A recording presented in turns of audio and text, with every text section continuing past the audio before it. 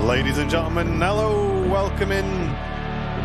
It's that time again, midweek show, live on Airliners Live. How are we all doing, guys? Welcome in.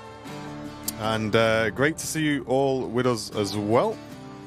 We are here waiting for the 757 Alpha Juliet to head out. It is delayed, and we are expecting it out around midday now. So apologies for the pushback start time. We did have some configuration changes to make, which we were planning on making at the end of today's show. But with the lengthy delay, we decided to do it before and just start the show at the normal time. So here we are. Apologies for messing you guys around, but that was the simplest way to do things. And here we are. All of the aviation action for the next few hours whilst we wait for yet another Jet 2 757 to leave us today. Yeah, really sad, and they're coming thick and fast, I'm afraid. I think there's another one going to, next week as well. But this week it is Alpha Juliet, which is one of the oldest in the fleet. I believe it's up there alongside the oldest, very close. And it's super sad to see these go.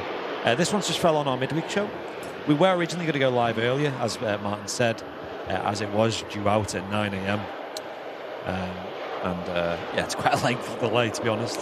It is, but we do expect delays on these retirement flights. So yeah, the last one we knew about the delay sort of the night before, so we kind of could plan around that. This one, we got here at sort of 8 a.m. As soon as the RVP opened, really. And then we found out. So, happens, right? Yeah, 6 o'clock alarm for no reason, I think was the comment I made. But there we go. But here we are anyway. And as promised, we're here to cover these retirement flights, and we're proud to do so as well. And if you are looking for when they will be, keep an eye on our socials, and we'll be announcing streams for them, guys. Definitely. It seems like they're all on weekdays at the moment. And they're going to go through the next few months. There's only a few left, right? Yeah. I think the last one is early January at the moment, but everything's subject to change, so there's no point in setting a date for that yet. Allegedly, the delay, though, is down to weather at St. Athan. So if maybe people in the chat could keep an eye on that as well.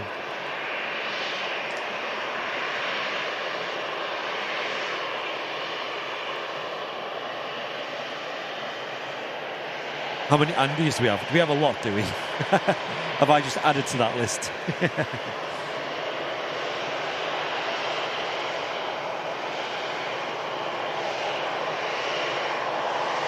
Just going to refine that pop-up, guys. I'm aware there's a little bit of green on it, so just bear with me while I just bring that up again and get that sorted out.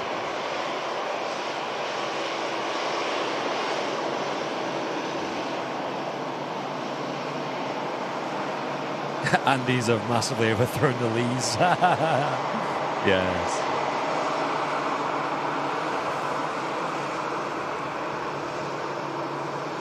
Big shout out to Matt as well, who kind of went out of his way this morning to pop down to the RVP to drop off some gear. Cheers, Matt. Thanks, mate. So on Monday, you probably may not have even noticed, but we did have some dropouts of the stream. Some of our eagle-eyed viewers might have noticed the stream did stop a few times, so we've decided to, in fact, completely change how the stream's set up. Nothing you'll see, really, but maybe the odd evidence to suggest that. And that's what we were doing this morning. So that took about 2 hours in total. Yeah, we're really just trying to bring some stability onto the channel is our main focus at the moment. So you guys deserve that, and it's what we aim for as well.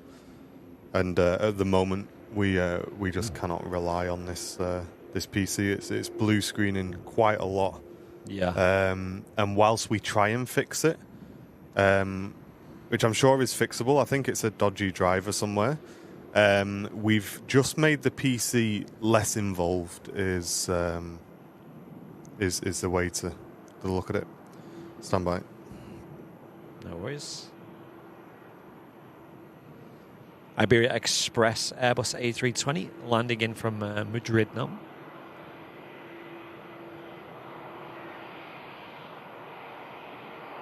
There you go. Eventually down on the ground on 23 right. In about 20 minutes time, folks, they will be closing runway 2. So this runway in particular will be used for arrivals and departures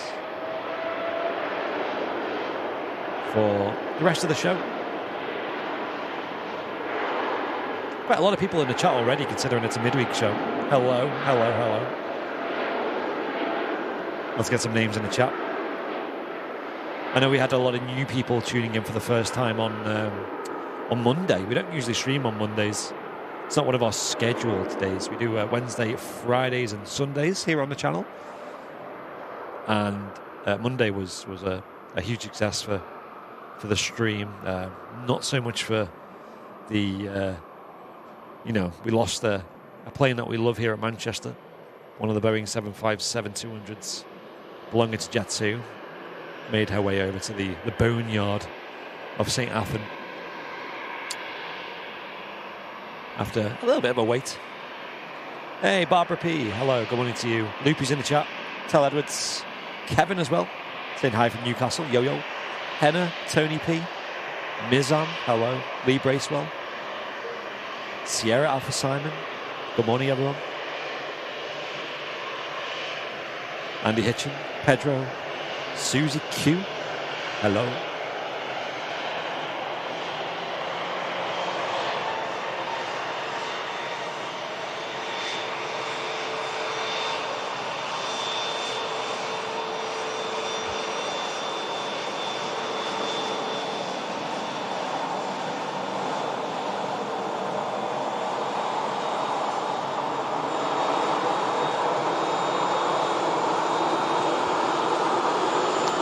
Yeah, it's a little bit gloomy today, actually. You can probably see that on the camera. It's a bit dark on the old skies there behind the airfield. Sort of as we look sort of southeast. People are saying that St. Athan's looking a bit gnarly, so yeah. Well, hopefully it goes out today. But at the end of the day, it is our regular midweek show anyway, so we were hoping to be live today regardless. And if anything, it's allowed us to get this changes to the stream made a little bit earlier as well, which is nice. Yeah, we have a PC that we run our stream on. It's a Windows PC that, it has some fairly decent parts in it. It's not a cheap PC by any stretch. It can more than capable of handling the live streams and all the different cameras and stuff. And we've recently upgraded parts of it as well, like the memory, the video card, and all through the funds of the channel, right? But it just has a lot of issues. Is the problem, and it's not fair on the channel, right, to keep having these issues. So we found a way to use it, but it's not the critical point in the stream. So if that goes down, the stream won't disappear, which is quite cool, quite handy.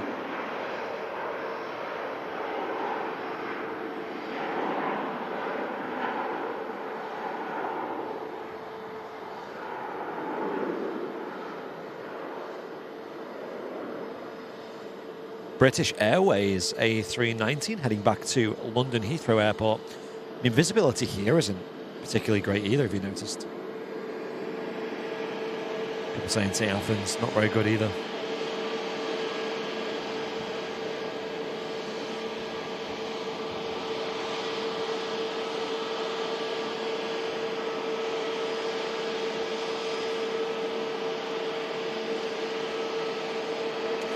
Pegasus Airbus A321 Neo on the move now as well. Just arrived in here at Manchester Airport on 23 right.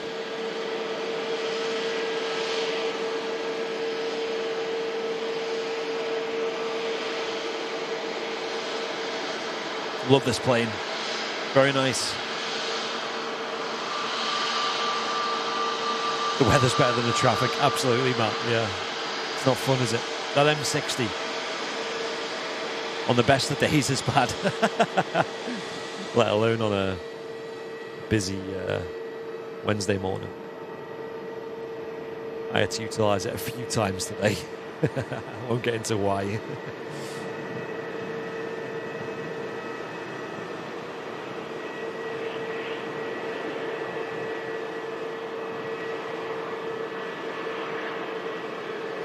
Oh, it's Linda. I went into my local Asda supermarket yesterday.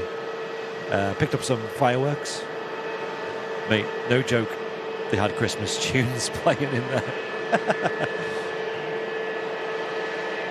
I don't mind Christmas tunes, but they've got to be, can't be in November. Start of November. Bear in mind.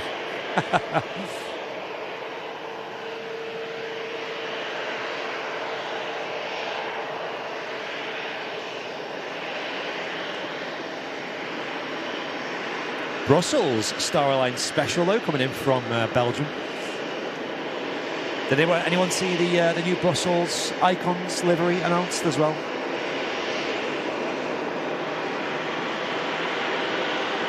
No firework talk, you get banned. Yes.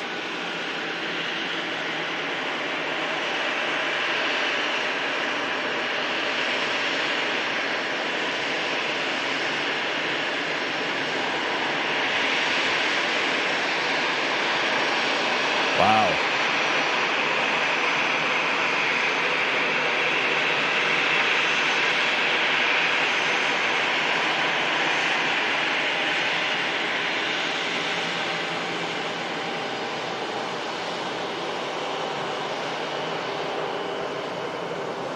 Do a bit of support to catch up on as well. I'll quickly rattle them off as well. Thank you so much, folks. A lot of people supporting the stream so far. We've got Thomas Weir with a 43 months of business class. Saying, morning guys, I flew an Alpha Juliet earlier in the year to Madeira. One of the most comfy flights I've ever had, sitting in the 747 upper bubble deck.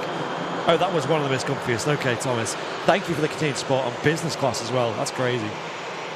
Buffalo Tracker with a 5 Airliners Live gifted memberships. Thank you, Buffalo Tracker. That's a huge membership drop right there. Tina Stockman with a 17 months of premium economy. Saying, morning, can we get some more Monday streams, please? Tina, yeah, I noticed a lot of people have been asking for them. It's not just yourself. When we did the Monday show, we got good viewer numbers. A lot of people in the chat enjoying it. Maybe they help beat them Monday blues. I've just never been a fan of having two shows, like one day after another, like Sunday and then Monday. But if you guys enjoy it, I mean, that's the main thing, right? And also Monday is usually quite a busy day for us in the office because it's when all the merchandise gets shipped out, of course, all the merch is posted by us in the office.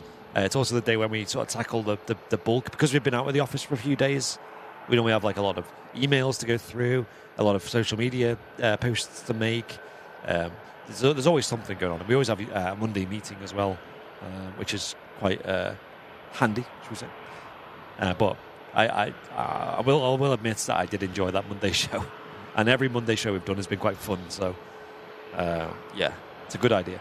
Harry with a 21 months of premium economy, saying the 757 was my alarm living local to Manchester. A sad day. Mate, honestly, they're so loud, aren't they? And then Tony P, the Garage MC, with 5 Airlines Live gifted memberships as well. Thank you, Tony. Cheers. Thank you. Appreciate it.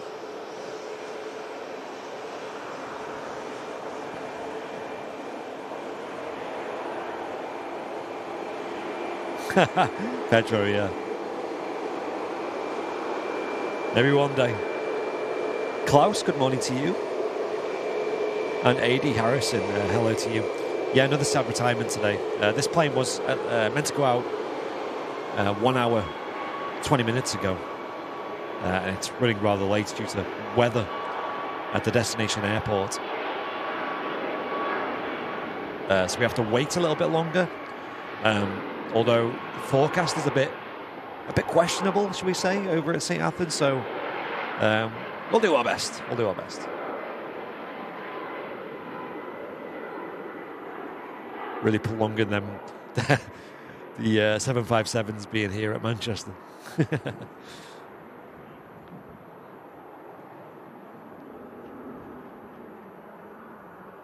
How did the prize draw go? Really good, Jim. Glad you're back in the chat. Is your phone charged up this time? No, it went really well. That was on Monday as well. It was after the 757 retirement stream. Went really good. Plenty of familiar faces winning prizes, which was nice.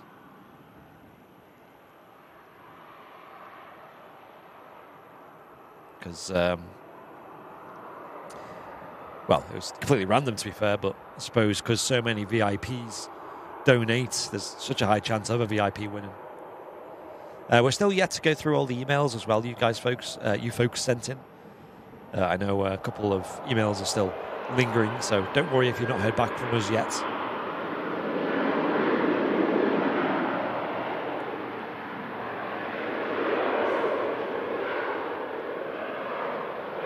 Armed with a power pack.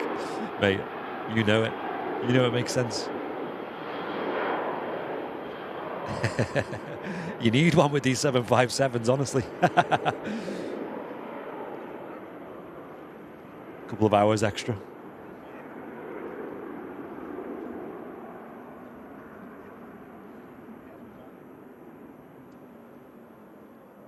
Did I miss what I donated being won?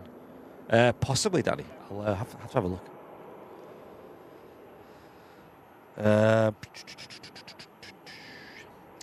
Dale, yes, I've seen that one. Doncaster Airport to reopen in 2026. Folks, that is crazy news.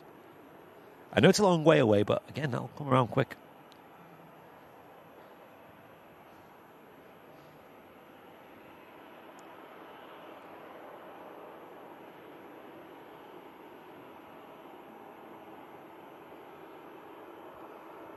Doncaster will be nice, yeah, because I don't know what the deal will be when it reopens. You know, it'll take time to re-establish themselves. I know they used to get a lot of freight, you know, a lot of cargo birds, jumbo jets, some Antonovs, right? Remember?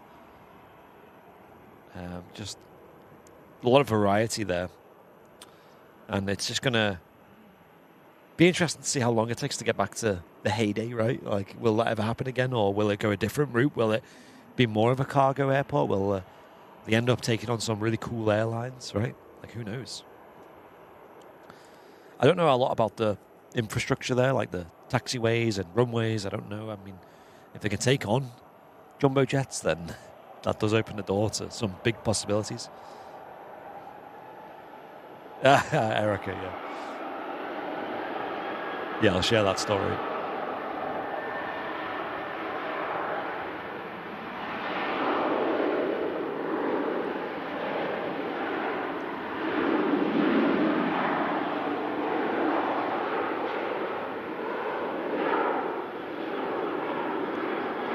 Yeah, I do hope everyone in the chat had an awesome bonfire night last night. I know a lot of the celebrations and sort of local displays were on the weekend, which is always great.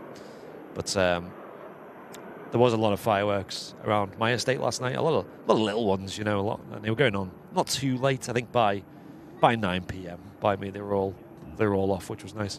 Sorry, folks, about that. No worries. Insurance calls. I'm all up to date with the support, by the way. Amazing, thank you.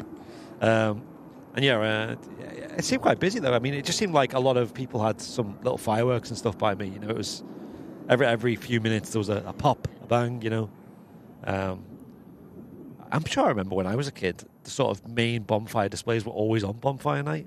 Is that a recent change? Is it, or has that always been a thing? Maybe I've misremembered.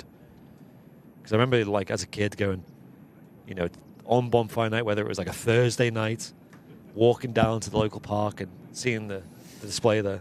Yeah, I think round us, there were like people setting them off, you know, into the evening, but there was no way near as many as I expected. And I think that because we had the display over the weekend, I think everyone just kind of like saves the money and just goes and watches that. That's it. And just enjoys that. So not as many people have them at home. And to be fair, on the weekend, I had a lot of people like in my area setting them off as well. It wasn't just like the local display. It was like a lot of people doing big displays out the garden and stuff. Yeah. Yeah, but no, it was good actually. I enjoyed it. Just bear in mind, folks, the overlay may look slightly strange today, just because we've had to change how we're doing it. So we may need to do a little bit of refinement on that. But that's probably the least of our worries at the minute, I think. So, Yeah. there we go. It is how it is. British Airways A320neo just pushing back in shot there. Tango November. That is a flight that I kind of want to do actually in the sim, because I've been giving a lot of praise to fly-by-wire recently. And I was chatting to the lads last night, and I kind of realised that I've not actually flown the A320neo in a long time. And I know that's had some audio done for it by the incredible Boris as well. So I'm definitely going to have to give that a little, maybe a shuttle run tonight, maybe. That'd be quite nice. And that's another thing Pedro is saying, silent fireworks. I've seen that. I've seen a few of them, and are they a new thing? Because I can't remember them when I was I think it's being discussed a bit, and on the radio they were kind of discussing it, and I'm not really sure where I stand on it, to be honest. I don't know, it's a hard balance in it, because I understand why people want them, and I understand, you know, the effects that fireworks can have on pets or, you know, ex-military personnel that may struggle with that sort of thing. So I completely understand why they would be a thing. I'm just not too sure whether or not that should take away from everybody else. Is that really selfish? I don't know. Well, I didn't even know they were a thing. I seen a couple last night, and I was like, wow, that's strange. They're just like... It's like when you see a flash of lightning and you expect but that never happens. Just never happens. Yeah, you just see a flash and then nothing. It's weird. And I think that the other thing that I noticed when me and Jen went, they had like a big bonfire. Oh yeah. But there was literally the biggest cordon around this bonfire. Oh. That you couldn't even feel the heat from it. Oh, you were dead far away. You were just so far away from it. And I remember when we were kids. And I get why it's changed. I understand why it's changed. But when we were kids, we were part of a like tennis cricket club. You know, it's like a social thing. And we used to have a bonfire in the car park, and then the guys at the cricket club would go onto the tennis courts, which was like fenced off, you know, and they'd do the firework display. And it's some really, really good memories of that. Yeah. And I think a lot of people are going to miss out on memories like that, because there's just so many regulations now. So many regulations. I remember as kids we were running around the fire. You know what I mean? Yeah. I don't know. It's changed a lot.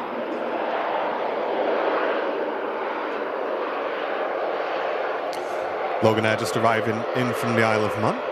One for Barbs.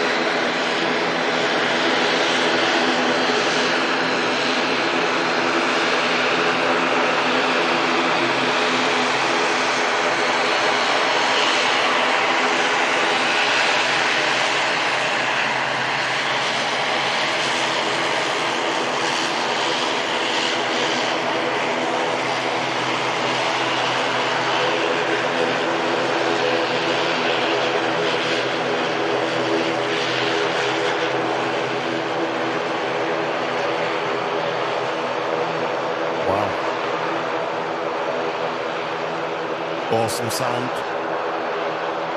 from the ATR 72 in from the Isle of Man. But yeah, it's definitely a talking point, isn't it? I agree. I think fireworks aren't the same. Like, me and Jen are fortunate that fireworks don't really bother us. Yeah. So we really like the louder ones. Yeah. We find the quieter ones a bit underwhelming, really. Yeah.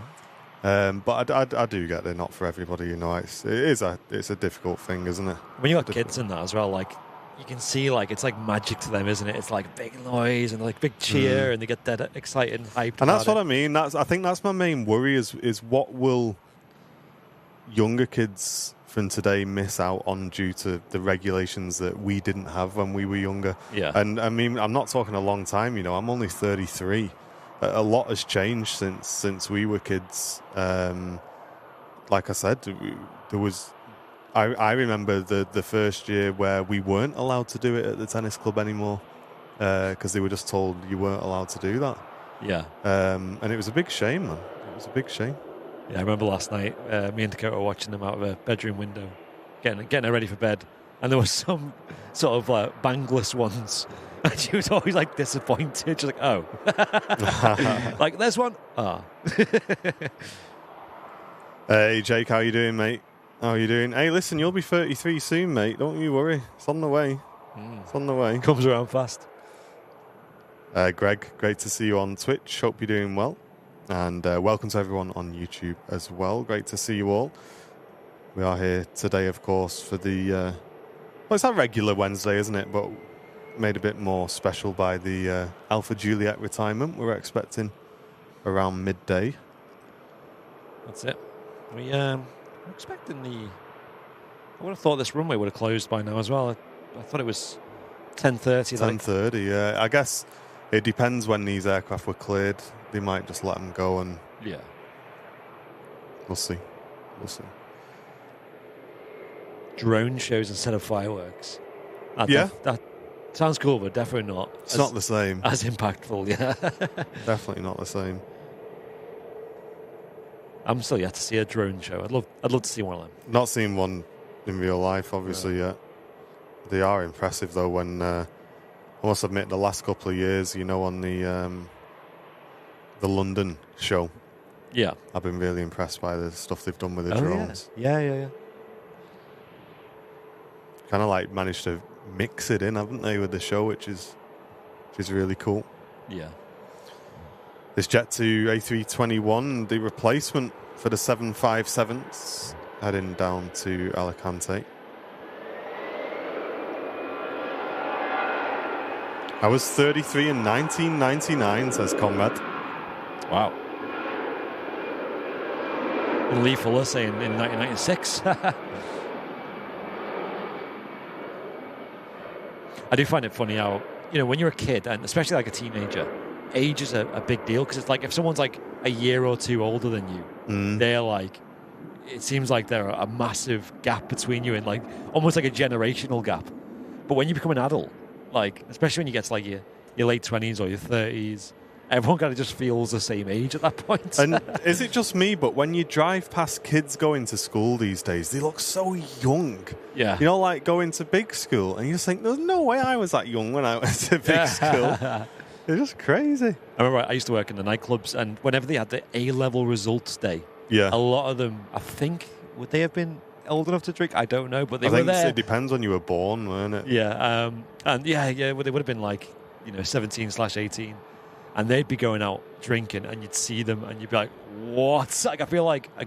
You're like a granddad. You feel like a really old man compared to that, like, even if you're only like in your 20s, like... It's mad, isn't it? It's crazy.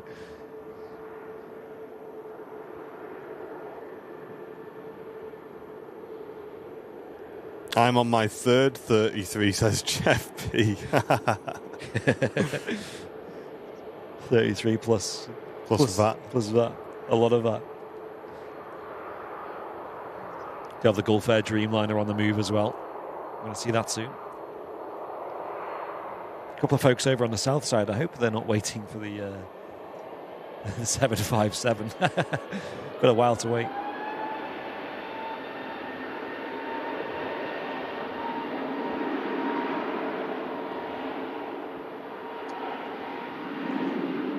I think I might as well premise with the 757 though, with it being weather over at St. Athan, and if that doesn't improve by, let's say 12, I'd be very surprised if it goes out within a few hours after that then, because apparently the forecast isn't looking too great over there, so we'll see.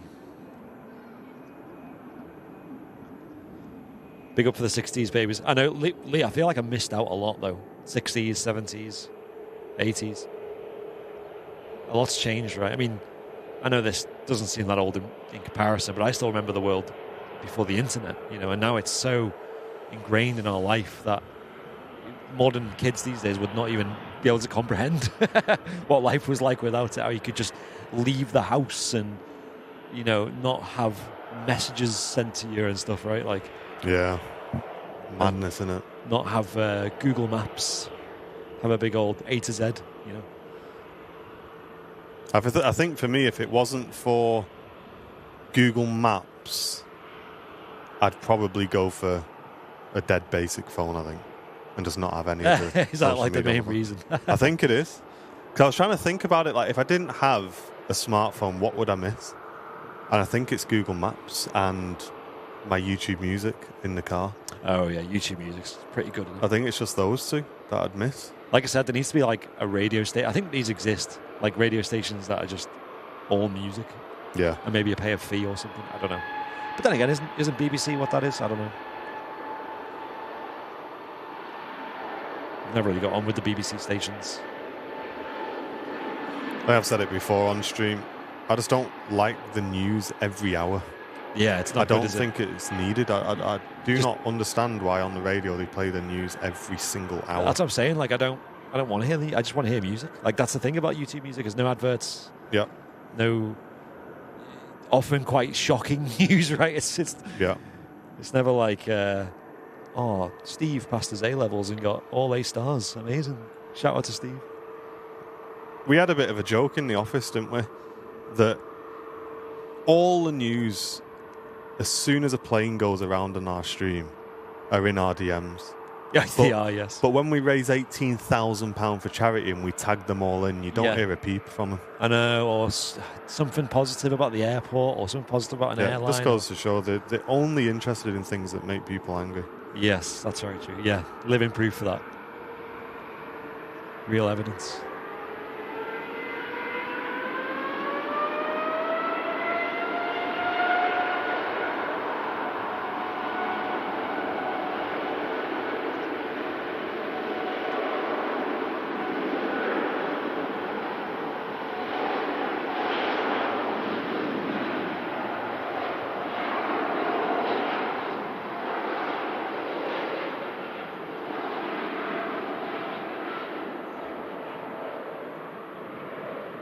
Gulfair heading out to Bahrain. A380 due in 20 minutes. Cheers, son. Nice. Captain Mark's in the chat. Oh, Captain Mark. Good morning. Wow. A lot of runway being used there by the Dreamy. A relatively long flight. A little bit off to Bahrain. I know, Kevin. Yeah, I mean, you usually have that radio on in like the workplace, don't you, and stuff. Maybe you're in an office or whatever, and you kind of end up listening to it.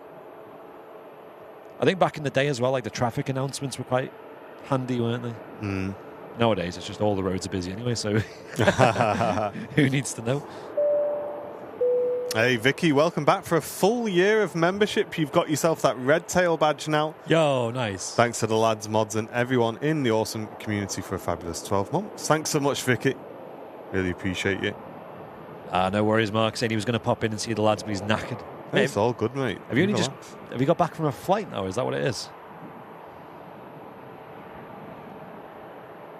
People in the chat saying, hey, listen, mate, if ever you want to just come here and we'll grab you some breakfast, and before you drive back, don't feel like you have to come on the show. Just come and sit and chill and have a bit of brekkie and then drive home, mate.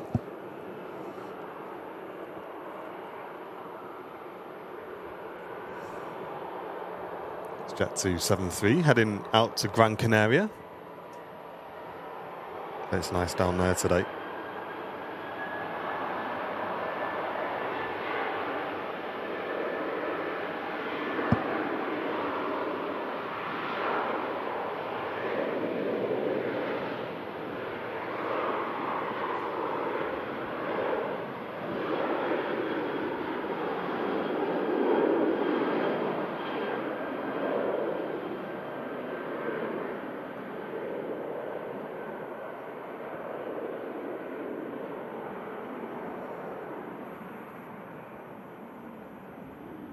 Well, use as much runway as the Dreamliner. That's crazy. These Jet 737s. Do you think Alpha Juliet will get to number 1 on Flight Radar? I think so, Jim. But it depends on what's already up there, right?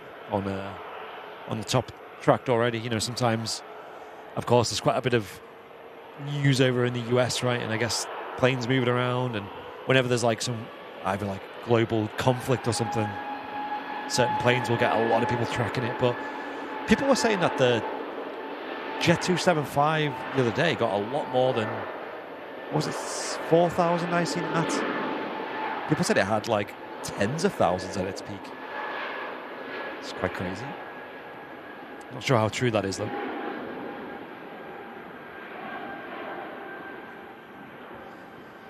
Minimum thrust necessary.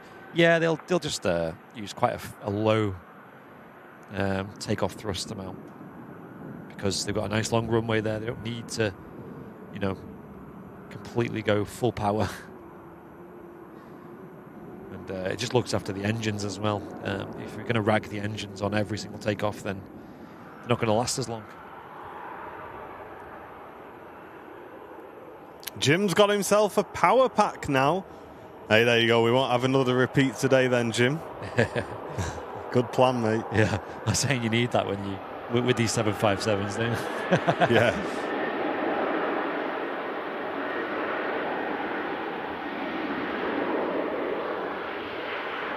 Oh. Rejected takeoff there for the 7-3. That was quick. And when those thrust reversers are quickly brought back, it deploys... when those thrust levers are brought back, it deploys the reverse thrust. Yeah, she did initiate takeoff thrust for a couple of seconds. Maybe found a problem, or we've been told to abort. We might find out what happened there. Sorry, often you see that.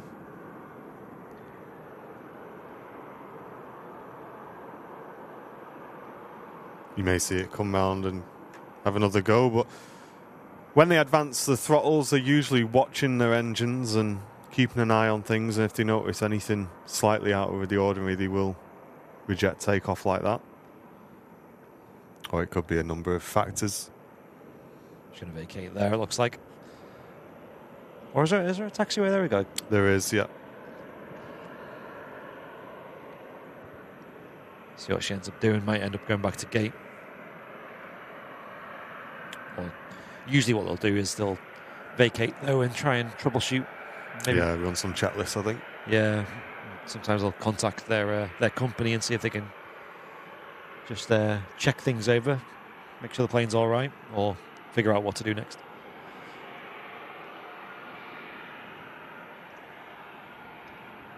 Testament to the modern systems on board these aircraft these days, giving the pilots all the information they need to make the safest decision. Been a while since I've seen one of these. The last time I seen a rejected takeoff was during a storm, and a plane sort of did the same. It started rolling and then vacated, and it turns out it's because of the weather. You know, it's seen a big, nasty weather cell and opted to wait a moment before going. I don't think we got that today. No.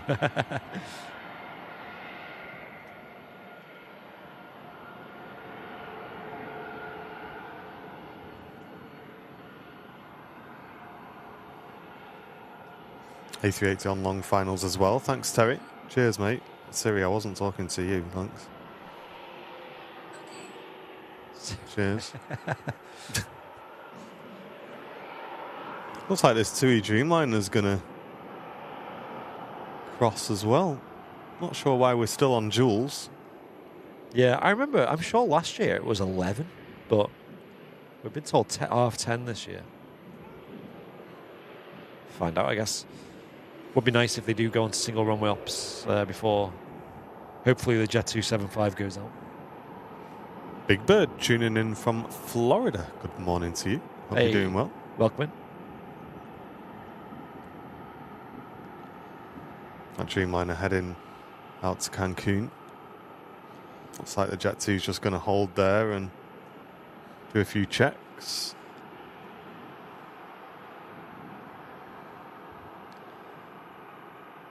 Yeah, it could be something quite minor or something more serious, but we'll see.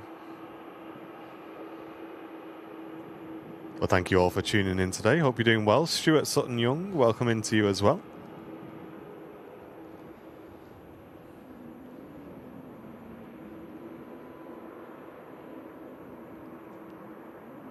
Oh, it's only on my iPad, Danny, thankfully.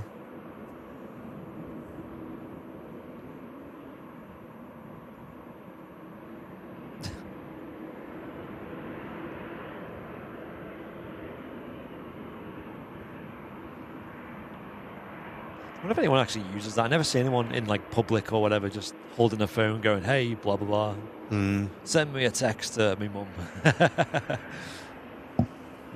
For me, I use the Google one while I'm driving quite a bit.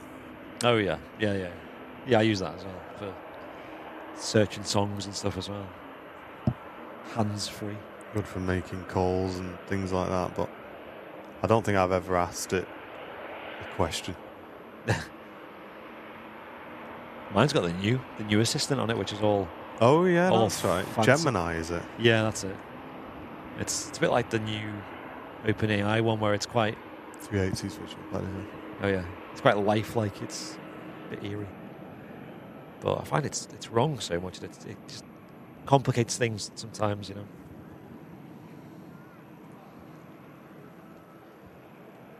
Alexa is my friend.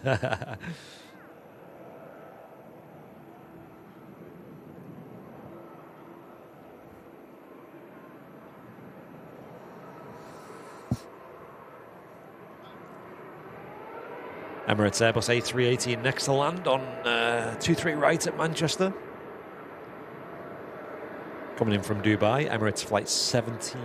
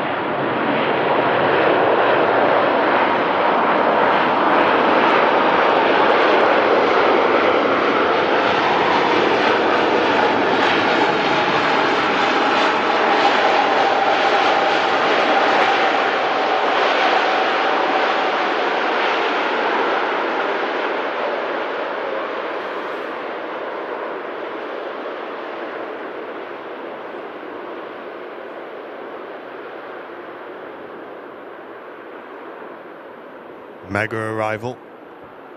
And the King of the Skies there. You saw a last minute adjustment as it looked like it was going to float a little bit. So a quick adjustment to get the aircraft down. Andy in the chat saying the Jet 2 is going to taxi back to stand. So I assume you got some radios on, Andy. Yeah, really not good for passengers on board, but if they've got an engine problem, you certainly don't want to be heading all the way down to Gran Canaria with that.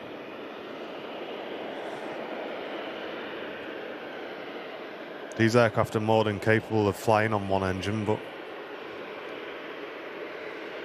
certainly not standard practice anyway.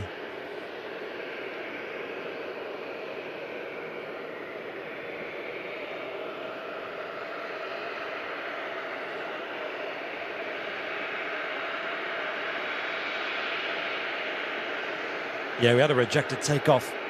This 737 did reach takeoff thrust and then very quickly stopped in its tracks.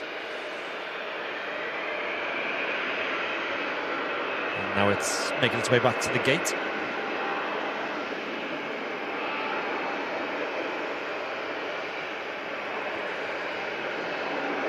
Welcome back to Manchester.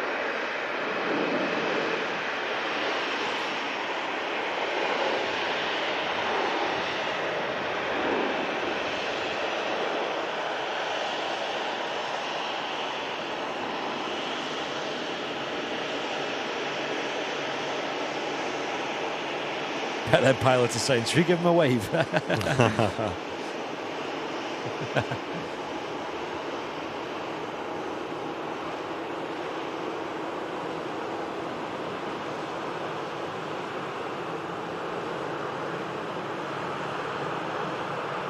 hope they get it sorted ASAP.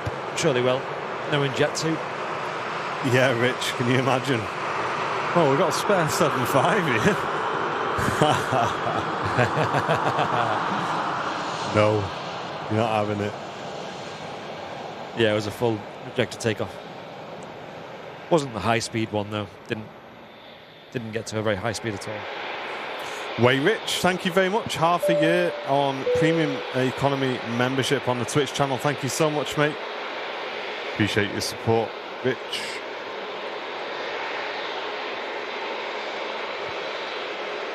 And here's our arriving Emirates A380. Flight time is 7 hours, 10 minutes.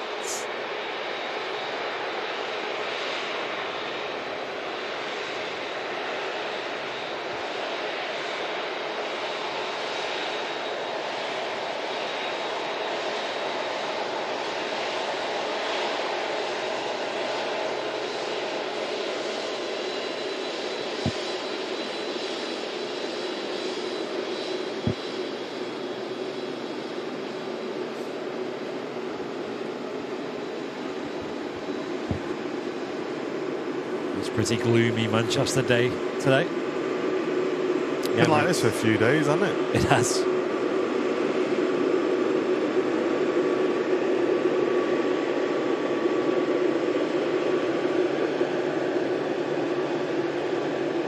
It's pretty grim.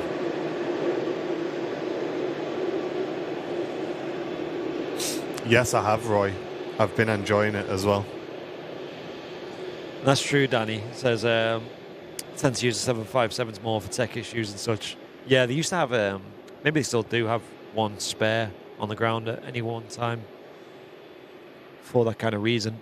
And with it being a bigger plane as well, the 757, it means they can cover all bases, whether it's a 7.3 or an A321 or a fellow 757. They can just get all the passengers on board. Roger just saying, how's the garden going? To be honest, mate, we've not been in. It's been ignored for a good few weeks. But Jen just called me, actually, because some of Nan's friends wanted to send me a gift up. My Nan's name was Joan, and they've found... My Nan, obviously, I think I've said before, she absolutely loved gardening.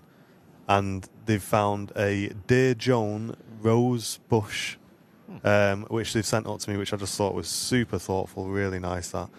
And so I'm going to plant that. And my plan is, as it grows, I want to send cuttings from it to my mum, my sister, my uncles, and just try and spread it out in the family, which I think will be nice, because Nan used to do that with her flowers as well. If she had some flowers that she really liked, she used to send cuttings to everybody and stuff. So that might be a nice way to remember her, I think. That's nice. So yeah, nice gift that from a couple of Nan's friends who knew that we were very close, and yeah, I thought that was dead thoughtful, that. So Jen said it's arrived, so looking forward to getting home and having a look at that.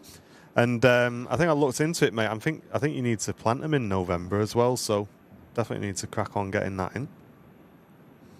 Ryanair just arriving in from Budapest.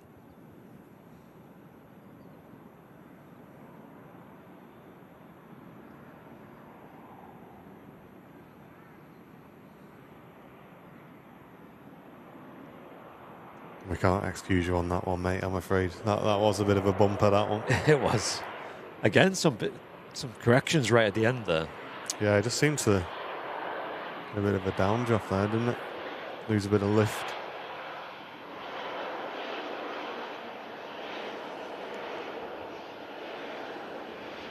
Yeah, I thought that as well, Orgy. I didn't even know there was one named that, and I thought, oh, that's such a nice thing to do, that.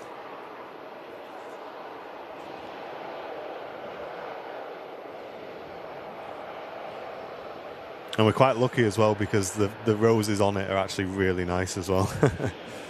but it's a good match. Joe Cranland, welcome back, mate, for 9 months of membership. Really appreciate your support.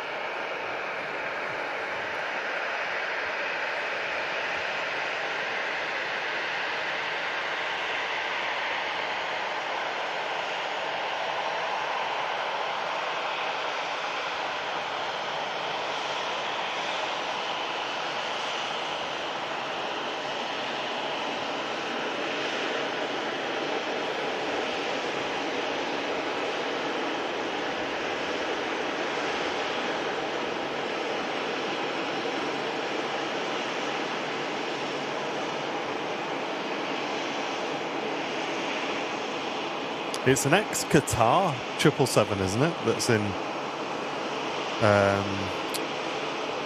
thingy at the minute.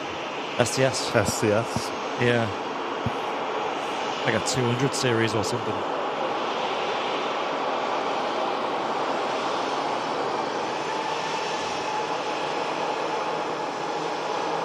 Oh, Diane says I didn't get a bing bong for my 16 months. There you go. Sorry, Diane.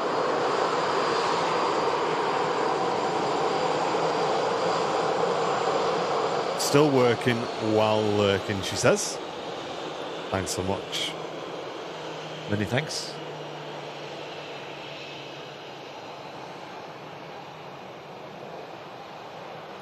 We have a KLM on the taxi out. I think this is using 23 right for the departure. Checking the damage and landing gear. They can't take some pretty firm landings then. A lot of 7.3s on the move at the moment though. KLM and TUI as well. Yeah, TUI 7.3 heading out to Sharm el Sheikh. I did see as well, look at these Ether trucks, cars rather, driving around. They did open on Monday, just gone. So good to see them open for business, and you are seeing these cars shifting, taking passengers to their flights who are using that private terminal there. Yeah, and we did send the video over for approval yesterday, so hopefully we'll hear back at some point soon on that, and then we'll be able to share the video with you guys as well.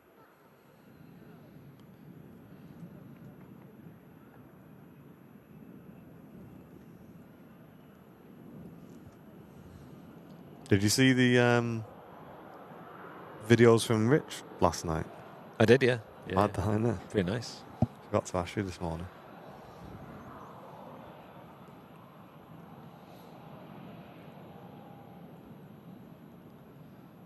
Oh, no way, Matt. Hope you feel better soon. Yeah, sorry to hear that, mate.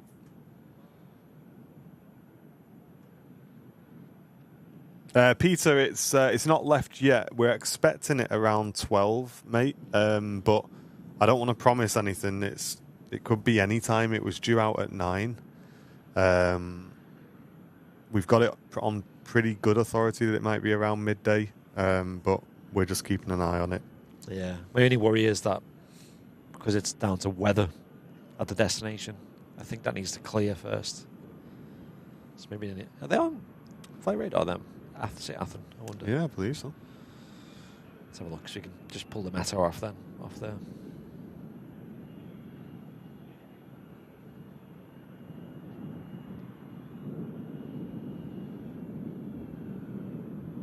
Oh yeah, it is.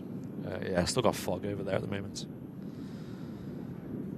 Very similar temperature and wind to here though. One would assume that they can't fly in if there is fog. We'll see.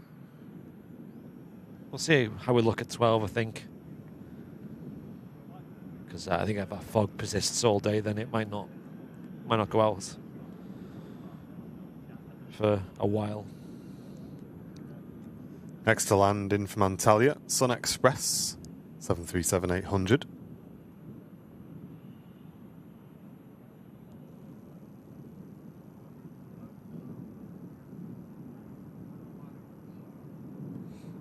Hey Paul, how you doing, mate? Welcome in. Hello.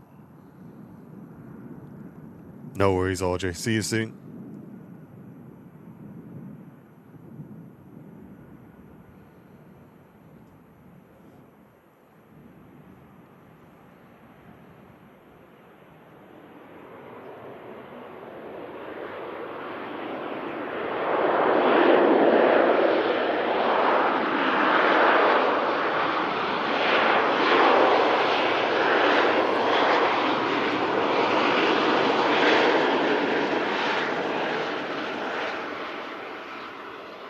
Another rather dutty looking plane there.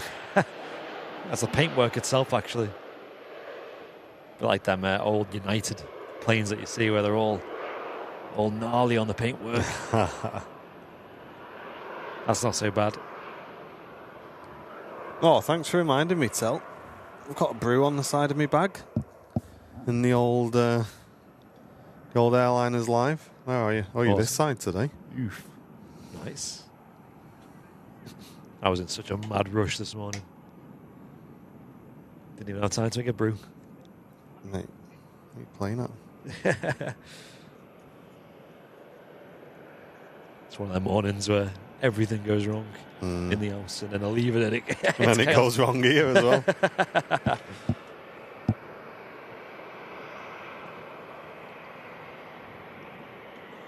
Oh, that's what we need.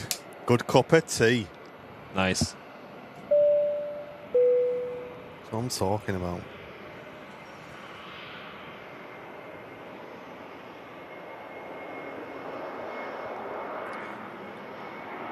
Singles. There we go.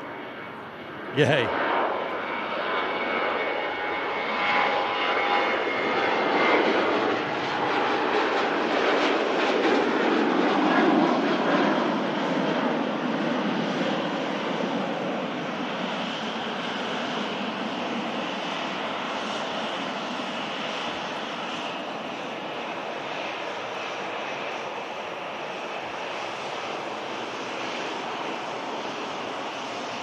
The Sun Express arriving in from Antalya. 12-year-old aircraft.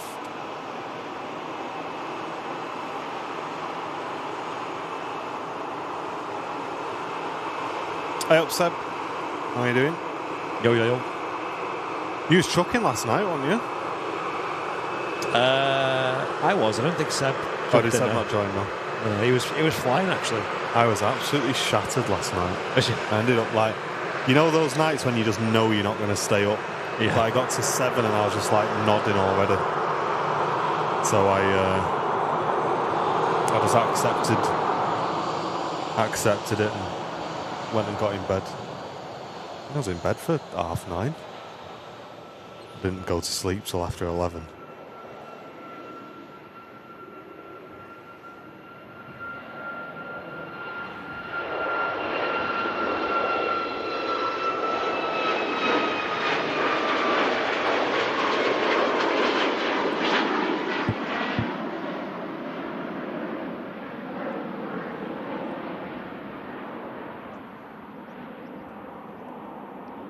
Hey Marcel, welcome in, mate.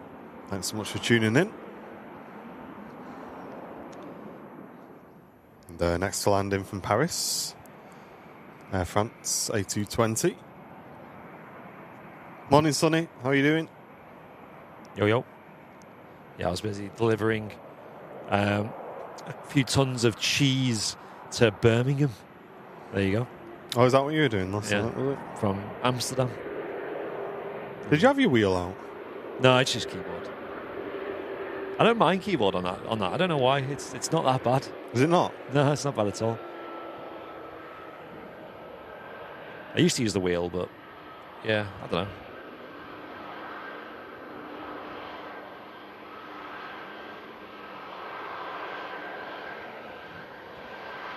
Bit of Euro Truck Simulator, of course.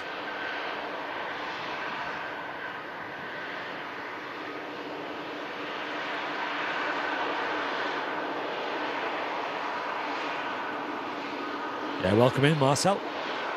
That KLM was actually the first departure of the stream on 23 right.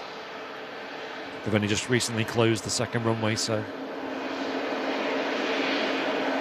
All these planes will be taking off the same runway.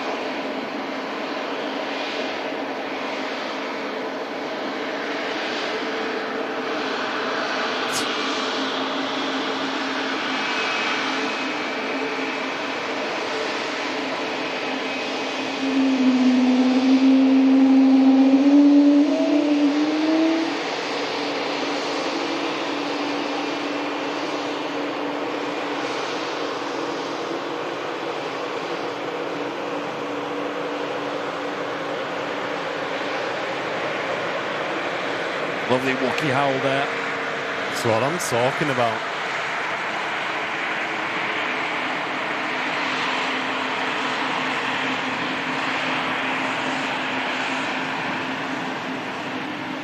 Love it. Mach 1 saying, if you struggle to get to sleep, lie right at the edge of the bed and you'll soon drop off.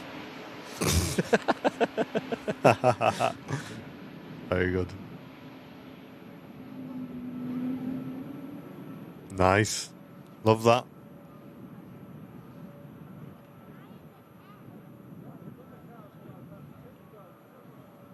Both Singapores now pinging. Nice one. Thank you very much for letting us know. Yeah, as you can see. We've also got the Virgin Atlantic heading out to Orlando. That'll be leaving shortly. And both Singapores right next to each other. Pinging up as well. So some awesome departures coming up on single runway ops as well, folks. So make sure you tune into that. A huge welcome to everyone tuning in today. Welcome into the midweek show here on Airliners Live. Thanks for your patience this morning on getting started. And we're here waiting for the 757 retirement, which is due about lunchtime. We're just lining up on the runway to Madrid. Iberia Express, A320, next to go. Thanks to everyone who's supported the channel today as well. We can't do these shows without your support. So if you are enjoying the stream today and you'd like to support the channel, click the dollar symbol next to your chat. Multiple ways of supporting the channel in there, and we really do appreciate it.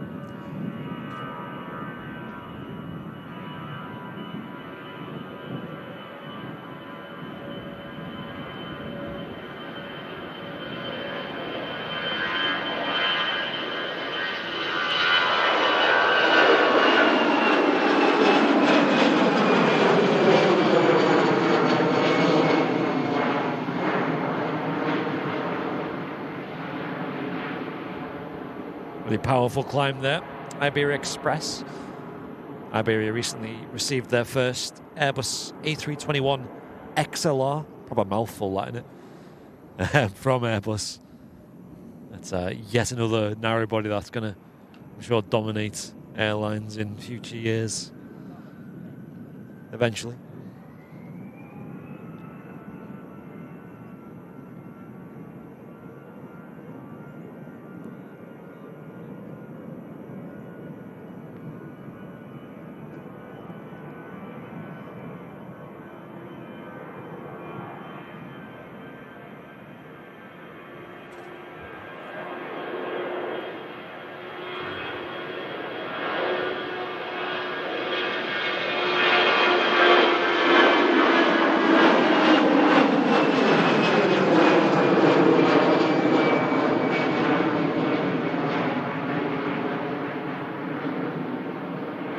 Up on the end of that EasyJet, same as the Air France as well.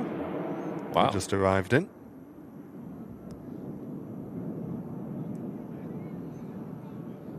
Love how slowly our roof is blending into the grass. I know, yeah. Intentional. Probably helps you with not being blinded. That's it. See the Ether terminal cars there. We've got 4 in the fleet, I believe. BMW i7s, then, on the show. They're not the cheapest cars in the world, but they are very, very comfy. These are all electric as well, actually. You can see the EV chargers there as well. Can't imagine they do many miles, these, though. No. I'm sure one full charge probably lasts them a fair bit. But they have to be fully certified to drive, as well as the drivers themselves. They also had to get sort of trained by BMW themselves as well, because it was a partnership with them. You can see the little lights on the top of them as well, like a little beacon light when they're traveling on the airfield. What a cool way to make your way to the plane, though. EasyJet next to land from Prague. The Turkish flight out to Istanbul will be next out.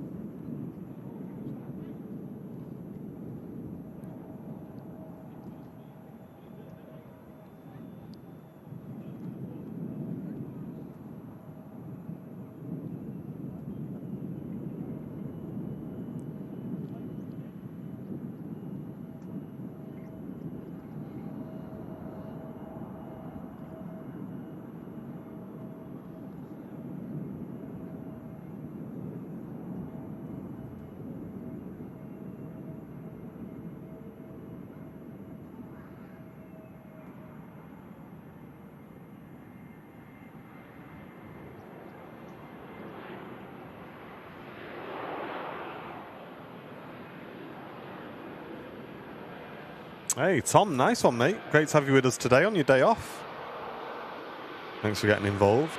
Awesome.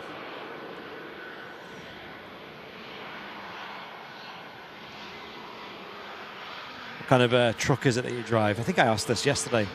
Maybe I missed the answer. Love to know.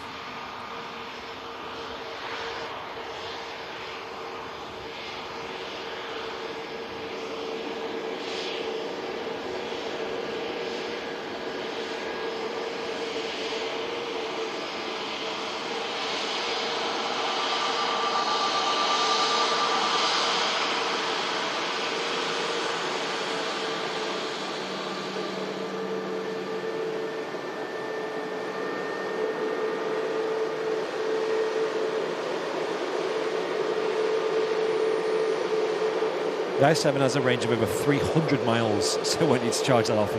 No, definitely not. What are they going to do, like a mile round trip each time, probably? 2 miles? Mike's saying a huge thanks to Natasha for his gifted membership he got on Sunday.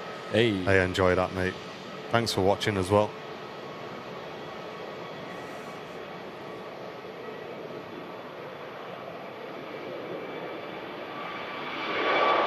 Wow, what a shot.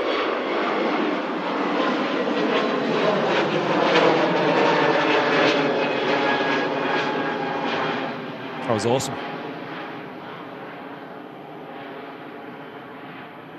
Oh, nice, Tom. Either a Scania or a Volvo. Mate. Love it. My guy. Scanias have a lot of hype about them, don't they? And, yeah. I remember, because Sam's dad used to be a trucker. He used to drive trucks. And when we went to the US, well, every time we go, he's like, send us pictures of the trucks over there, because they're so beefy, aren't they, over there? Yeah. What are they called? I forgot the name of them now. There's 2 big brands, isn't there? Is it Kenwood? Kenworth. Kenworth, that's it. Peterbilt? Peterbilt, that's it, yeah. Peterbilt, Yeah, that's like it. that, yeah. That's it, yeah. Got there in the end. And they are mega trucks over there. I've heard in Australia as well, they have some pretty cool trucks. Hey, Ray. Thanks so much, mate. Sending in a $7.57 donation to the stream. Appreciate that, mate. Wow, that's cool. Cheers, Ray. Thank you very, very much. Love it. That's it, Tom knows. Kenworth and Peterbilt. Yeah, they're very cool trucks. Mr. Flight Simulator, no, you haven't, mate. Not yet.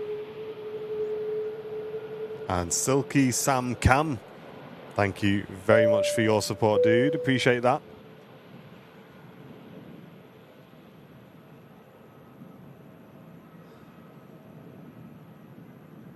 Hope you're doing well, mate. What job did you have? Asking Jill. I think we've spoke about it a few times on the streams. Me and Martin used to both work in live events production. And they're always kind of around there, really. Yeah, so it's all the behind-the-scenes tech stuff. Yeah. We used to look after, and believe it or not, we had much less tech issues doing huge festival stages than we do Trying to stream planes here at the RVP. Just a few HDMI cables. God. It's mad. Oh yeah, good point, Yeah. Andy. Yeah, just seen that message. Send the 380s back on stand. That's good. Ah, well, never mind. Yeah. That's a strange one. Most American trucks have a 3-bedroom house in their cab. Yes. It was the flight out to Gran Canaria. I didn't grab the reg though, I'm afraid. Should we get a Christmas beanie? The problem is with the beanies is there's not much space, Linda, for us to put designs on, so we can't even get the tower design on a beanie, unfortunately. Yeah. We do have some Christmas merch potentially coming though, so Yeah, we got your Christmas jumpers coming, guys. hyped. Looking forward to that.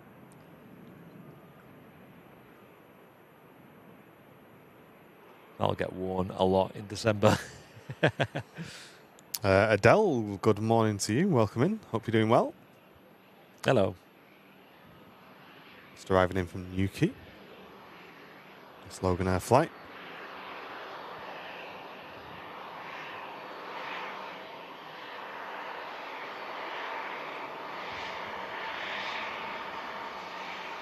Cheers, Mike. Mike knows.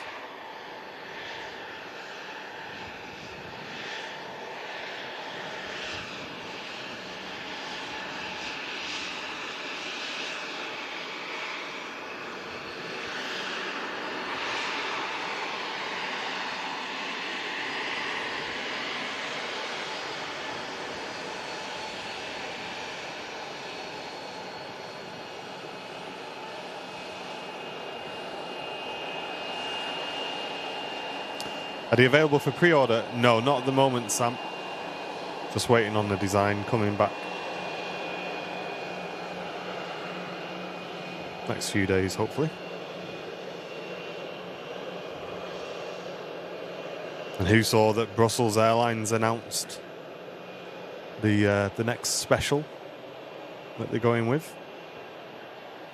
Be interesting to see that, I think. Quite a lot of detail on it. Definitely looks different to a lot of other liveries we see, so be nice to catch that. Just arriving in Aer Lingus from Dublin next, and then it'll be the Virgin Atlantic flight out and after that.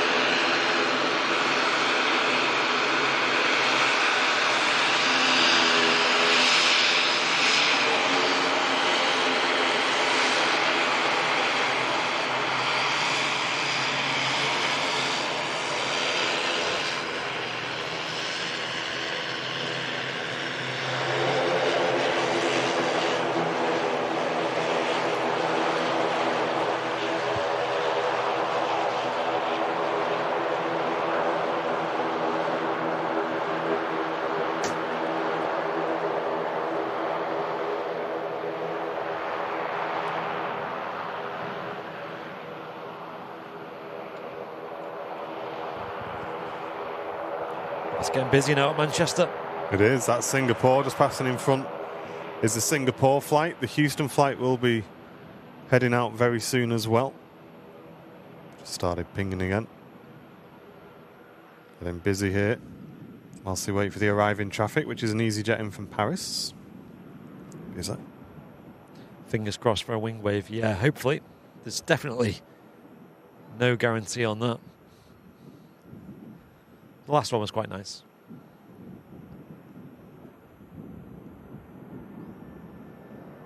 It was subtle, elegant and nice. Sweet.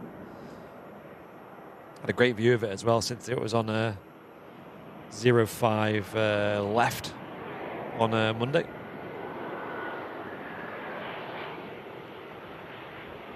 Hey, Kimmy, welcome in. Glad you're enjoying the stream while you're working.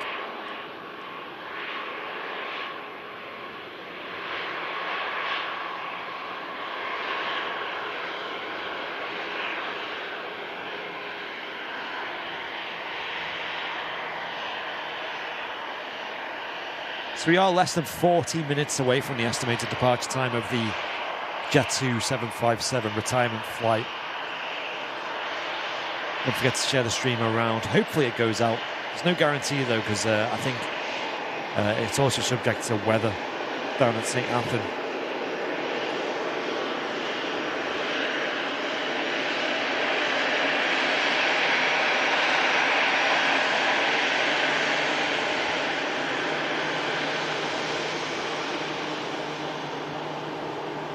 Flying Bull is what we used to call this plane.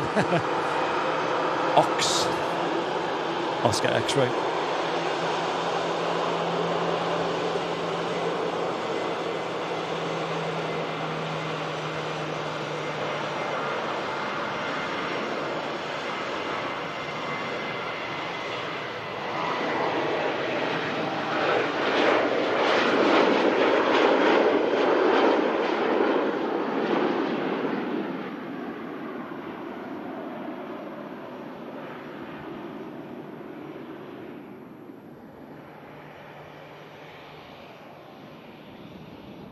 Nice one, Zach.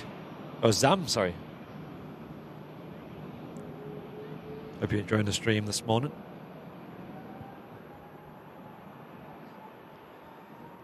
Sarah, I'm not sure about the flight number. I'm not sure. Don't think it's got a flight number. It'll have a call sign. I think it's like Chanex 757 Alpha Juliet, literally. I think. Virgin Atlantic on the roll.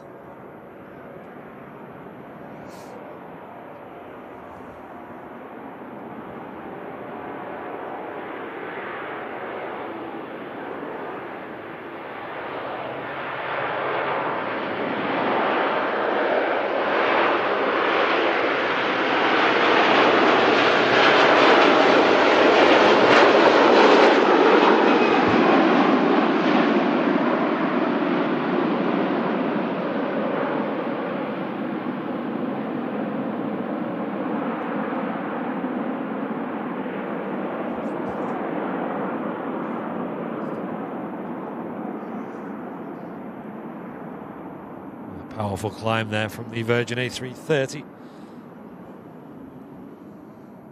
Hey, Conrad, thank you so much, mate, for your £5 donation to the stream, saying thanks for bringing another amazing stream to the community, and congrats on the fundraiser as well. Yeah, cheers, Conrad.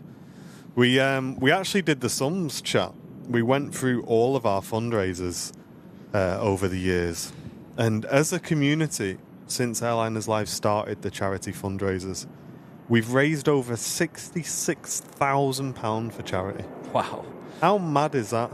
That's nuts. EasyJet just arriving in from Belfast.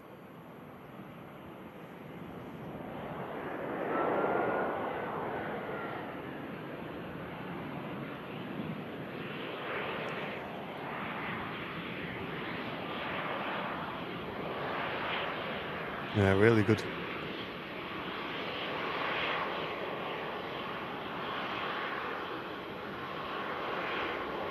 We have reached out today to see if we can find out from the Samaritans what the total with gift aid was on the fundraiser.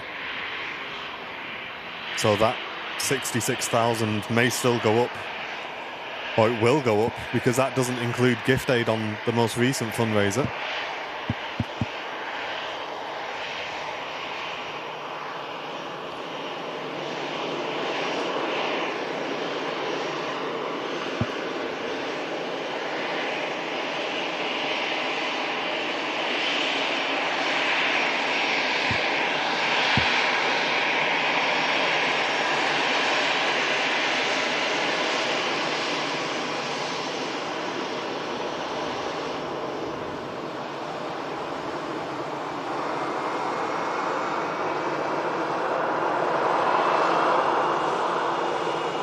Star Alliance Brussels aircraft departing out to Brussels now.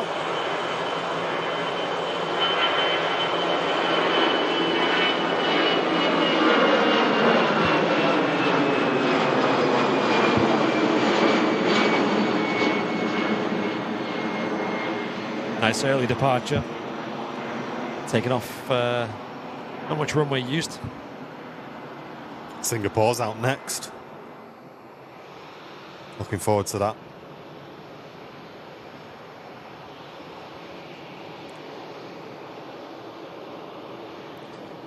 Okay, so one of the Jet 2 air tankers apparently going back to Bryce Norton. That's a shame. That's another one to keep an eye out for as well. Do we have a time for that one, chat? Yeah, absolutely, comrade. Another Jet 2 retirement flight. Albeit probably only temporary. Yeah, they'll be back next year, for sure.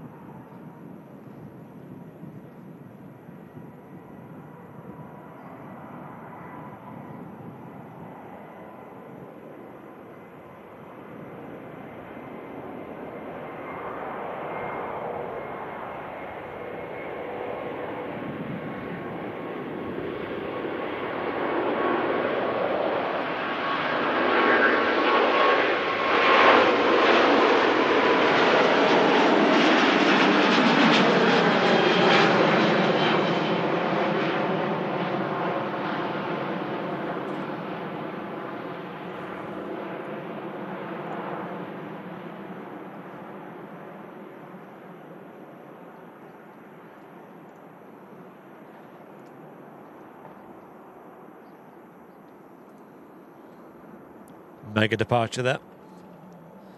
A half an hour left till apparently the 757 will be departing as well.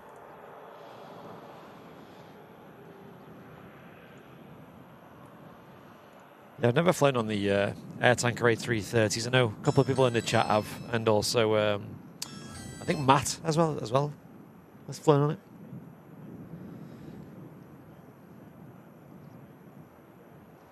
Cheers, Arthur. Thank you, mate. I've updated that bit of a typo there. Appreciate it, mate. Thanks for pointing it out. Thanks. Aragon, great to see you on the Twitch channel, mate. Appreciate it. You've heard that Phoenix are releasing the Sharklets. I have, mate. Very excited for that. Coming out at some point this week. I'm very, very disappointed in Microsoft, though. Absolutely. I cannot believe that people like Phoenix haven't been given access to the development build of the new sim. Like, why not? For what possible reason would a huge developer like Phoenix not get access so that we can have some continuity between the simulators? And yet when I go on YouTube, I see people who are just streamers who have got access to it and have done flights in it already. It just... What? I don't know. I just don't understand sometimes. I really try not to bash Microsoft because they've made such a good sim, but just some of these decisions I just really don't understand.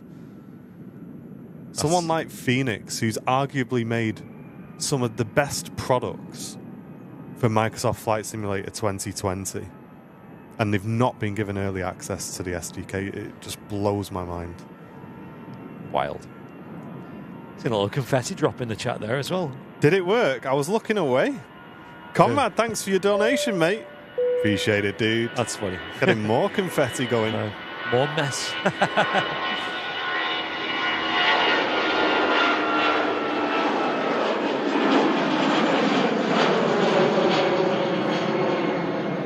was cool. Not seen that before, though. Thank you very, very much, Comrade. Appreciate that. They do tend to roll out features YouTube without telling us, and then other features they tell us about don't actually get rolled out. I feel like the shorts thing.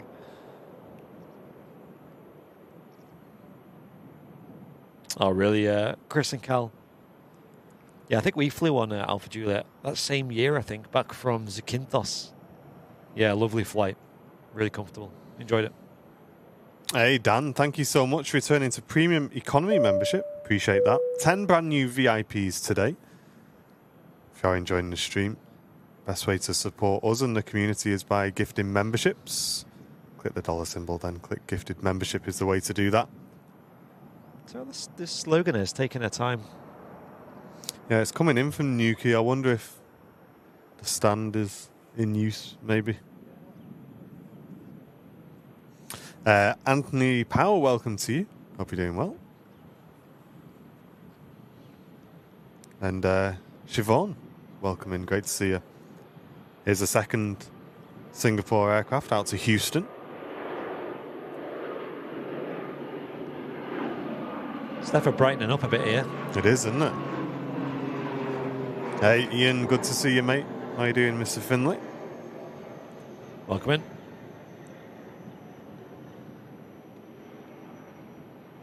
Incidentally, this is the plane that we flew. Oh, no, sorry, it's not. Not this one. I have seen this plane a lot, though, at Manchester, though. Mike Tango on the reg. It was Mike Sierra we flew on out to Houston last year. Jenny saying, do we want anything from the cafe? Jenny, that is too tempting, that. It is. I mean, I wouldn't say no to her. Is she here? Wow. You here, Jenny? Oh, she's just saying that to get our... Jenny, I'll only let you get us something from the cafe as long as you promise to let us give you the money, because I know you usually don't, and I don't want to do that. So that's the rules. I will kindly take you up on the offer as long as you promise to let us give you the money. I'll have a latte. And you'll have a latte, and I'd love a sausage barm with brown sauce, please. I'll have one sugar as well. That's all it takes. Yeah. But only if you'll let us give you the money, Jenny. Otherwise, no thank you. Thank you very much. But if you're all right with that, if you could ask him for a receipt as well, I'd really, really appreciate it. Thank you, Jenny. Yeah, we're getting there. But it's the first time I've seen the sun through the clouds for a few days. Vueling, A321, arriving in from Barcelona. Liberator, what we've heard from inside sources is that it's estimated to go out at 12, but that's just an estimation, right? So could be before, could be after.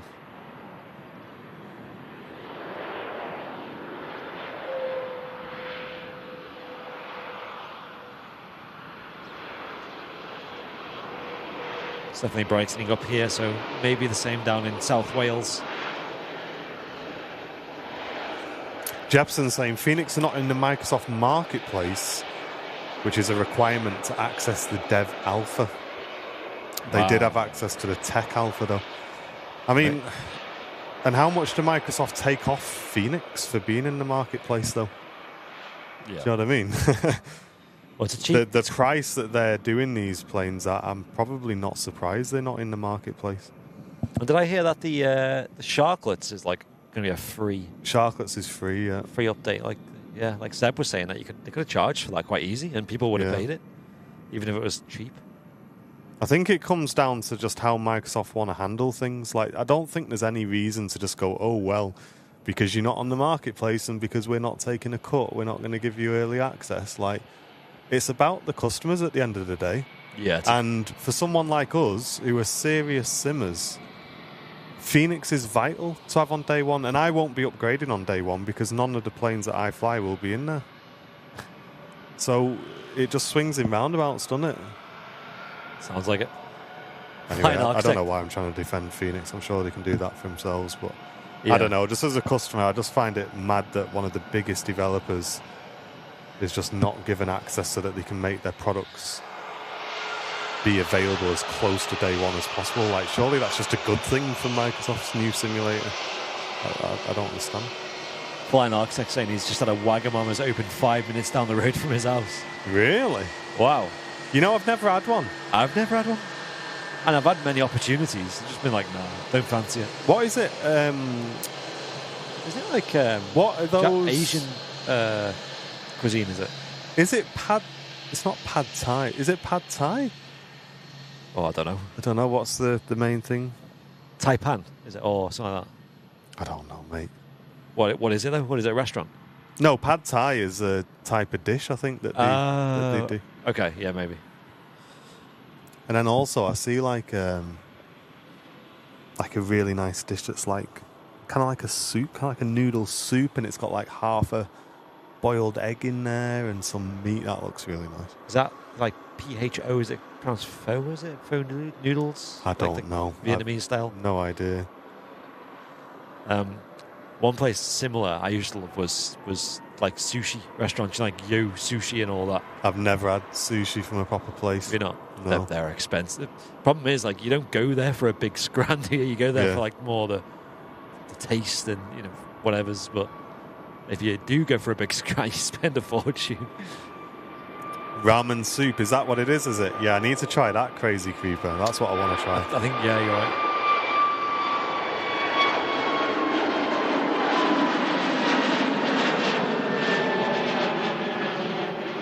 Ramen soup. Look at everyone with the recommendations now in the chat. Ramen is a soup style dish. It's lovely. Yeah, that's what I want to try, mate.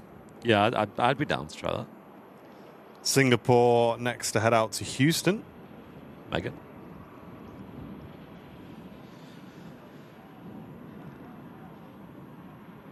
Really, Dan? Usage just pretty horrendous hygiene practices. Is that affected on their their score, what it's called, hygiene rating?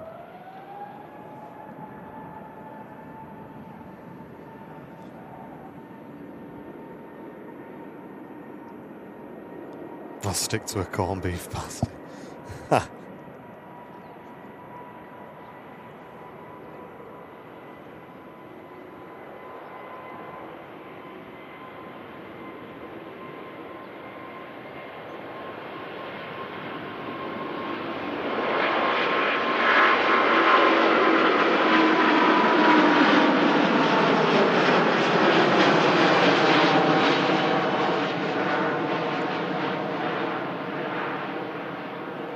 There he goes, heading out to Houston.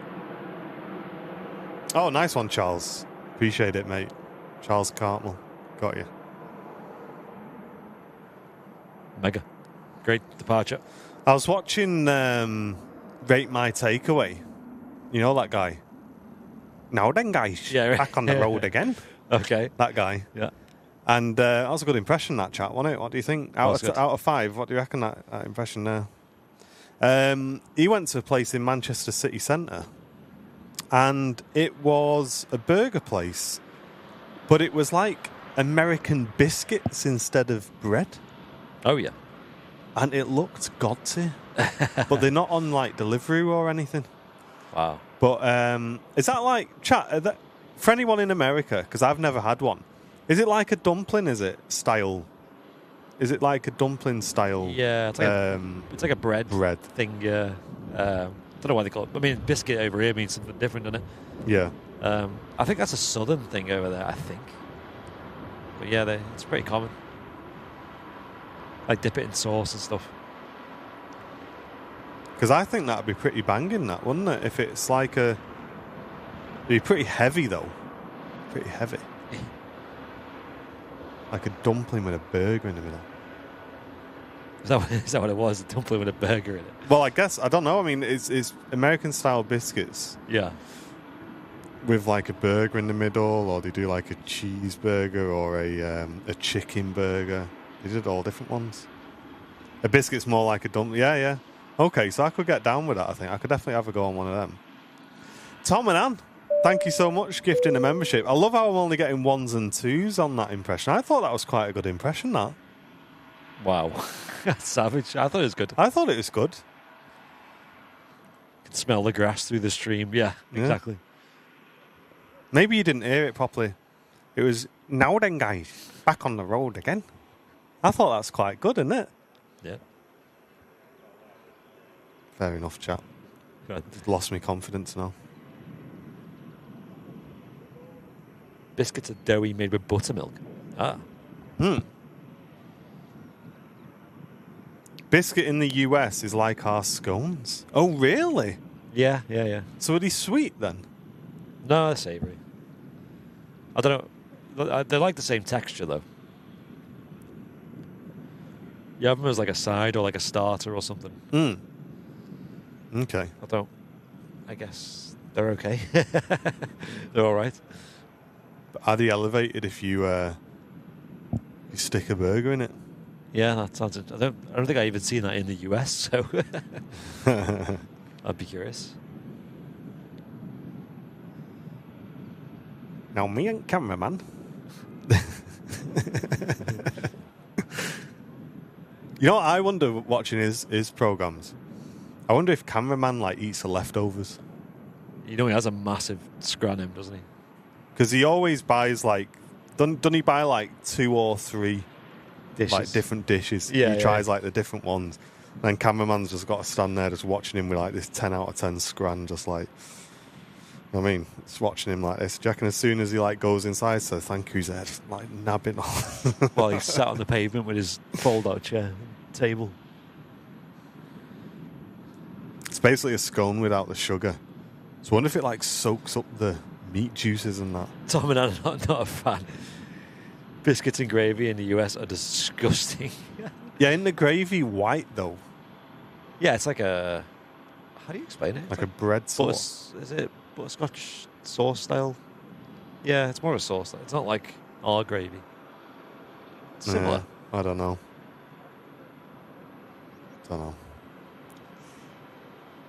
The maddest thing over there, though, for me, was sweet tea. How it was such a big deal over there. Sweet tea? And I thought it'd be like, if you ever had like Lipton's iced tea or something. Yeah. I thought it'd be that. But no, what it is they've basically, imagine you make a brew. Yeah. Put a tea bag in, let it whatever's for a bit, take the tea bag out, leave it to go cold for ages. So it's like literally... With milk? Not with milk, sorry. No, there's no milk. Right. Leave it to go cold, like put ice cubes in it as well. Yeah. And then throw loads of sugar in it. And there you go, that's sweet tea. Now there's a bit more... I'd be down for a bit of that, I think. It was just so sugary though, like... Man, yeah, you got to chill out on the sugar though. Mate, it was like tablespoons of sugar in there. Way too much. But they have like techniques to make it and stuff as well.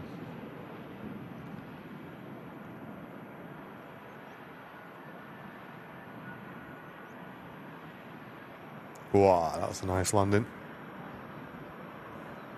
It's our A350 1000. Help, John.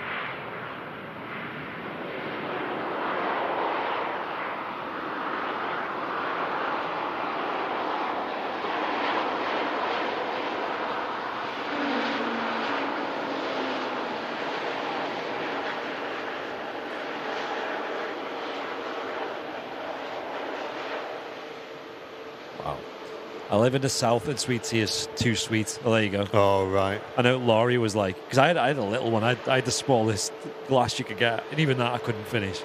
Laurie was there with like a pint glass of it. I was like, what? Gosh.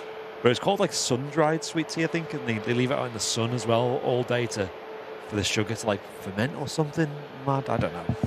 I'd try it. Yeah, it definitely wasn't bad, but it wasn't all that. It takes some getting used to, I think. I'm out here just putting one sugar and being conscious. Yeah. Mate, I've been trying to drink tea with just no sugar recently. I think tea with no sugar is so subject to the water quality that you get. You know, if you get like... Defo. Yeah, 100%. If you have like unfiltered... If you live in an area where the tap water's a bit nasty, yeah, you just taste that. Because at home, I'm all right. I like black tea at home. Yeah. But at work, I don't like it. Yeah. It's mad that, isn't it? Yeah, I can just taste the water through.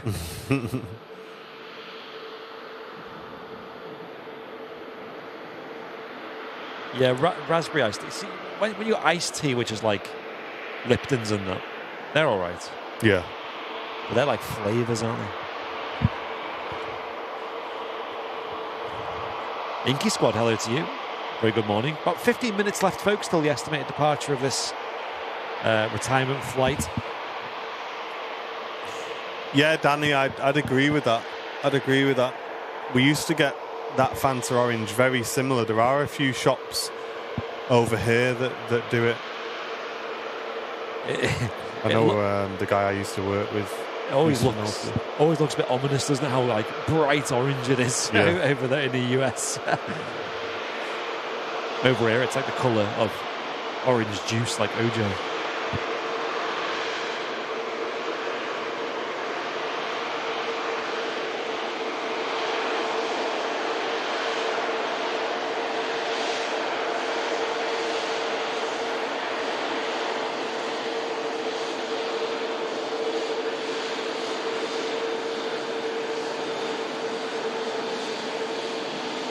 Wow, huge A350 1000 here with Qatar Airways. Looking beautiful.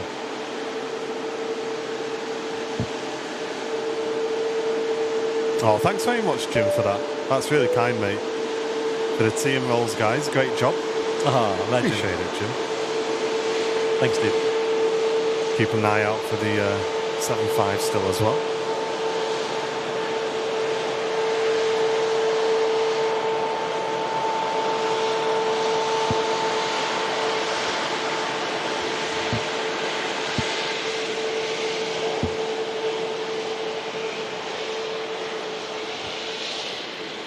Cheers, John. Will do, mate. Thanks for watching as well.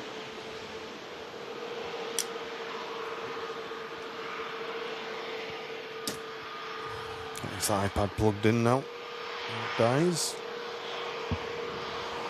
EasyJet arriving in from Copenhagen. Cheers, Carol. Thanks very much for watching. Hopefully you can watch a bit on catch up with the 7.5 later on. It's expected to head out any time.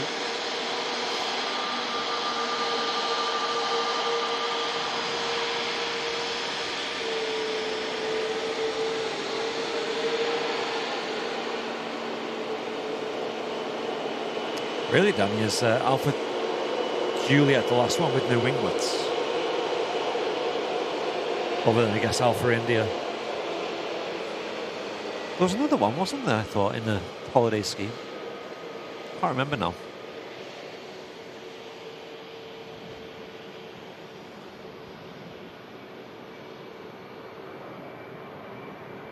Maybe I'm imagining things.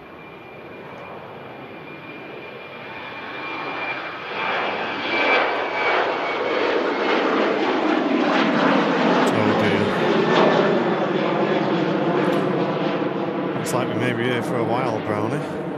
Oh, aye. Looks like it's now been pushed to 13:30. Looks like we're waiting for weather to clear, I think, in St. Athan. My worry is, though, I don't know if it's going to get much better over there. Let's have a look at the forecast over there.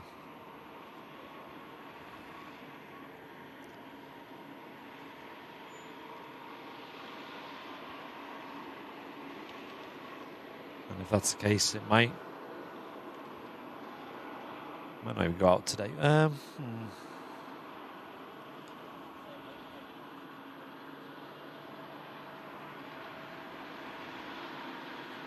Yeah, I mean, I think there's quite a substantial chance that it might not clear. I don't know.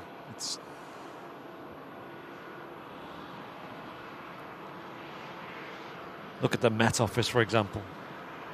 St. Anthony, it just says mist all day. What do we think, chat? Do you think it'll go out today? Don't ask chat. Chat's going to say yes. Yeah, well, but I'm just having a look. Yeah, you are right. It's mist all day. And all day tomorrow. And oh no, it clears tomorrow morning. Because I'm just thinking, if it was meant to go at 9 and they waited till 12, and now it's 1:30. You'd think the temperature would help, wouldn't you? I know, it must be really bad over there. Every chance he'll leave it till Friday, says Matt. Mate, no cap, that'll probably happen. I mean, looking at the weather, it would look like tomorrow would be the day it would go, if anything. Yeah. Yikes. I mean, I'm down to come back, but yeah, I don't know. Let's just hold on for a bit, chat, and just see if we've got a few people that we're speaking to. Yes. We'll just see if we can get any info.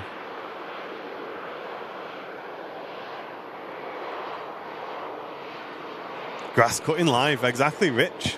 Mate. Keeps things moving, doesn't it? Keeps us interested.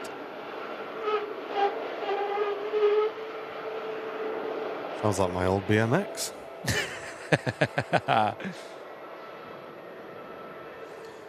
Jepson just saying that St. Athens got quite a high minima, so needs a higher cloud base and visibility. Yeah, so I don't think they're going to get it then. Yikes. That's a shame. Lee Fuller, thanks so much, mate, supporting the channel, getting a train rolling. I appreciate it, Lee. Thank you very, very much, dude. Welcome in, Juan. At least you've not missed the 757 Aston Martin today, which was meant to go on its retirement flight just shy of 3 hours ago. And we were technically ready to go live then, but we decided to wait a little bit. We went live at about 10 local time, and now it's approaching 12 and the plane still is nowhere to be seen. Purely down to weather at the destination. And we're looking at the live weather info and the forecast, and it doesn't look to be clearing, so there is a chance we may need to come back if it reschedules.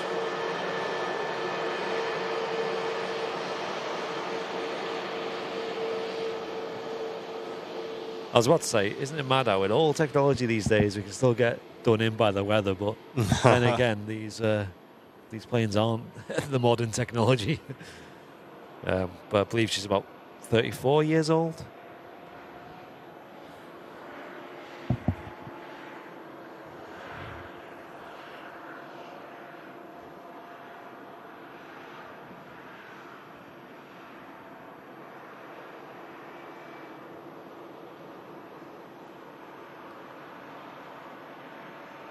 Exactly, Keith.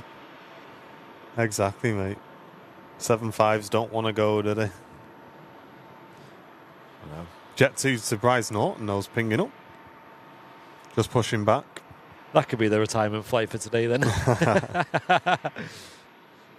Wing wave. Yeah, Julie, the issue is the original flight was departing at 9 a.m. and it got moved to 12 just to avoid the weather, and now it's getting moved again, which means that the weather's not clearing, right? And then you look at the weather forecast and then that says it's also not clearing, so it's looking bleak, literally. But at least we get the plane here for an extra day, maybe, hopefully.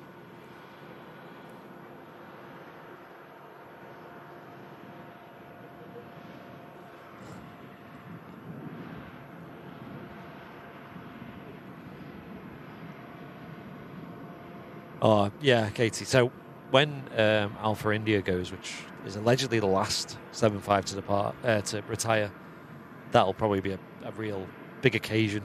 You know, like I remember the last Virgin 747 that left back in December 2020, and it was a big crowd here at the RVP to see it go. You know, and what happened was with them was they did wing waves when they departed. And I believe it was mostly the same pilot who flew them. And we were in touch with them. And the first time they said he got told off because the wing wave wasn't authorised, but I think he twisted their arm a bit and he was allowed to do them for the next ones. And then the last one, Ruby Tuesday it was, she didn't go to... It was flown out by a different crew because it was bought by another airline. and they decided to fly it out themselves. So the new crew, obviously, to them it wasn't so sentimental. They were just picking up a plane. So we were like, oh no, are they going to do a wing wave? Are they going to do like the tour of the airport, like the other ones we're doing? Is it just going to be? It's just going to take off and go, and that's it? But no, in the end, they actually gave a full tour of the airfield. They drove past the RVP, backtracked on the runway, back to the start of 2-3 right, and then departed and did a wing wave as well. It was really special. And the crowd here at the RVP erupted into applause, didn't they? Cheering. So special. Sad, but a really good send-off. So we are expecting into St. Athan. Thank you, Terry, for the heads up. An A320 from ITA Airways, okay, which is already in the air, and it's due to land within 30 minutes. So this would be probably the best indication we're going to get. What category airport is that, I wonder, like, in terms of... I don't know. Loopy's saying that the weather is expected to improve as the day goes on. So you'd imagine so.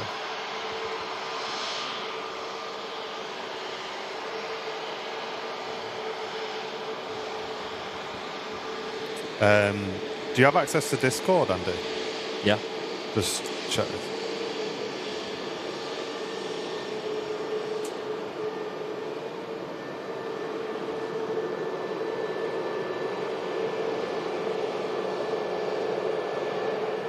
Okay.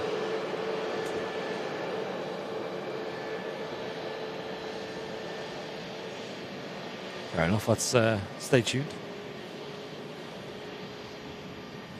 Yeah, we'll keep an eye on this ITA, I think, is probably the best sort of indicator that we'll get. And that's currently just over, High Wycombe area. Okay. There it is, chat. So not far away then. Far away. So we'll keep an eye open for it and see if it gets down. I think is the best thing to do. Yeah, that'd be interesting. There's a beluga as well, flying over the top. We won't see that today, I don't think. On the way to Bremen. XL4. Just arriving in here at Manchester in from Vienna. A320 from Austrian Airways.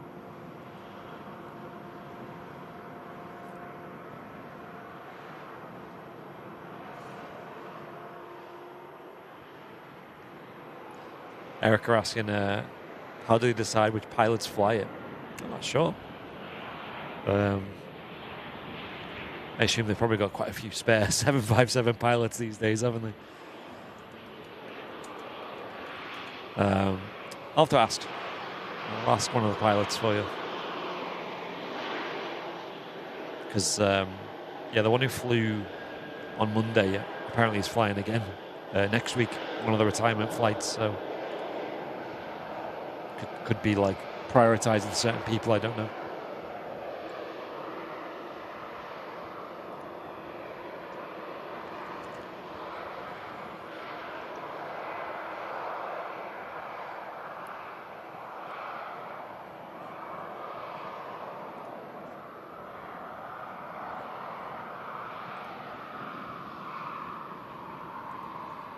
Yeah, let's keep an eye on this ITA then, going into St. Athan. I think that does come down. There'll be in good runnings for getting it out today. Yep. I wonder if it's all ready to go now then. Like, they've done all the paperwork maybe, and it's just a case of get the green light on the weather. They're just waiting for the weather, yeah. Just about to come around the corner then. The air tanker leased A330 going back for the winter down to Bryce Norton. That's sad. I like seeing these at Manchester. Yeah, I thought the same, Chipass. I wondered that, mate. Why ITA painted that aircraft if it's going to be retired.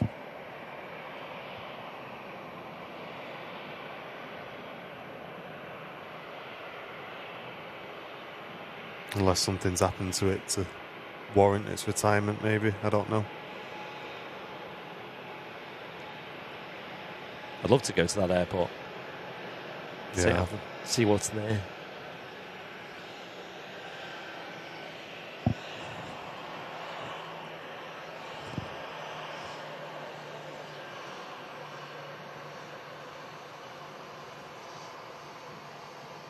Jet to operate these 330s seasonally to meet demand. There's been ongoing rumours and calls for Jet 2 to maybe pick up a 330 of their own, possibly a Neo. No sign of that on the horizon though at the moment.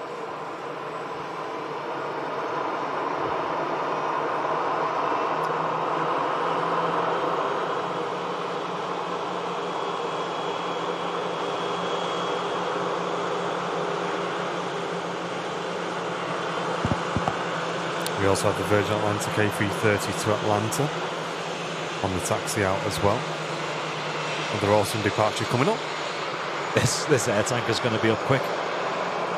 We've seen it a few times. A330s with no one on board. It shoot off the runway.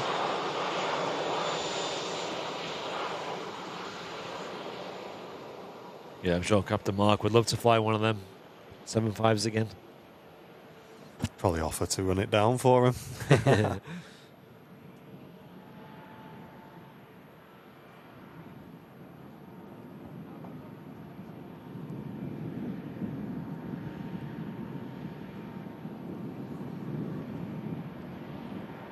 Pegasus A321 Neo just entering shot out to Istanbul. And following that will be the Virgin Atlantic to Atlanta.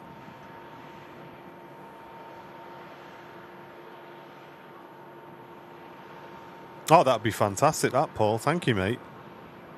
Really appreciate that, mate. Amazing. Yeah, I'd love to see that. I know they've got a few Jet 2 airframes down there at the moment. Thanks to everyone who's emailed in as well, folks, claiming your prizes. If you missed it, we did the prize draw a couple of days ago on our YouTube channel, so make sure you go back and watch that, see if your name was picked out. We've had a lot of people claiming their prizes though already. We'll get processing those this week.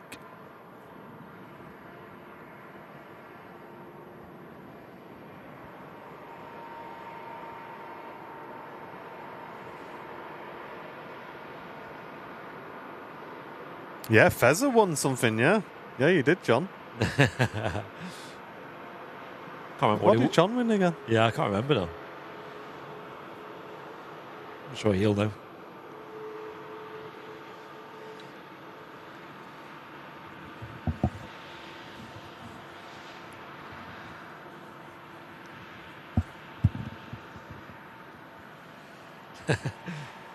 See if the air tanker pilots will do a touch and go at St. Athan, see if it's okay. Yeah.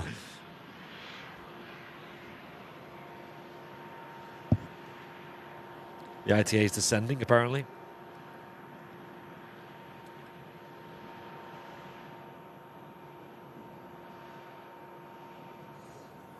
Thank you, mate. Cheers for the heads up, guys. Yeah, we'll keep an eye on it.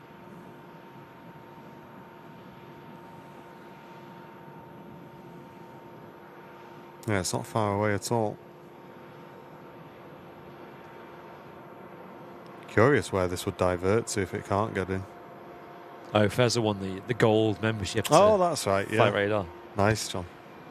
Easy. May 737 model. I think everybody said that. Everyone wanted Oh, that. I'm glad I've won, but I wish it was a 737 model. I know.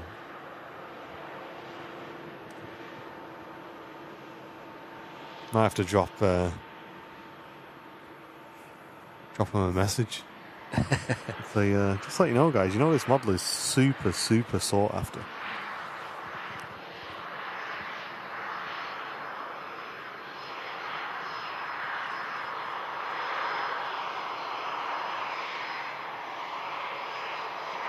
A Canadian reg, BizJet. It is. Don't see them very often.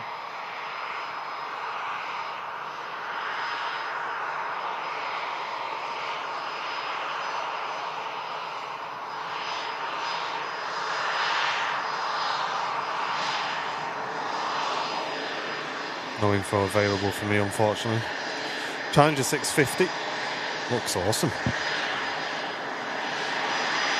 It says Henry stopping it.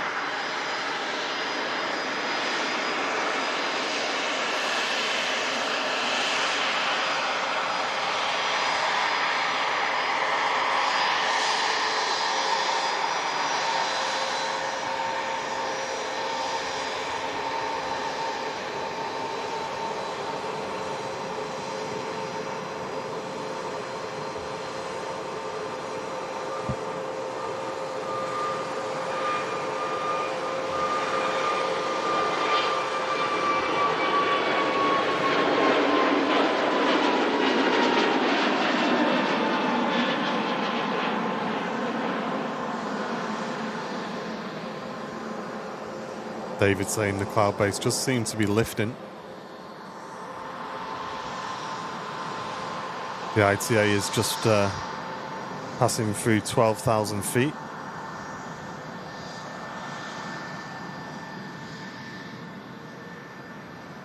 It's lifting, yeah. The fog, apparently.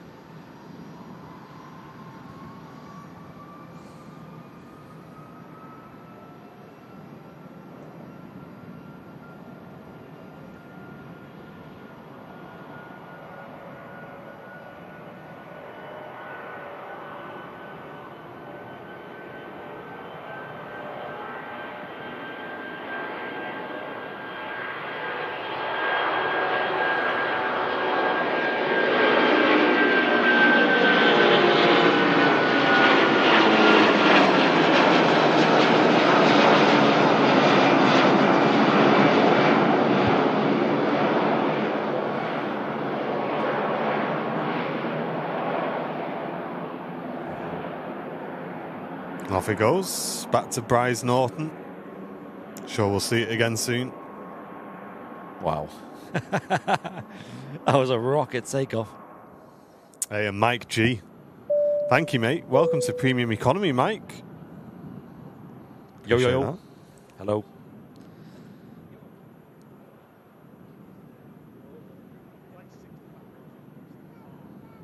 Yeah, hopefully we see the 7.5 move soon, then it's looking good. Was it like a biz jet, wasn't it? Yeah, I got up quick, that.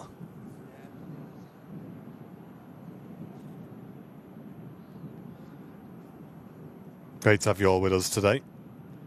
As always, on these midweek shows, but made a bit special with this 757 flight that we're all keeping our fingers crossed for. Over 1,600 viewers on the YouTube channel in at the moment. Great to have you guys on Twitch as well.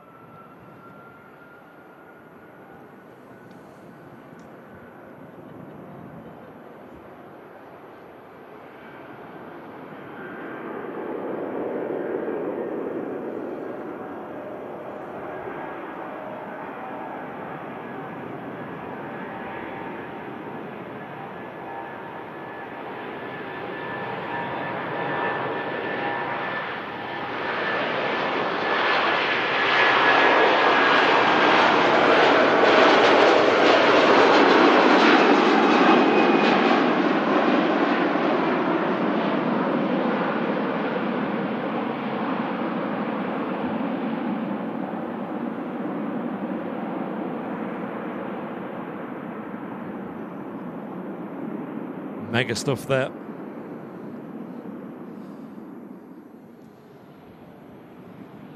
Gonna do the viewing deck at Schiphol shortly. Nice one, Fezzer. Last time I went there, that was closed. I think they were having some work done to it, I think. Have you gone to the, is it the Corendon Hotel yet? Have you been there? Because you can just show up and go to the Sky Bar. Unannounced.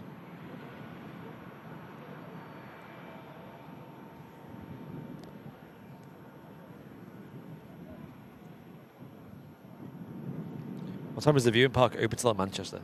These days, 4 p.m. And I think in May or June that extends for the summer months.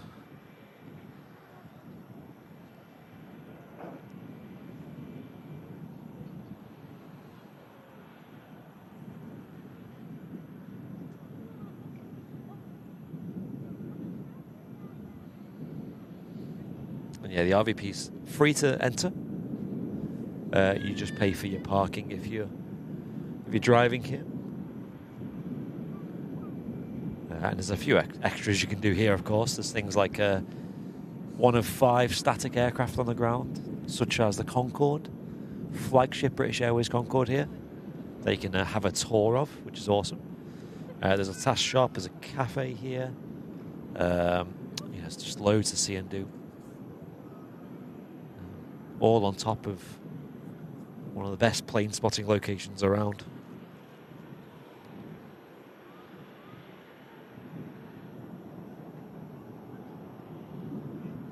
Looks like ITA is going to give it a go.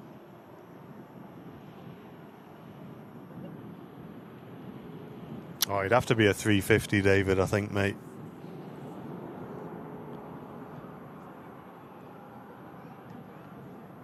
Yeah, that'd be pretty nice.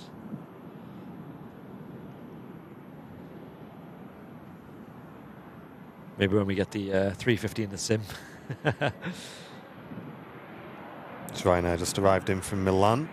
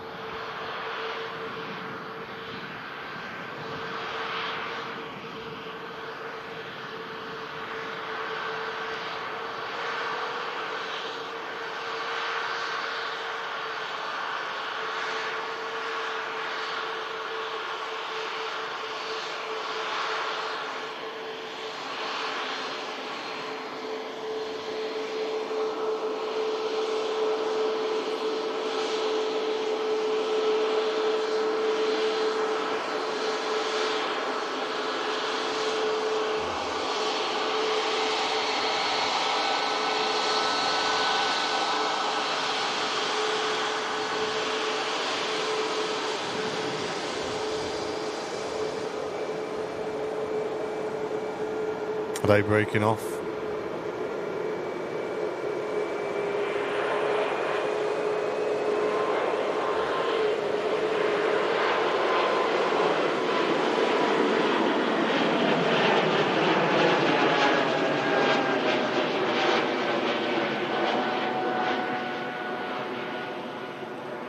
It's interesting, isn't it?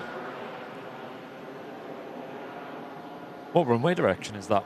Is St. Athan?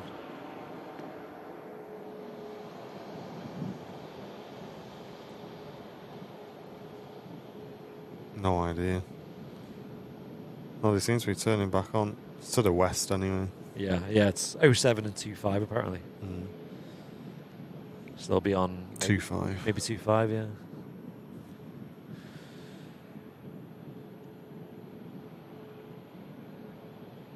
See if this plane lands. Seems to be lined up, doesn't it? It's definitely giving it a go.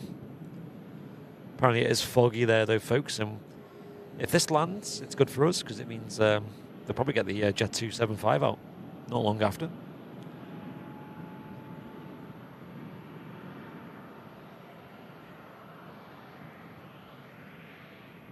I'm not sure if there's much else there other than, like I said, the scrapyard for planes. Maybe this plane's destined for that.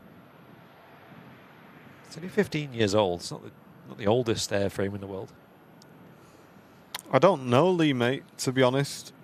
I've not really kept up to date with that sort of stuff since we moved.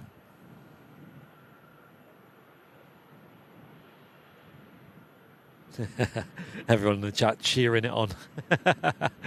Come on, ITA. Yeah, we're not missing any planes, guys. Don't worry, so... Yeah. Hope you're all right leaving this on the screen for a minute. I'm just... curious. Yeah. I want to see this. One of the most tracked planes in the world as well. Second most tracked. With just 600 people watching it as well. So I feel like this 757 is going to have good running to get into the top 10. Yeah, huge thanks to Flight Radar as always. Links will be in the chat to their website.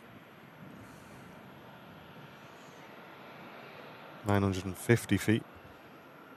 Seems to be slow updating. There we go.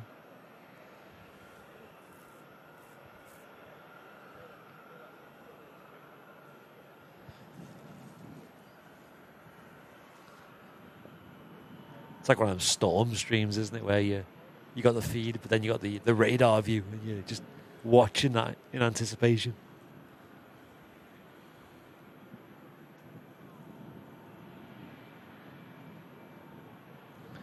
Got my gloves on today for a change as well. It's a bit nippy out there.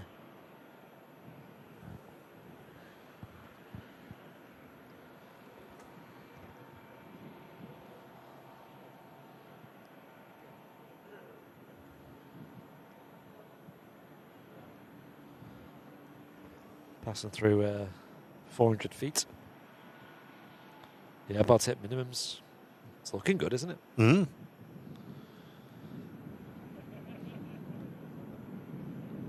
This is where, as soon as he gets wheels down, the Jet 2 starts taxiing. Quick! Go, go, go.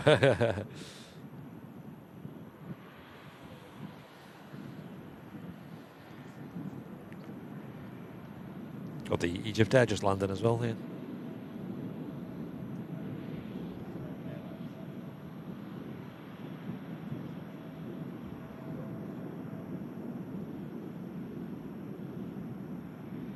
Yeah, looks like it's down, isn't it? GPS altitude got it about 300 feet.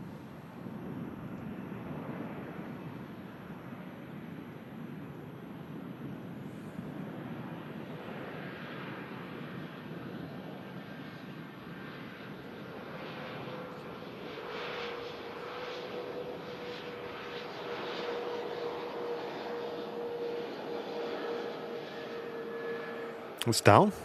Yep, they've got it in.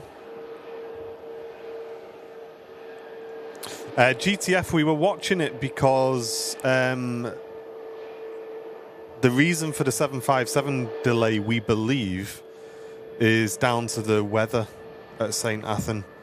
It's foggy, and it's foggy above minimums, which is the sort of altitude planes need to be able to see lights at to land. So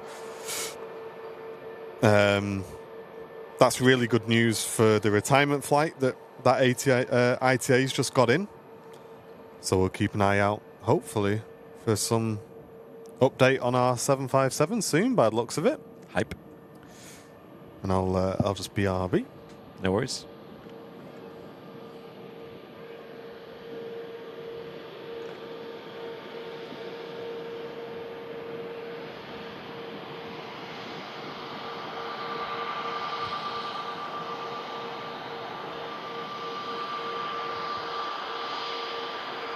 Egypt Air Airbus A321neo just taxiing in here.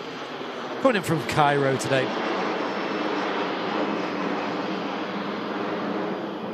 You got a 10-second delay between Flight Radar and the YouTube stream. Yeah, Flight Radar is pretty much very close to being instant. Like, we're talking like a second or two. Whereas YouTube can have quite a big delay sometimes, like up to 20 seconds. Usually between 10 and 20 seconds, though, is standard.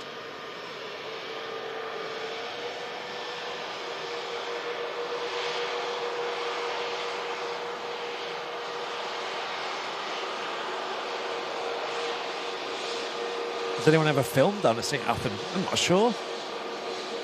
It's a bit of a quiet airport, but you do get some photographers showing up there and getting some pictures of these, final arrivals, shall we say. Sue's very good afternoon to you. Hope you're doing well.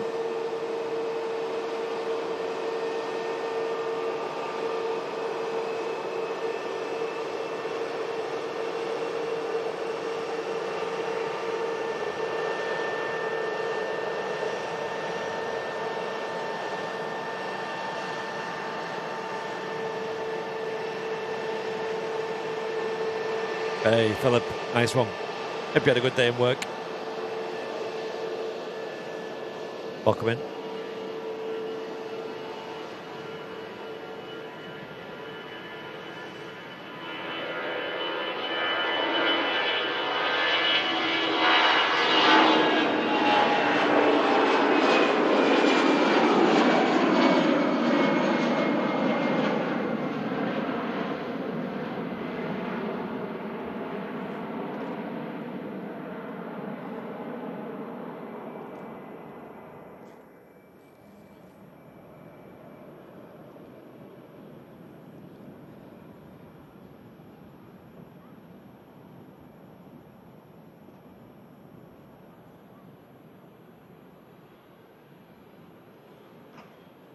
And if you're looking for another fix of aviation action this week, we got Matt's Friday show here at Manchester Airport on Friday. He'll be live from the usual time of about 10 o'clock in the morning, local time. I believe he's going to have a special guest on with him today, on Friday. I'll let you folks tune into that and find out who that is.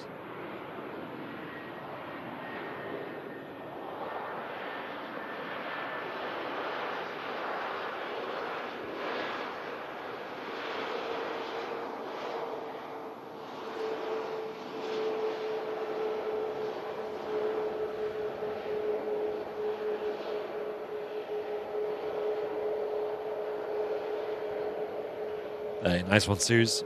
You're having a great lunch break. Hopefully you'll see this 757 retirement before you head back to work.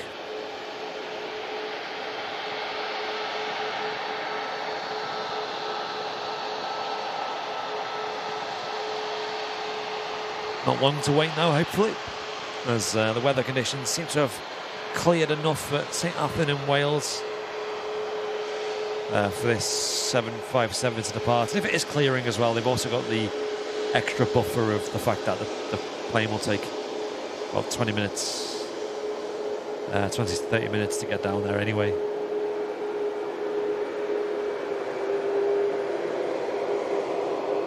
Oh, nice, Andy, saying the plane that rejected takeoff earlier is now requesting push and start. Requesting.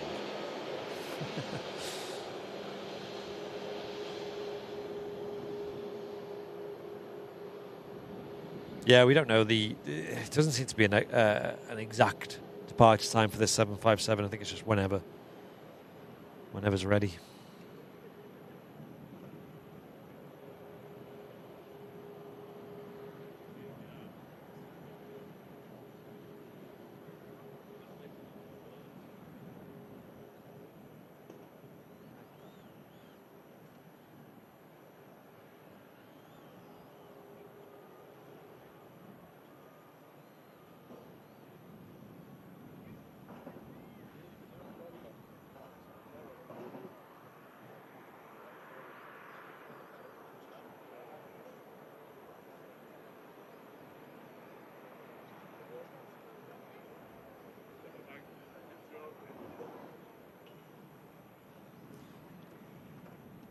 Iceland Air next to depart at 737.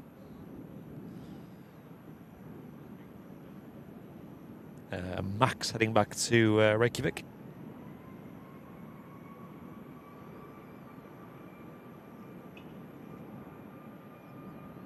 Anyone low on battery today? I know.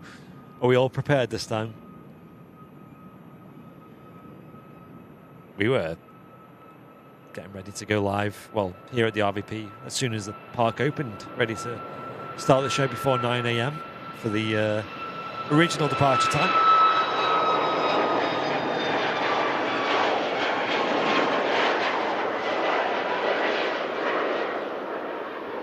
It's always sod's law, isn't it? You know, if you're late to start, that's when the plane's going to be on time, and if you're early, then it's going to be late.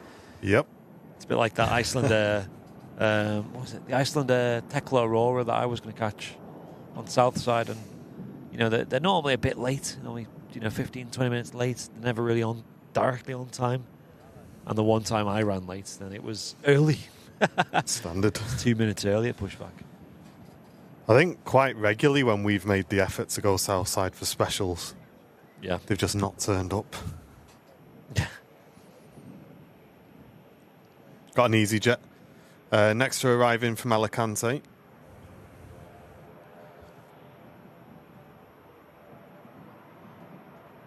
Yeah, it's looking like this Jet 2 will still on target to depart in the next hour, probably, or so.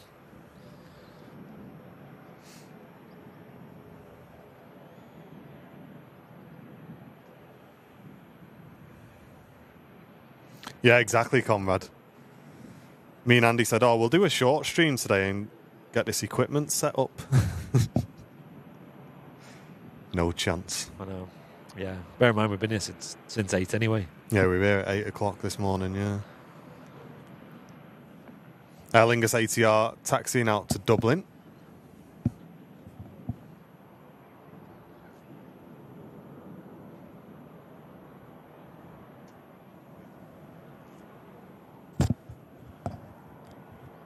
There's an aircraft on final approach as well.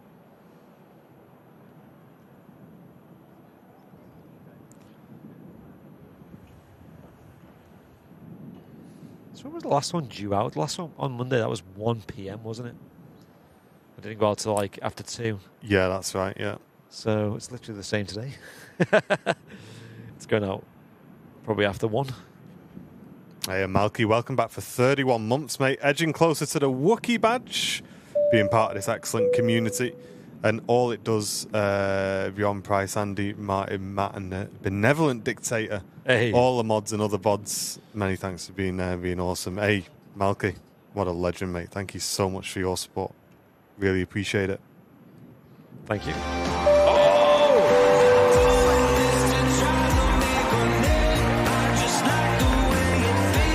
Wow. And Comrade following up that huge recommitment from Malky with 20 gifted memberships coming into the stream, setting off the confetti cannons again. Let's see all those confetti emotes in the chat, guys.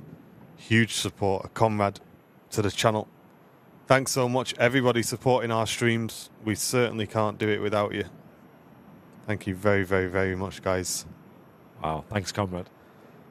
You just received one of those memberships. Get a thank you in the chat as well. Thank you both for your huge amount of support.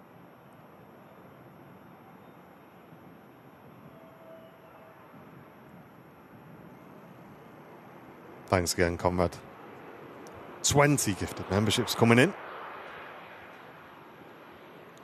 And Dad's Secret Kitchen gifting a membership as well.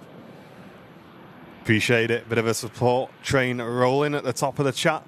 Thanks so much, Dad's Secret Kitchen. EasyJet with the A321 Neo here.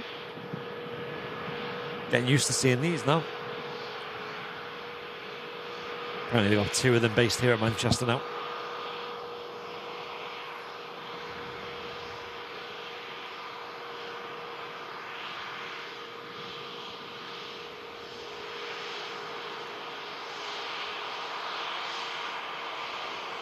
And if you're watching the stream on Twitch, don't forget to check if you've got a Twitch Prime available. It all supports the channel. And, it's free if you link your Amazon account to your Twitch account. And Malky Stoddart, thank you so much, mate. Just gifted a membership. That's gone to Tony Larila.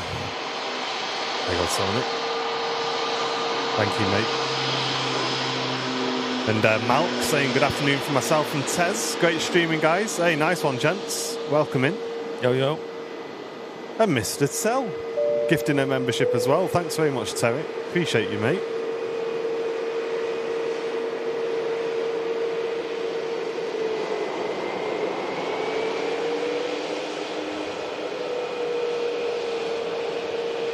Proper support train rolling at the top of the chat.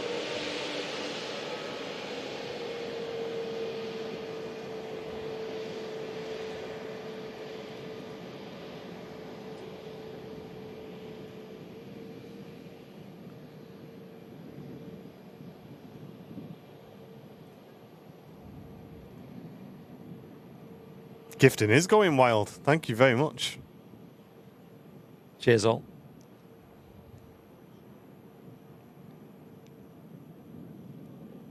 Michael Crowther joining the membership gifty train rolling. Thank you very much, Michael. It's gone to Jesse Blue. Appreciate you, Michael. Thank you so much for that. Jesse Blue. Welcome in.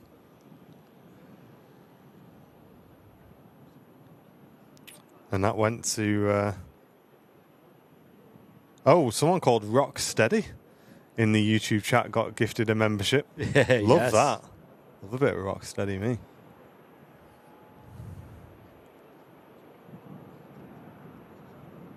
In from Oslo, this Norwegian 7-3.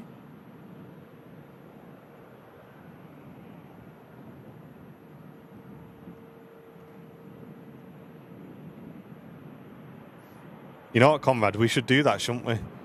Should we get a little train and carriages emote? We could use 2 emotes, and then we could put as many carriages as you want then, couldn't you? Oh, yeah. That'd be good. Conrad's idea.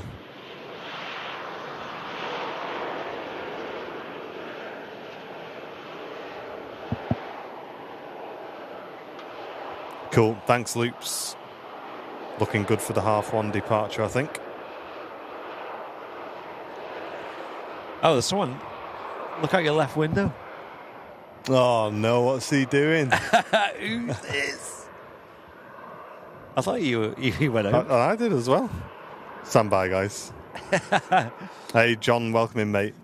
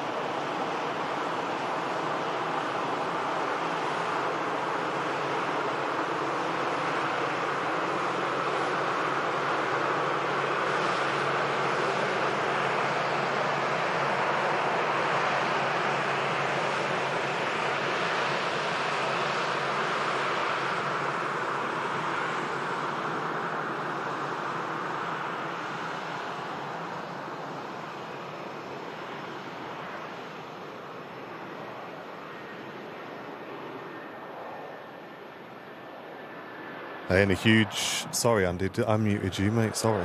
It's all right.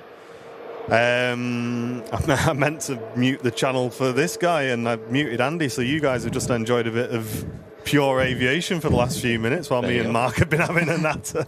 How are you doing anyway, All mate? right, mate. All right, yeah, it's good. It's good. Hello. Good to see you. Say hello. We'll pull that away a little bit because we've lost a little bit of fluff on the end, so we need to order that, don't we? Yeah. Here he is, Mr. Captain Mark, Hello. tuning in and coming down. You have had a kip. I've had my kip. I've had my kip. Yeah, I'm that was about, quick.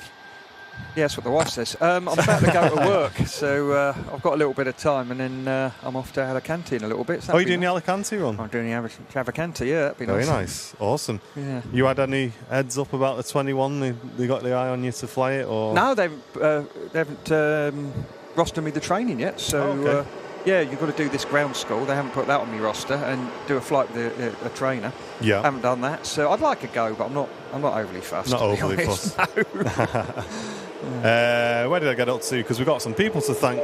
Brian Clark, thank you so much, mate. Gifting a membership. Appreciate that. Brian Clarkson returning for 11 months from Dunoon. Dunoon. Says I'm lurking in the background. Give us your best Dunoon, Mark. Dunoon.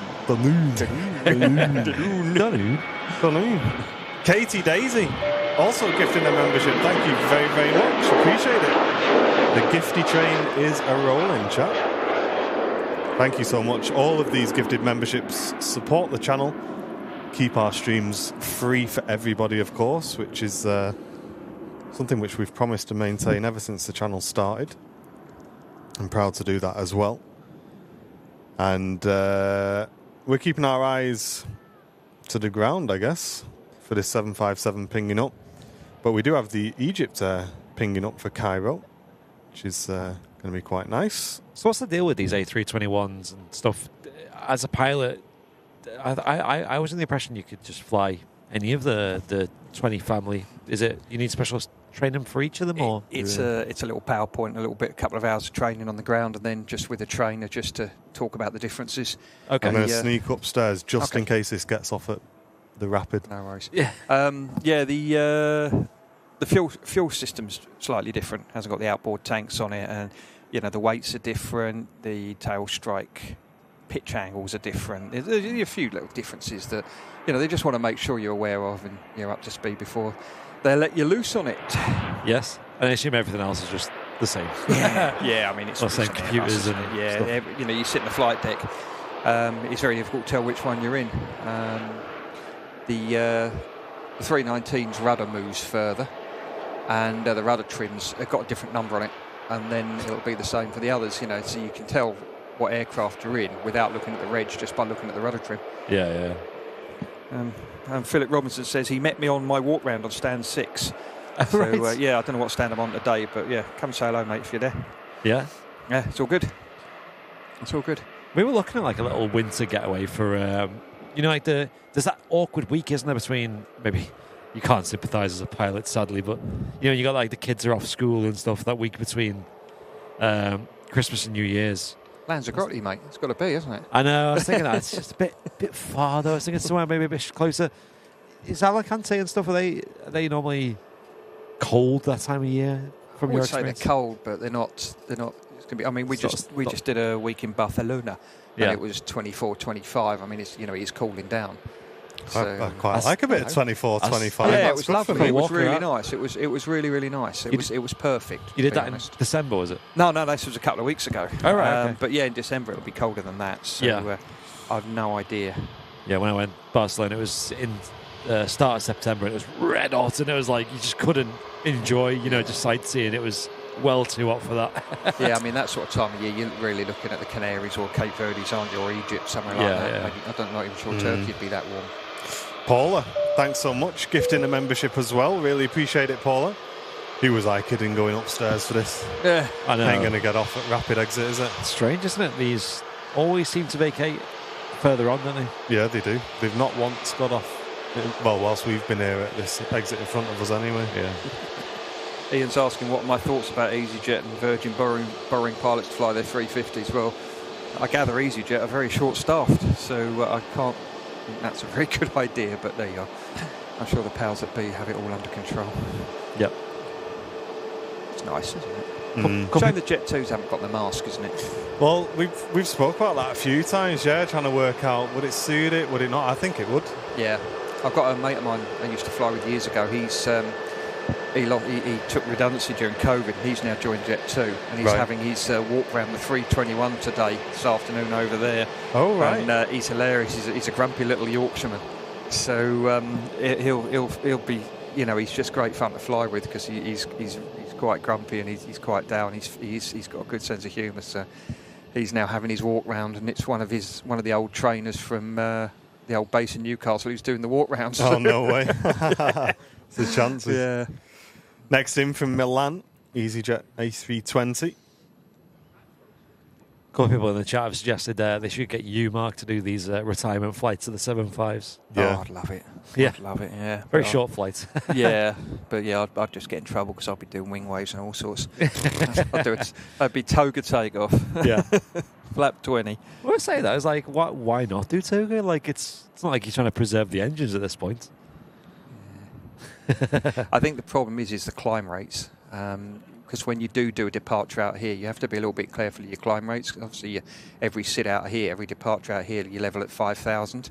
And if air traffic are a little bit slow transferring you to Scottish, you're going up quite quickly sometimes, especially on the, like the Isle of Mans and Belfast. Yeah. And if you've got stuff coming in from that direction or stuff around Liverpool area, you can trigger a TCAS, resolution advisory very, very quickly. So when you hit about 3,000 feet, really you want to be in VS going back to 1,500 foot a minute if you can, even if there's traffic around. Yeah. So you imagine an empty 7.5 off of here at Toga. You're going to hit 5,000 feet before the end of the runway.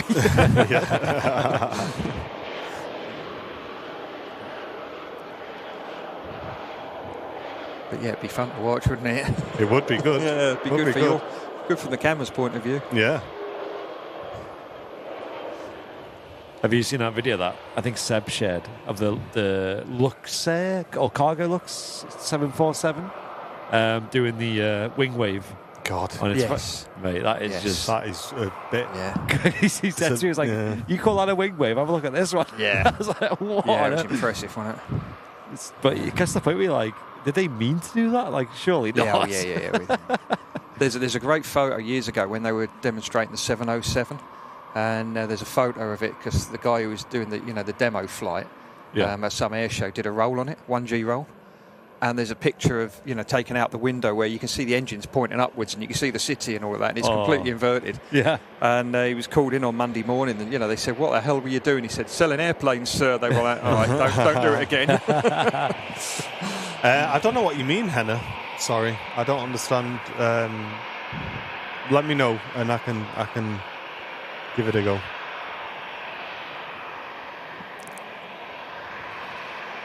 Straight and level at 5,000 feet by the end of the runway. Yeah, exactly. Yeah. Years ago, when I was learning to fly at Elstree many, many moons ago, there was a Heathrow controller there. I think he was doing a bit of instructing. And I don't know if you ever remember the old Lockheed Jetstars. It was a 4-engine biz jet. Yeah. There used to be one parked up at Geneva. It was a very, very powerful aircraft. And they'd asked this aircraft, can you make 15,000 feet by the boundary, meaning the FIR boundary, which is sort of, a long way away. And they sort of, hang on, let's have a look. Yeah, we can just about do it, but it'll be tight. They went, all right, cleared immediate, 15,000 by the boundary.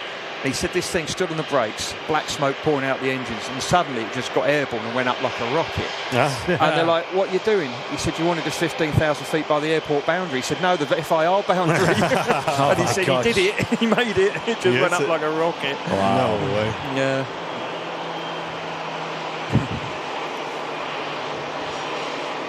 Yeah, I said earlier there was, that positioning flight that went down. There was an EasyJet that positioned down to Gatwick earlier on the stream. Got it. The captain on that, I taught him to fly. Oh, really? No way. Yeah, 20 years ago. That's mad, isn't it? Apparently, flight crew has arrived at Alpha Juliet. Cheers, Paul. Yay. Good news, good news. Do picture-in-picture. We can eventually, David, I'm not in a position to do it at the minute, mate. We were halfway through switching things over when we went live today, so we were supposed to be finishing early and getting it done, but that is not going to happen today. Wishful thinking. Well, maybe it'll be an hour late. Maybe go out at 10 o'clock in the morning. I think Jenny Watts has decided that if we're going to pay, she ain't going because she hasn't come. I know. Is that her on the right there? I don't know. In the under the little canopy. Can't see her. Where's Tom and Anne when you need them? I know. Sorry, we'll go after her. All right. Yeah. Paul was on about coming down and sleeping in her car next time she's down here. Why? Well, she lives in Wendover. It's a 5-hour drive. Or but what's she coming down for? Not today. That's important? Next time she comes down on a Sunday to see all this. See all us lot. comes in on a Didn't Sunday she, sometimes. didn't it, them lot stay in a hotel in it? Yeah, they And did last time. It got pretty wild. Yeah, I've Oh, seen right. some videos. Yeah, it was quite entertaining. Gosh. I've not seen them videos, but I've Yeah, it heard was about messing it. in a teenager's bedroom. Yeah. I think even airport had a word at not the airport, the hotel manager had a word with him. I think. Yeah, I think it was a short word as well. Yeah. I think it was a short conversation. I must admit, I did watch that video and thought, I'm glad I'm not next door to you lot. Yeah. I was up north and even I could hear it. No, I get that, Paul. I was just working out if there was a special occasion that I'd not picked up on.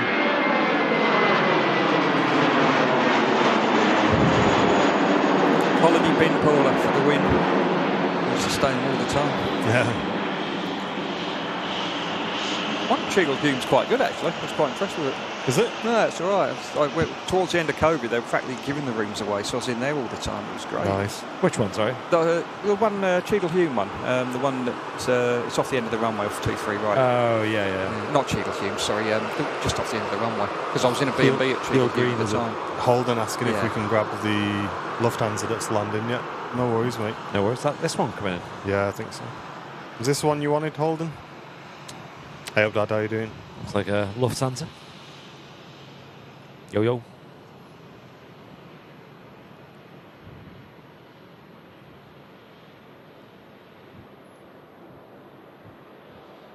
Yeah, a question we get quite a lot. Quad Rippler saying, essentially, why can't they just re-engine the 7.5?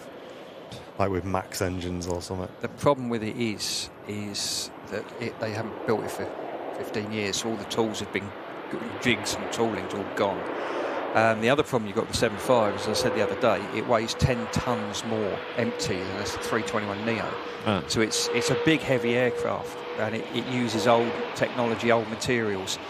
So you'd have to, like the 350s use a lot of carbon fibre, so they're a lot lighter. So you'd still end up with a big, heavy aircraft that weighs too much, and it'll burn too much fuel, even with the Neo engines on.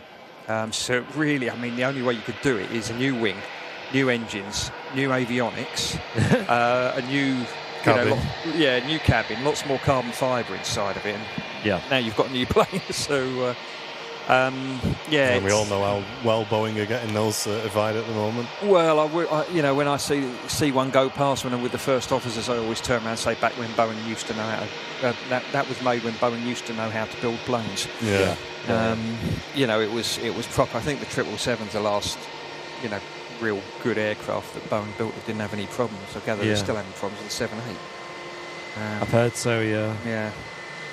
Yeah, it was, wasn't it, Dad? Yeah, we were saying earlier, Mark, that we went through all of our charity fundraisers since we started, and community's raised over 66 grand in total since we. Yeah. Was it five or 6 years? Was it, Andy? We've done them for. Well, this was number 7. So Yeah, that's amazing. 7 isn't years. it? That is absolutely amazing. I remember my first time on the stream. It was when you did the one for the Christie 2 years ago. Yeah. And that was my first time on a stream. And I couldn't believe how much you were raising for these charities. It's brilliant, absolutely brilliant. Yeah, everyone's done really, really well. Yeah. This Dreamliner's coming in from Birmingham. Bit of a reposition. Holiday destination. He better make the first turn. I know.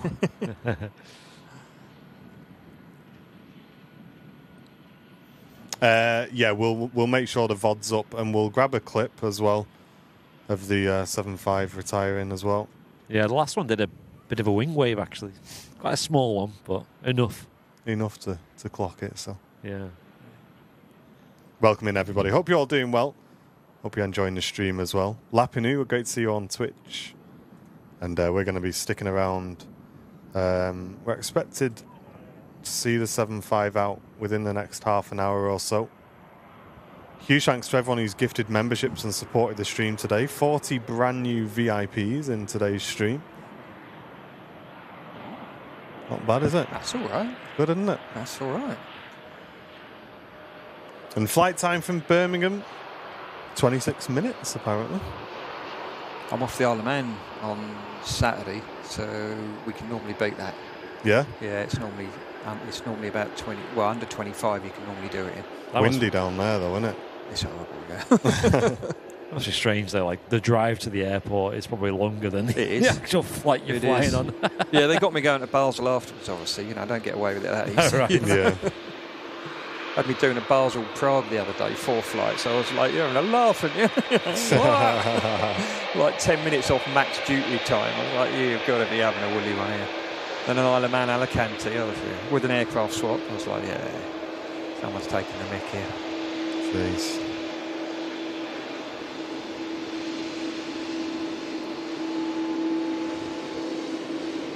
Are you? Do you ever do night stops these days? Yeah. I always said I didn't want to do them, and then last year when summer started going a bit wrong, I was like, "No, get me out of here. Get me." I never got any. Yeah. And then suddenly this year I've had 3 or 4. And it's been quite nice. Is it? Yeah, it's bit of been time right. to yourself. Yeah, it's been all right. Yeah. First one was 3 nights in Egypt. The second one was 2 nights. Last one was, there was 2 where it was like 18 hours, which was enough. It was fine. 3 nights away. That's all right. Like all right, all right. expenses paid. Well, you're on standby on one of them, in case they need you or anything, anything happens. But Standby on a sun lounger. Yeah, it wasn't too. Well, I stayed in the aircon room because it was absolutely roasting outside. Yeah. Jim saying, I don't want to see Alpha Juliet retire. It's my daughter's initials, and it's the last 757 that we flew on as well. Oh man, that's sad. Hey, T-Beck, welcome in on Twitch. Hope you're doing well, mate. Yorkshire Rose, good to see you. Hey, Yorkshire Rose, did you see you won a couple of prizes? Yeah, she won. In the charity fundraiser. She won one in each bracket, didn't she? She did?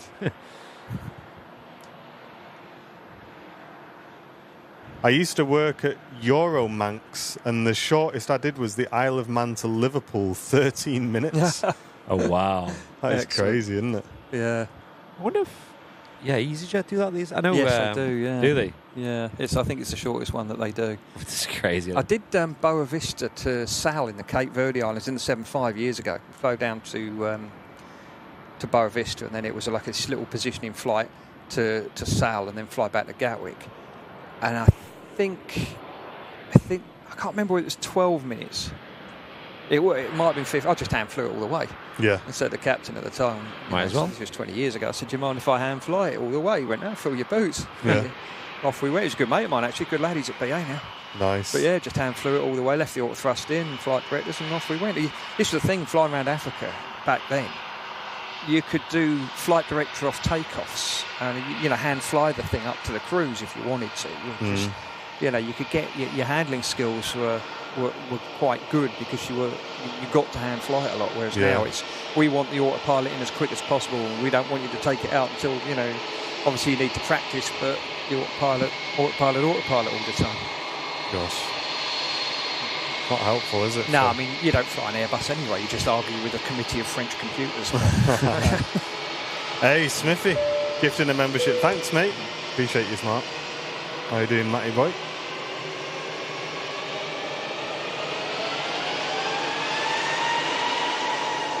Turkish A321 IE engines on board as well. Looking good. Not a fan of IAs, no. Bit too noisy. Sound a bit better. They just seem, over the years there's been a few. Was there? Yeah, it's a good friend of mine who used to be, I can't remember him. He used to be chief pilot at Strauss. I'm sure it was him. He came out on a 320 out of Luton years ago, one of them, and the turbine section melted. Just they landed, the whole back of the engine was gone. They're like, well, that's not ideal. No. Rachel, welcome back for 29 months. Still loving the membership. Hey, appreciate that. Thank you very, very much.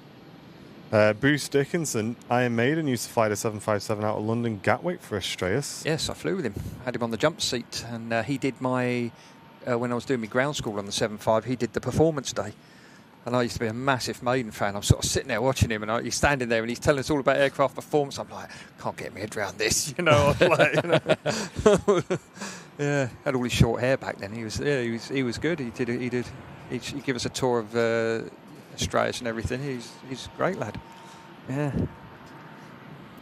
7.5s were the times. Yeah.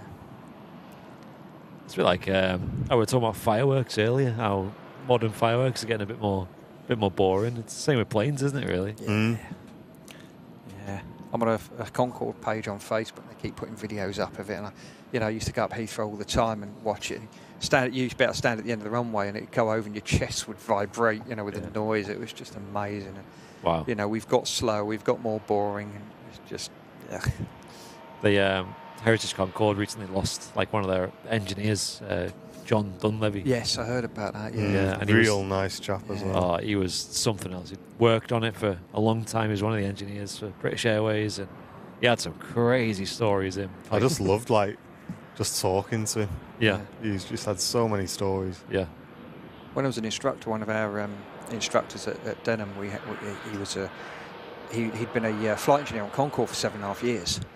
And he had a few stories as well. Wow. He was a fascinating bloke. And, used to say when they'd done their sim, they all got to go at flying it and poling it around and doing all sorts. But, yeah, there's a lot of interesting information. The one that gets me is the fuel burn.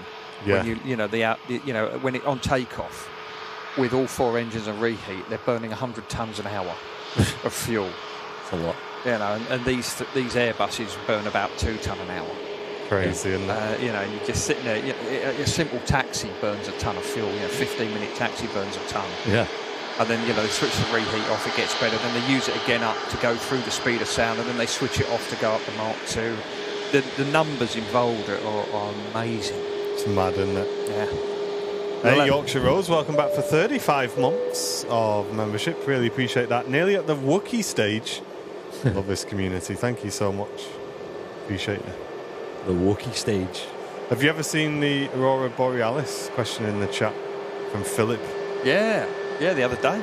Hang on, let me see if I can dig some pictures out. Where I live up north, I can see it from the house quite often. Mark's getting sick of seeing it now. There it is again, bored now. And Cammy, welcome back for 49 months. Sad day for the 757 lovers. Good afternoon, everyone. Hey, Cammy, how are you doing? Did we see that? Maybe I completely was oblivious. Did that rejected takeoff plane go back out in the end? Because that was pinging earlier, wasn't it? But if it has, I've not seen it. Yeah, I can't remember seeing it. We did have a rejected takeoff earlier in the show. I saw it. I was watching at the time. 7.3, wasn't it? Off to Canaries. Yeah. Yeah, it was quite a low speed reject. Yeah. Just started the roll, didn't it, and then stopped. Oslo flight. Taking the Mike intersection departure. Can you? I don't know if you can you get that on the camera?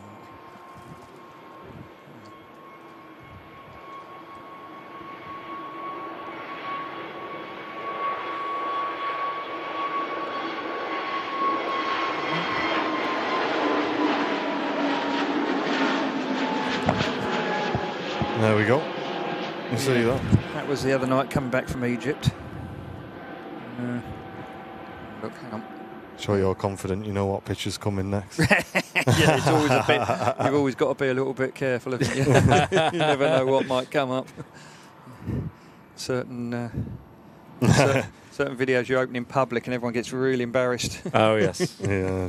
So focus us back up here now. Whoosh. So I think we look a bit better out of focus. So me and you, Mark. Is that out of the flight deck? You said, yeah. Or was that? Wow. Yeah, we saw it by Thessaloniki in Greece, and then it was 3.5 hours back, and it was just there all the time. We saw it that far away, and it was a real good burner that night. We saw it for miles. I've seen it coming up over the south coast. Seen it coming back from Belfast. Like I said, up where I live, I go up the hill near my house and stand on the top of the hill. It's dark up there, and you get some really, really good pictures, really good videos of it. But yeah, you see it from sky quite a lot. I did get one of that comet the other day. Oh, did you see that? It's did. right low on the horizon, isn't it? And it's just after sunset as well, apparently. Right. I got a couple of photos of it. It was because I was away in Barcelona when it was at its peak. Right. So I missed it, and then I sort of got it one of the days I was back. So I was quite happy about that. But yeah. Nice. Yeah, I've not seen that. Gwen, how are you doing? Good to see you in the Twitch channel. Yo. A380 getting loaded up. Yeah, keeping an eye out for our 757. It's a good chance that 380 will go before 75, if be nice. Cheers, Andy. Yeah, not too long to wait on the 7.5 by the looks of it. I just like how the Oh, nice. the usual duties need to be fulfilled. Yeah. To be honest, that doesn't look like one of the worst ones, that, Mark. It's I not, don't it's think. not the worst ones. That No, looks not all having right, crew to be fair. food. That's one of the hot snacks they give us. He's showing me some of the some of the food pictures here. Yeah, I'd give that one a miss. Yeah, I it's think, mate. pretty rancid. I have found one I couldn't eat. It was a butternut squash risotto. Yeah. And even I couldn't manage because I was putting it up on the Rate My Scran. I was saying to the camera, I said, give me the worst you've got. Whatever looks like, whatever looks like a dog's been sick, I'll have it. Just so I can take a picture. Just so I can take a picture. Yeah, I'll take a picture and I'll put it up for the VIPs. I'll put it up on the Rate My Scran. I've put up there things I do for you lot. And I got this one and I had about 3 mouthfuls. I said, I just can't do it. What, it's just risotto with Can they not just give you another one, though? Because most of the camera crew sent someone to bring their own, so there was a spare one. But yeah, butternut squash risotto, it was just awful. Oh dear. It was awful. Is that food that's available for the passengers as well? No, Oh, they get proper food. I was going to Isn't say. it mad how they'll have food for the passengers? I don't want to go down a rabbit hole here, but it's mad how you have food for the passengers and then you have worse food for the people who fly in the plane who are doing 3 or 4 flights a day that you kind of want to keep them optimal, prime, You would think so. Does And it we ma- pay for it as well. Does it matter what the passengers like? They can eat some. Yeah, no, we buttered paid for that. squash. There was years ago that when the crew food was all sorted out when they took over Go, there was a big thing about it, and they did this salary sacrifice where you exchange some of your salary towards the crew food. And in modern money, I gather it's about 1,800 quid a year. And it is just awful. It really is. Oh my gosh. But there you are. Let's buy some W.H. Smith butties from the airport. Well, that's the thing, because they already take money off me for food. I'm tight, tight northerner at heart. I'm like, hang on a minute, I've already paid for this. Can you opt out of that? No. You can't opt out of it? No. So they provide you terrible food and you can't opt out Yeah, of it? you can bring your own if you want, but you don't get that money back. What? Living the dream, mate, in the airline world. He's got a hunger strike here. Yeah. I'm not eating that. I had someone come in the other day with their son in the flight deck, and they were like, oh, he desperately wants to be a pilot. Half of me just wants to sit him down and talk him out of it and say no. Say, just eat this. Yeah. Should take a box of it into the boss's office. Say, here you are, mate, I brought your lunch for you today. Well, they did that years ago. They did this big refresh of the crew food, and I gather it was the people who just lost the prison contract got it. So it wasn't suitable for murderers, but it was all right for us. And anyway, the union had a meeting about it, and they got the food off one of the planes and cooked it and gave it to the people who were responsible. They said, go and eat that. Well, they looked at it and went, we're not eating that. I said, eat it. We have to eat it. You eat it. And they wouldn't touch it. God, what a shame. They're living the dream. At least you got tables to eat it on. Yeah. Is there a reason I can't chat on YouTube, says Gwen? We probably banned you, Gwen. Probably. Are you subscribed to the channel? I don't mean paying, I mean have you clicked subscribe, because that's the only caveat to being able to talk on there. You have to be a channel subscriber. It stops bots and people like Neras getting in. They banned me. Yeah. Worked quite well. We used to have loads of bots on our channel. Remember that? Back in the day. Yeah. Greg's for the pilots. What a good idea. That'd be all right. That'd be all right, wouldn't it? I wouldn't complain there. Nice wave up front as well from this EasyJet arriving in from Lisbon. Arriving in from Poland, actually. I'm seeing the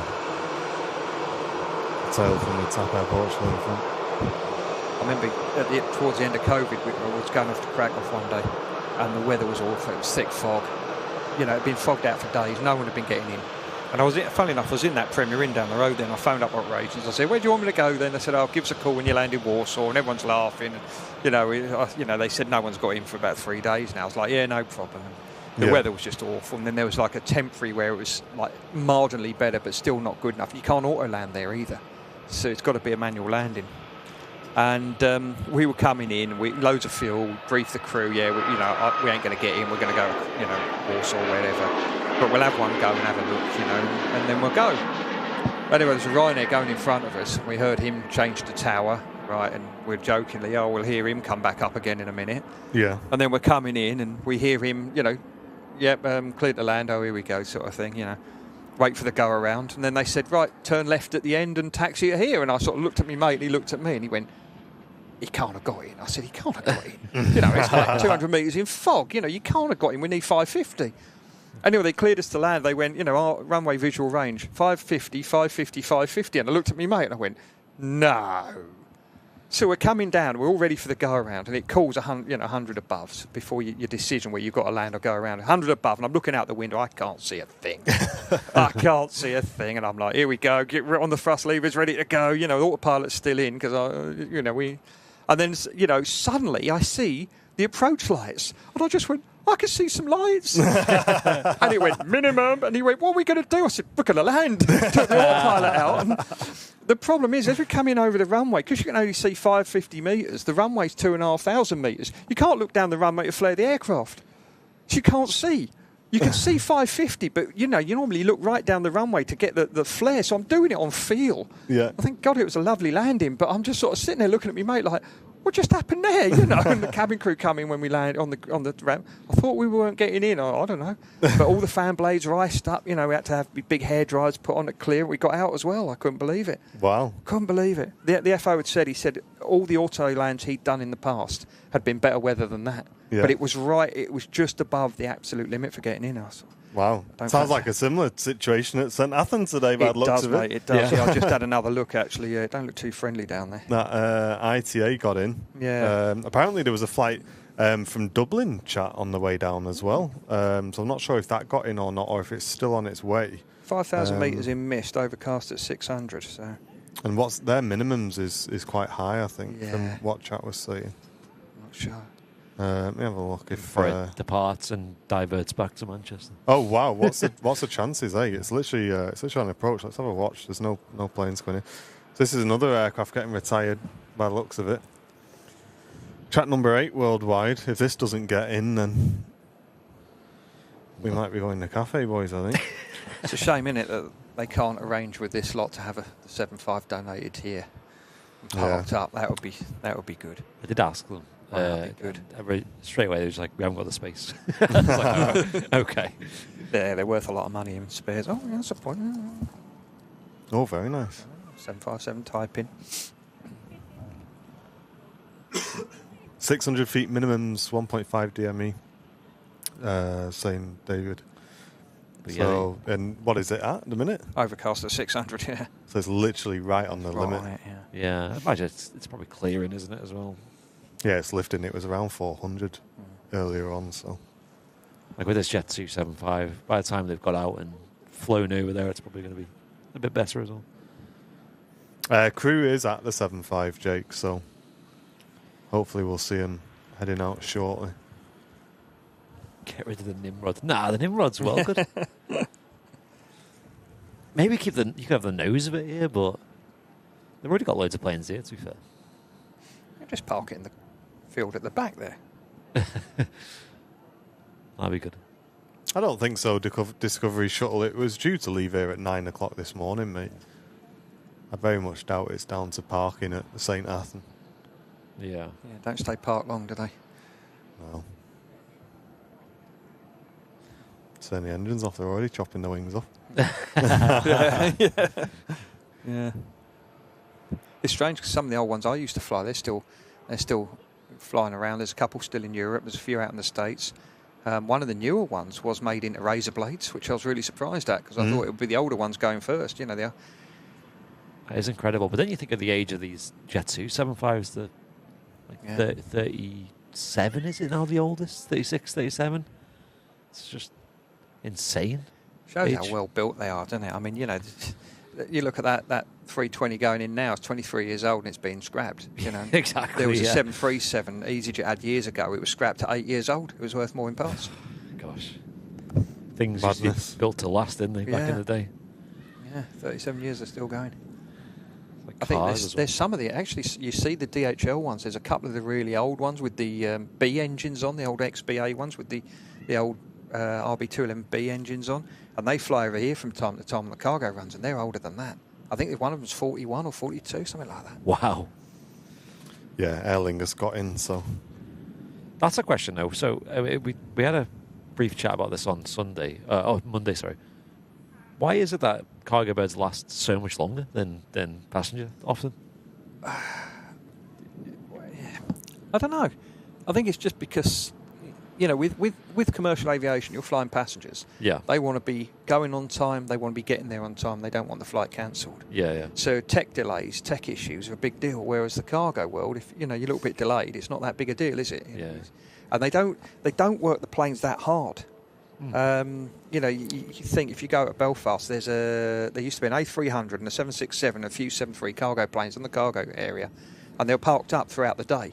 Yeah. And then in the evening, they'll lob off to East Mids, and then they'll go off to Liège, and then they'll go off Milan, and then they'll go back to Liège, back to East Mids, back to Belfast.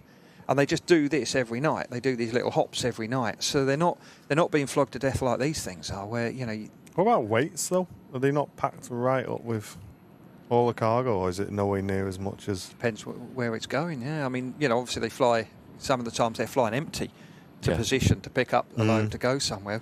I'll have to ask a mate of mine. He's yeah, I'm just curious. Yeah. I was curious as to, what different factors are there to make it appealing to keep these aircraft running for freighters than it is for passenger flight. What I've heard with these 7.5s is it's the engine lifespan, isn't it, with these? And they're at the point where they need new engines. Yeah. And it's like, do you buy new engines? And, then you've got to, keep them for ages to make your money's worth, or is it time to go? Yeah, and as I said the other day, it burns roughly a tonne an hour more fuel than a 321, so it's 800 quid, 900 quid an hour more, just in fuel. Yeah. And then you've got all the maintenance costs, because obviously they need maintaining more because they're older and they're a bit more worn out, and they're heavier, so they cost more to fly through the sky. Every time you go anywhere in an airliner, you fly through someone's airspace, you've got to pay them. Yeah. And if it's I know EasyJet register their aircraft at different weights. The aircraft physically can lift 79 tonnes, but they'll register them at 73.5 or 75.5 or 77 or 79, depending on, if you're doing Alicante and back, 73.5 tonnes is more than adequate. If you're doing anywhere past Corfu, 73.5 tonnes won't do it. So you need a heavier aircraft. So you save a lot of money on airways freight. I think it works out about 200 quid a day. Is a number I was quoted. The problem is if you're going, say you're going to Antalya and they've given you a lightweight aircraft, you've now got a bit of an issue to getting all the passengers and the bags and the fuel on. So really you need something, you need a heavyweight. It's like we've got a British Airways 380 bound for Miami, currently holding over the channel, apparently dumping fuel. Oh, man. Keep an eye on that one. Doesn't sound fun. Maybe it's trying to get back to Heathrow, maybe. Yeah, I have, Dad. You should have an email. From me. Harley Frank 67. Thanks so much for the tier 1 on Twitch for 3 months, mate. Appreciate that. A380 has requested the pushback, but just advised of a short delay. Oh, right, okay. Most probably because of the EasyJet that's in Lima. So I'd imagine they want to get him out the way before they push that 380, I guess.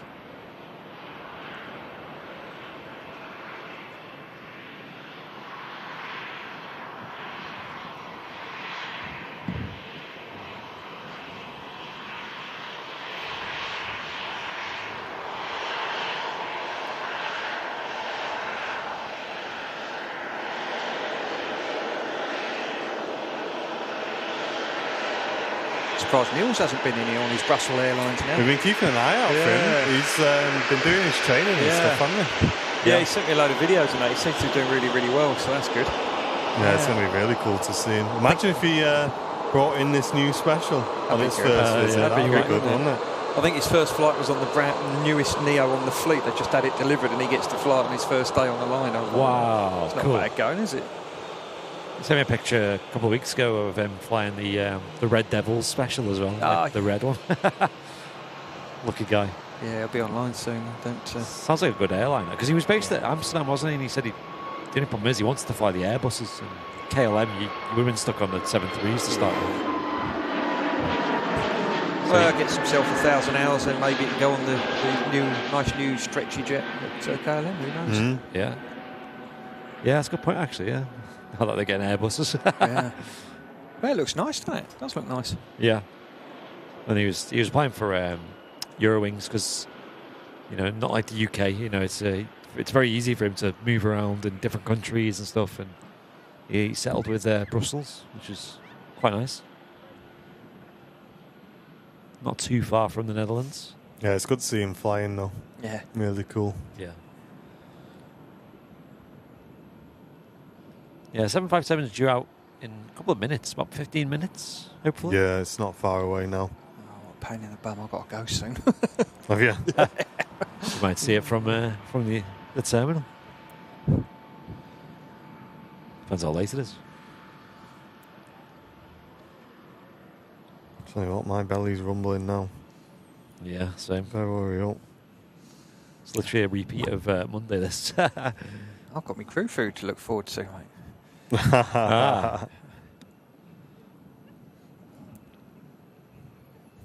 We've got sharklets on the way out this week for the Phoenix aircraft in the sim. Have we? What do you reckon for anyone? Any simmers? Anything to watch out for?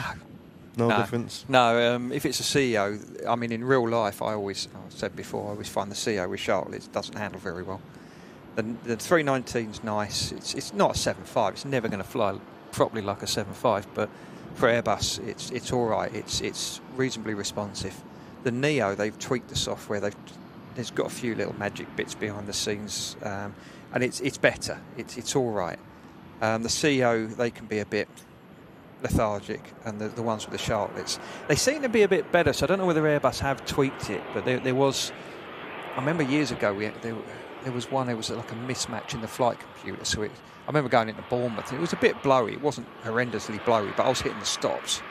And I know our base standards captain got onto the engineers at Luton and said, "Yeah, this thing is something. You know, it's just not responding." I remember coming in here one night. We'd had a load of storms go through. You know, the naming storms, whatever, and it was pretty unpleasant.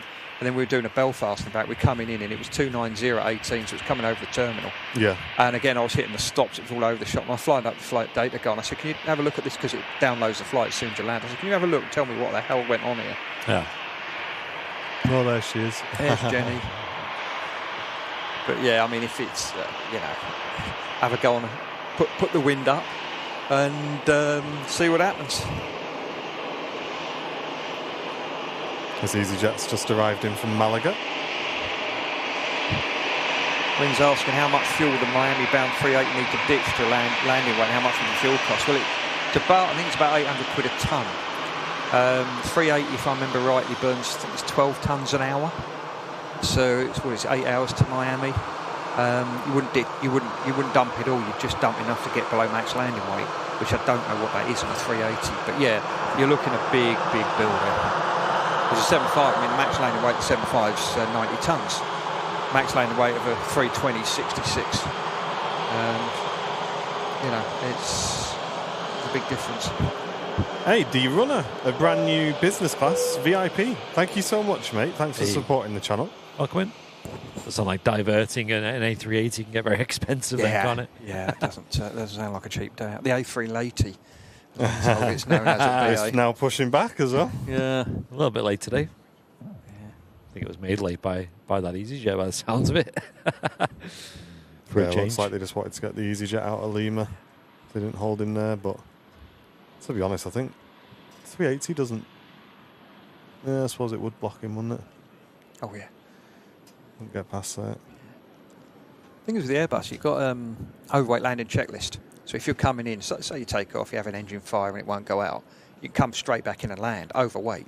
Wow. You just have to run a checklist. And then it'll have to be inspected by the engineers to make sure that there's nothing bent. But so it's longer, higher approach speeds, longer landing distance, hotter brakes. Yep. Yeah, and you've got to trickle the speed back as well. You want to be back at a lower speed on landing rather than have your increments on. Really, you want to be using flat full if you can. But yeah, it's you know, sometimes you'll find if you take off, you're really heavy to configure the flaps because the speeds is high. You know, there's only a small margin between flaps 1 and 2, so the margins are very slow. So you have to sort of be quite quick and twiddle the speed back. Yeah. But,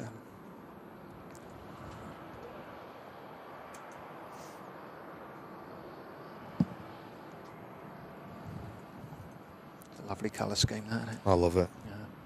I've got photos at home with tri-stars in that. I took at Heathrow, 30 years ago. Very nice. A310s as well. They look nice on those with the white underside.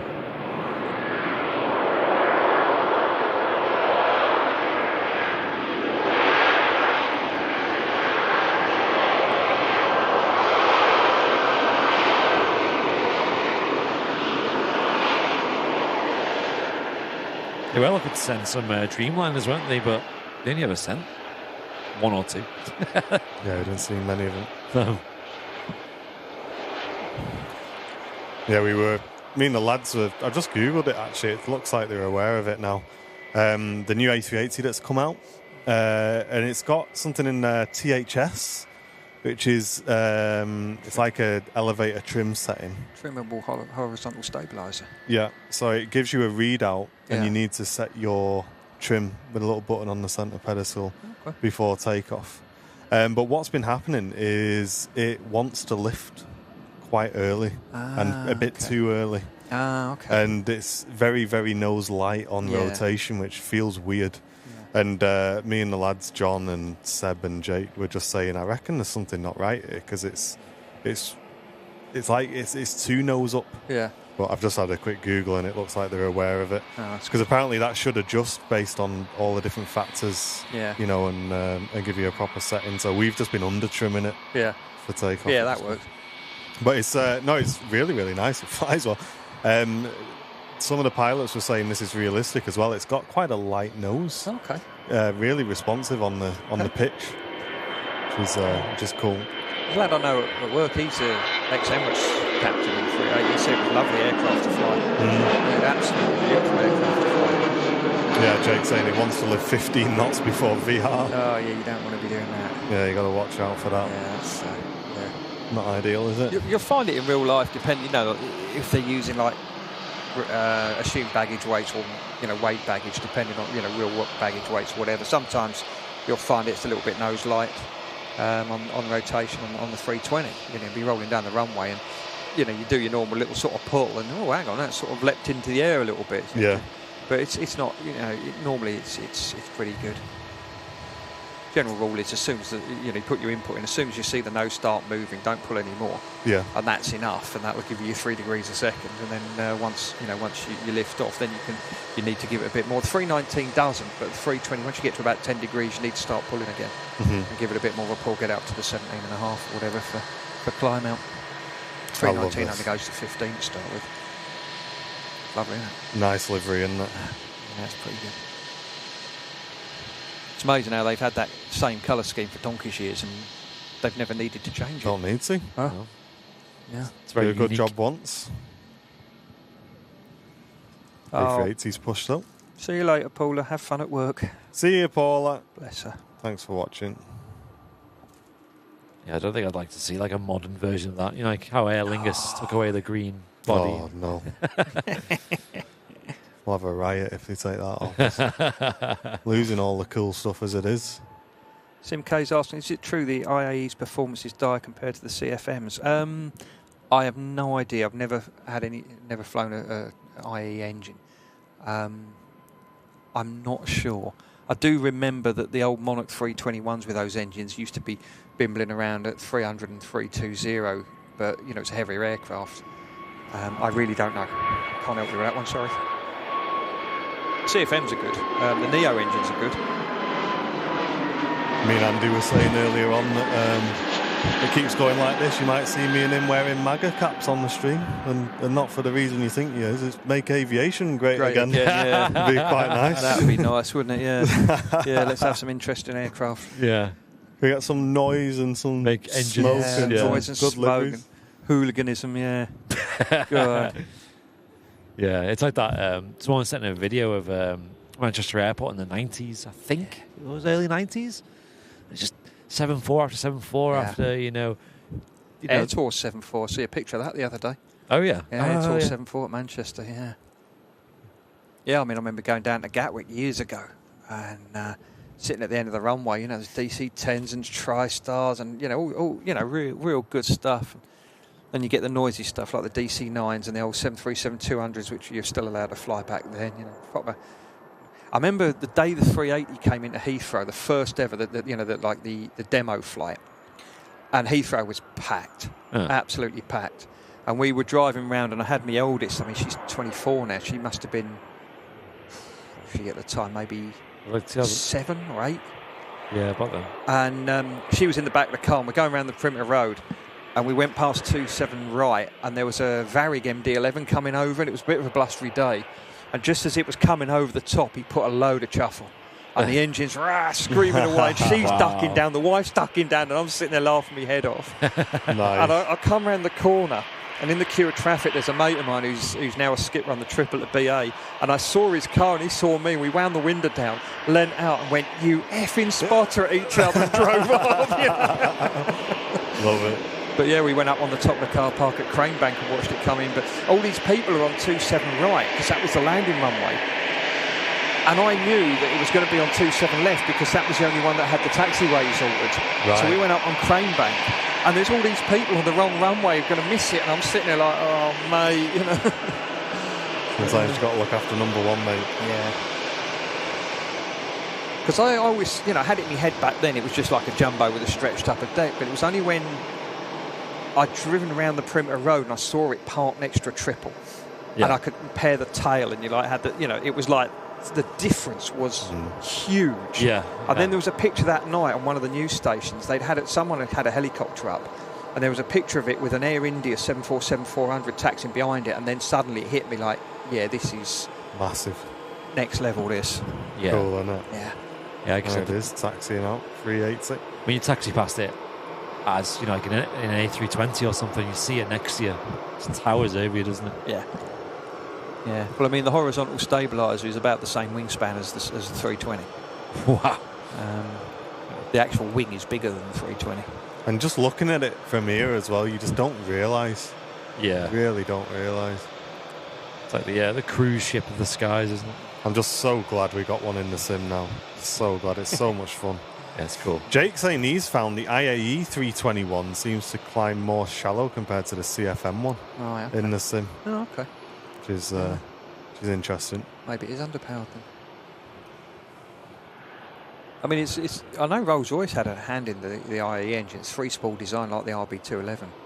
But yeah, I've never actually flown one. Thing is, I used to say, with this free-spool engine, it takes a bit longer to respond. A bit more power up. I remember, I think BA had one. Couple of events in the hold at Bovingdon a few years and years ago with the IAEs, where they were a little bit slow to sort of power up, and the plane got a little bit slow. But I always stick a bit of speed on when I'm going around in a hold anyway. I don't really flying around at minimum clean. Yeah, there's a bit of a size comparison there, isn't it? You can see what you mean by the horizontal stabiliser. It's huge. Like that mate of mine, Andy, who used to work for Airbus, was telling me, the wings and the tail for that aircraft, the 380, was for the 1000, the biggest one they were going to do. And that's the 800. That's the baby of the bunch. There was supposed to be an 800, a longer one, bigger one, which was a 900, and a really big one called the 1000. Yeah. So they designed the wing and the tail for the 1000. So the wing and tail was too big. And he did say they have got designs for a new wing and a new tail that's smaller. And if they ever did bring it back, obviously it'd have to be re-engined. They'd use a lot more carbon on it, but it would have a smaller tail and smaller wings on the 800, possibly the 900. And then, you'd have something that sort of size for the 1000. It's part of the reason why it burns so much fuel. Because I wish we'd seen that. Well, you never know. You never know.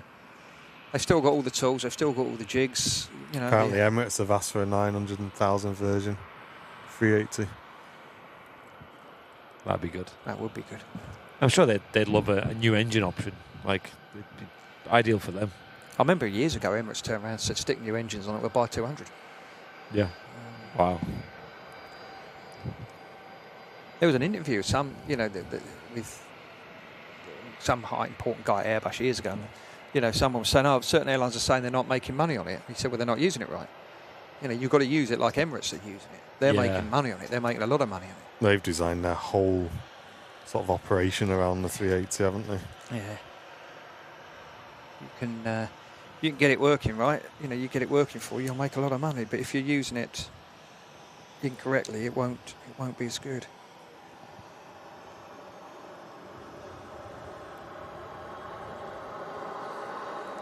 I'll be interested to see if this Global Airlines ever gets off the ground.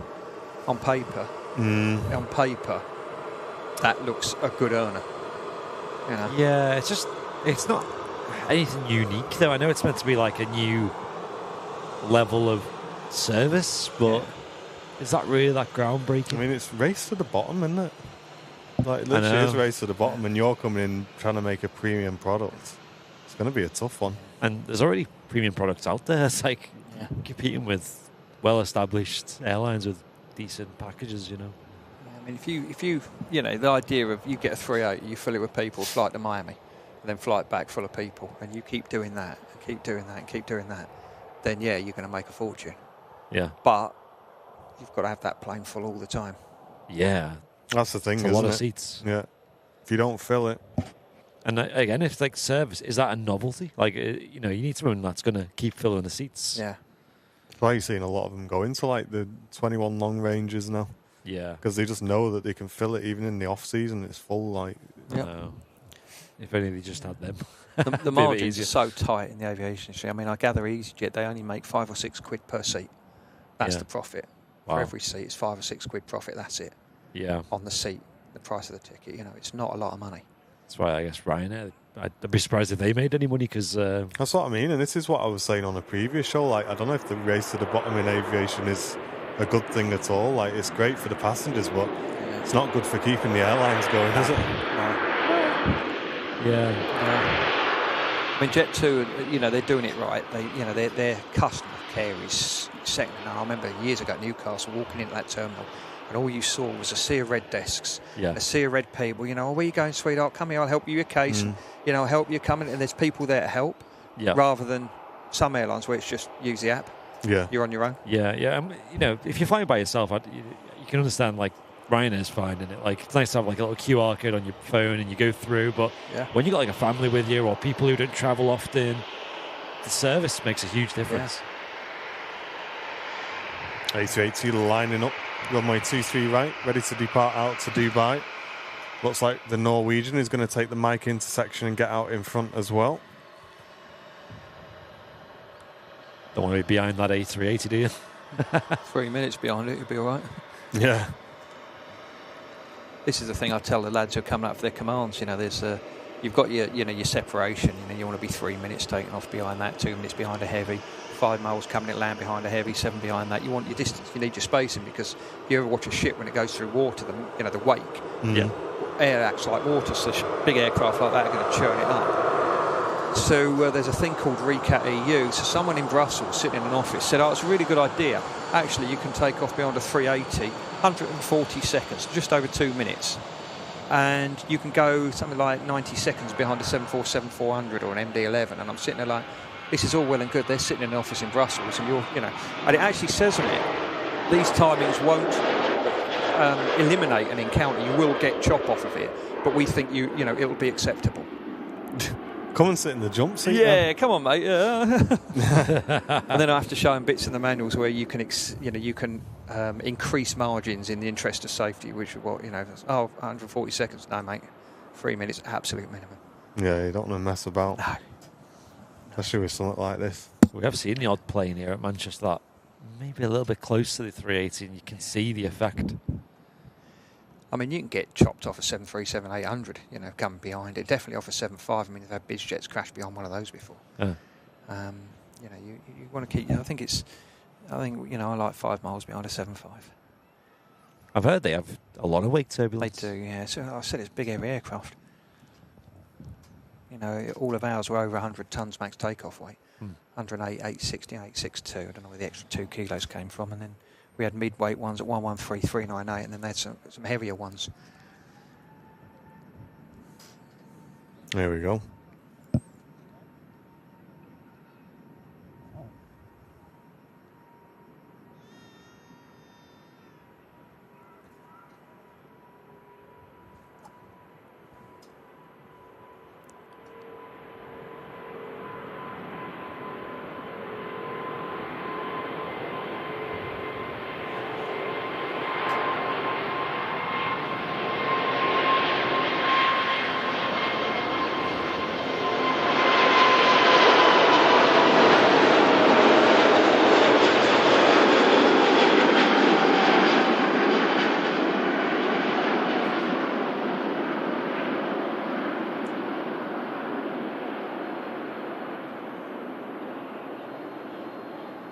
So we are 5 minutes over the extended delay.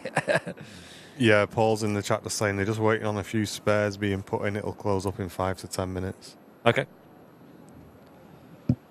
Do you want something from the cafe? Because I can't wait. I know I'm so hungry, man. Give me the usual food. Yeah, the usual. And a latte. And a latte. Do you want some sugar? You all right, Matt? Yeah. I'll be 2 minutes. Cool.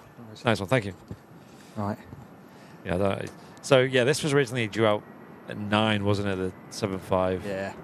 Yeah, we rushed here, setting up super quick. We had some delays as well ourselves, panicking. And I knew back in my mind, I was like, it's not going to go out at 9. There's always something, isn't there? Always is. And then sort of news started to come through that it wasn't going out until 12. It's like, oh, great. Then we confirmed that, like, you know what, we'll just wait. Don't go live straight away because we'll just, have everyone waiting all day otherwise.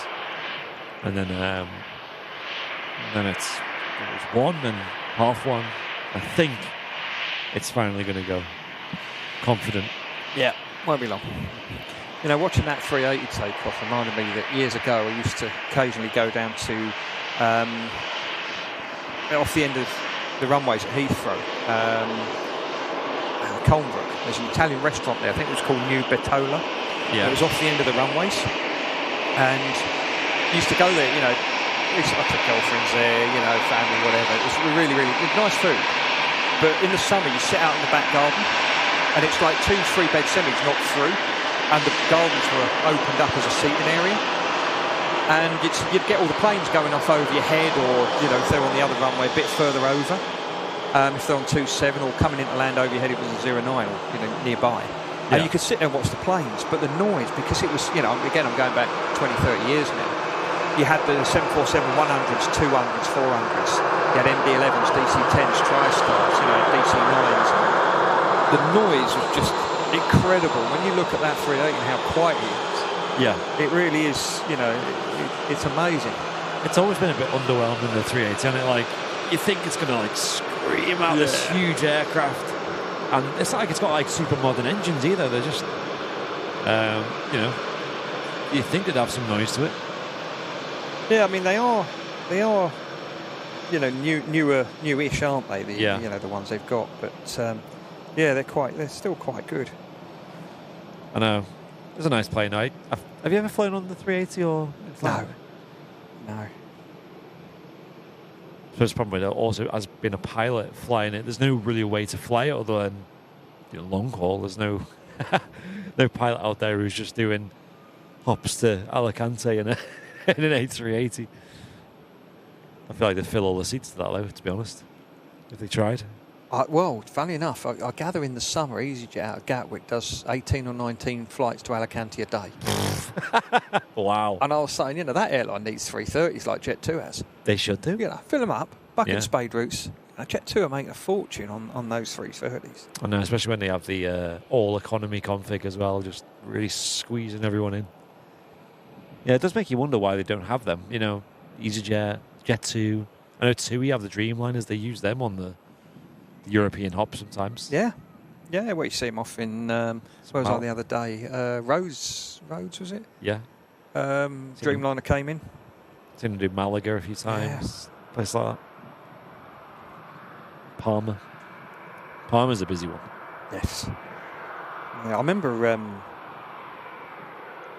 Lufthansa used to fly, they were flying 380s into Palma. Yeah. For training and that, really experience. Yeah, and then they'd get a lot of people booking just to fly on it, really. Did the same with the 747s as well. And I came close to booking it. I decided against it. And then I was like, you know what, they'll probably do it again next year. They never did. No. I had a mate of mine, I taught him to fly years ago, he was a smashing lad. He built his own 777 sim in his garage, and it's just an absolute work of art. Yeah. And he books himself on these flights sometimes. I remember him, I think it was the Air France 350 flight. They were doing like a Heathrow, they were doing like route, short haul training to get people used to it. And it was Heathrow to Paris and then something else back, and he booked it. And on the day they changed it to something quite boring like 320, and he was gassed. That pilot's giving you a wave, though. How kind.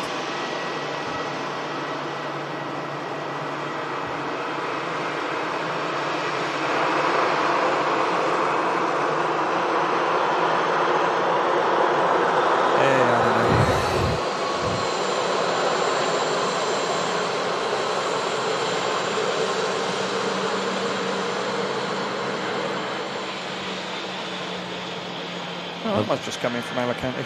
Hey.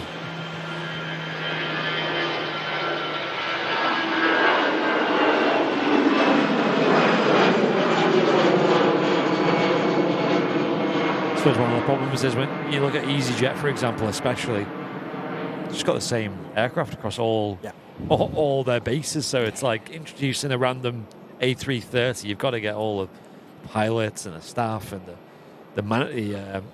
maintenance infrastructure, and it's just... Yeah, although from the flight deck it looks very, very similar. It is a very, very different aircraft. And, I was talking to the engineers about it. He said it's not...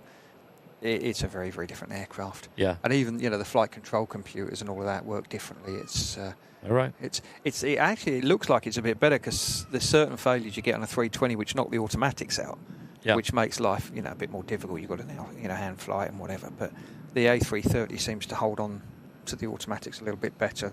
Some of the new upgrades on the 320 where certain failures were doing in the old days, not the autopilot or the auto thrust out. Now they stay in for these ones. They're updating it. But yeah, it's not like it's a difficult aircraft to hand fly.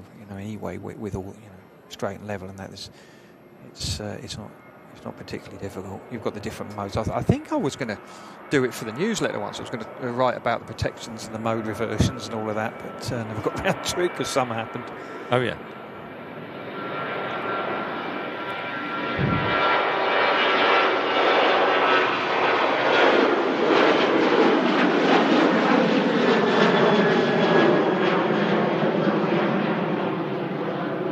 Just get one A380 in the fleet, that'll sort you. Just do that, one a day. Can't wait to Alicante. Assuming they can take A380s, which I don't think they can. It's quite surprising, some of the airports you go which say they can't, like Geneva. So we can't. It's too big. Oh, yeah. Wow. Yeah, Edinburgh as well, I think, is another one, but that's more down to the land. It's like not firm enough for that weight of aircraft or something along those lines. Yeah. They put one into Glasgow, don't they? It goes over my house quite often. Yeah. Yeah, still waiting on the 757. People saying 10 minutes past 2 now. Yeah. I'm going to have to go soon. Yeah, no problem. Whenever you want. See if you can see it. By how late it's looking, you'll probably be taxiing out by the time it goes. Yeah, I might be actually, yeah. I'll race it. Yeah. Well, I mean, by the sounds of it, the crew are on board and closing the doors. Can't be long now. What do you reckon? Once they've closed them doors? Yeah, shouldn't take too long. Just trying to get on the Airport Community app to have a look. Yeah. But there's a couple of people. I think Matt Cam's in the chat. He's saying a slot, which I'm surprised it's got a slot going there. But let's have a look. Here we go. It's supposed to be going at 1:30. It's now saying At the airport? Yeah. Edinburgh Airport's not long enough as well. Ah, okay, yeah. Might be the reason why they didn't make the runway longer. So I've heard. Edinburgh. Yeah, it's 2,500 metres, Edinburgh. It's not the longest. Yeah.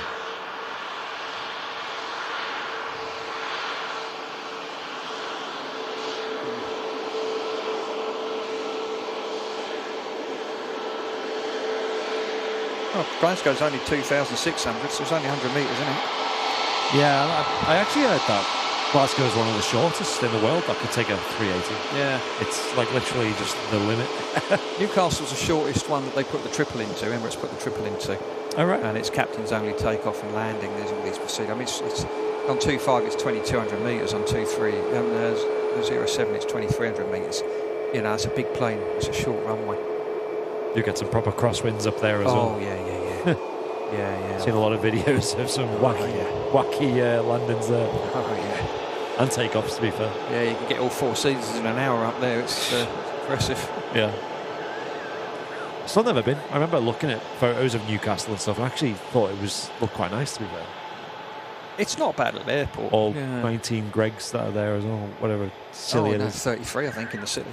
Yeah, the city's nice now. They've, you know, certain areas you don't want to go to, but you know, they've cleaned it up. The quayside's lovely. I mean, when I was a kid, you wouldn't go anywhere near the quayside. It was dodgy, but now it's very nice. You know, they've done a lot of work. But there you go. Well, I'm going to have to love you and leave you. I've got to go to work. No worries. So, we'll probably end up filming you going out at this. Well, you might do at this rate, yeah.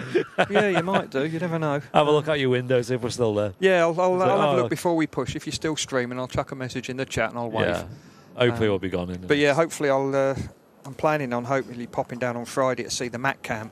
Yeah, he let us know that. He told us. Yeah, get my bacon butty and a cuppa.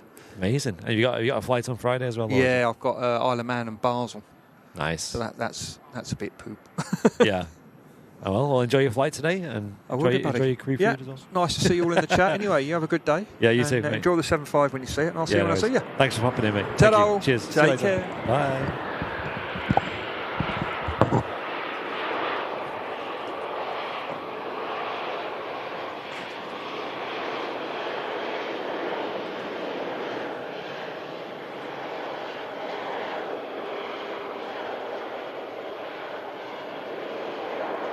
Reverse thrust on the Eurowings, Airbus A320 coming in. Legend, Captain Mark is absolute legend.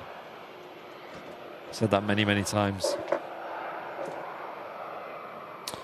Yeah, Mark doesn't specify the airline he works for, but he is based here at Manchester, and he is a captain, and he's a very, very busy guy. He's got a family as well that he like to spend time with. He commutes quite a long way, and he somehow manages to have time to hang out with the channel and do some extra videos and extra live stream bits with us. Oh, thank you, nice one, amazing, perfect, yeah, thank you. My scran has arrived. I'll have that shortly. What a legend Captain Mark is. And also things like the task fairs as well, when he comes down and he spends all day just talking to the community and getting people involved and answering questions that people might have about pilots. And what a legend. Yeah, some people have even been on flights where he's been in the flight deck. Mad that, innit? Yeah.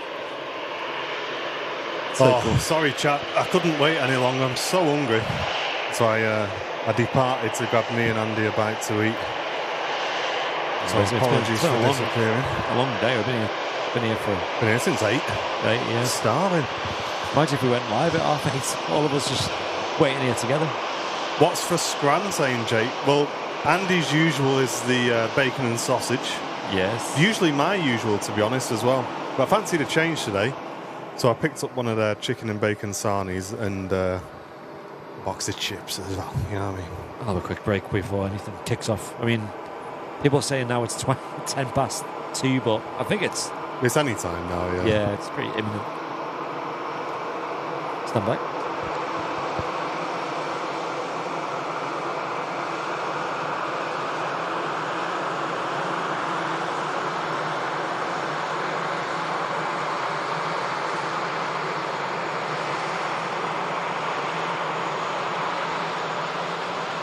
Thank you all for spending the day with us today, though. A couple of longer shows recently, haven't we, with these 7.5 departures, and I think we've got a few more to come as well, so I'm sure it'll be out very, very soon. Fingers crossed. But yeah, no, Mark's awesome. What a guy. He's been so helpful with us on the channel, always giving up so much time, and really improved our broadcast as well when he comes on. Yeah, massive, massive thanks to Mark.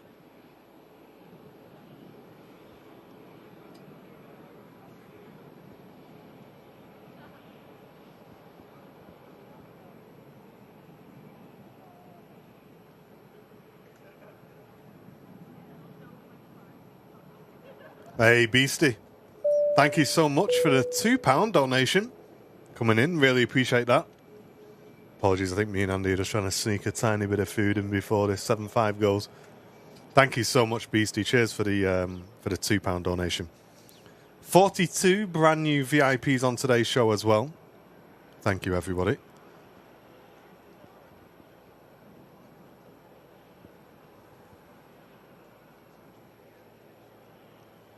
Just waiting on the in the nod in the chat that it's on the way.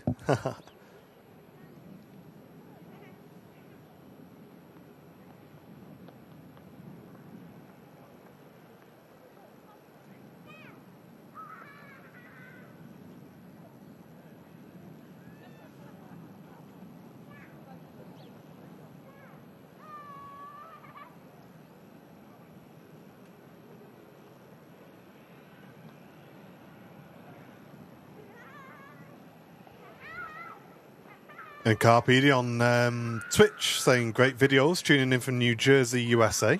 Thank you so much, mate. Appreciate that. Andy doesn't have any sauce on his, Darren. I usually have a dollop of brown sauce on mine.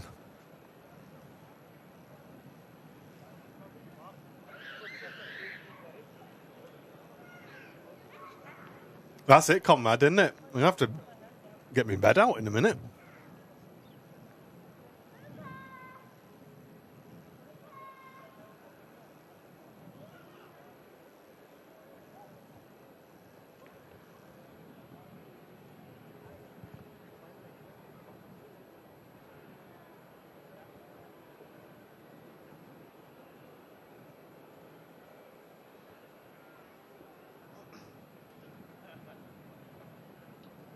Phasey, yeah, so obviously the aircraft are really getting on now, but it's also the engines of the aircraft as well coming to the end of their life, so it's kind of a mixture of things, and obviously with Airbus starting to deliver the A321neos as well, they're a lot more fuel efficient for Jet 2, and it's the way they go in. They've placed a huge order for them, so yeah, it's just the way things are going, I'm afraid.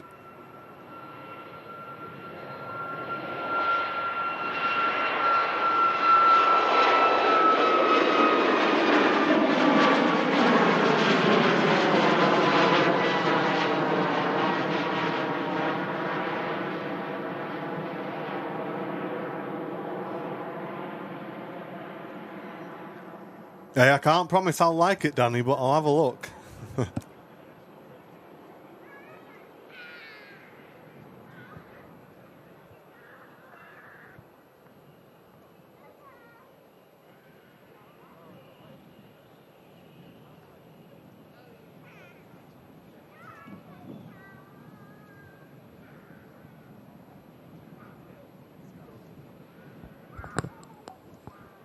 Cheers, Darren. Glad you're enjoying it, mate. Yeah, I think the fuel burn, it sounds like the fuel burn between the 757 and the 321neo is just, it's massively different, isn't it? Like, yeah, it's like us. They're going to have to swap us out soon. The chip burn on us. Yeah, I know. It's getting a bit much, isn't it? Someone more efficient. Matt Cam Smith, a bit more efficient. He just runs on the steak bakes and coffees.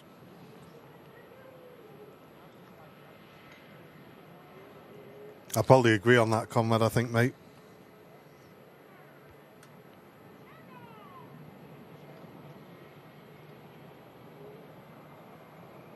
Yeah, Airbus are going forwards as well. They seem to be dominating, don't they?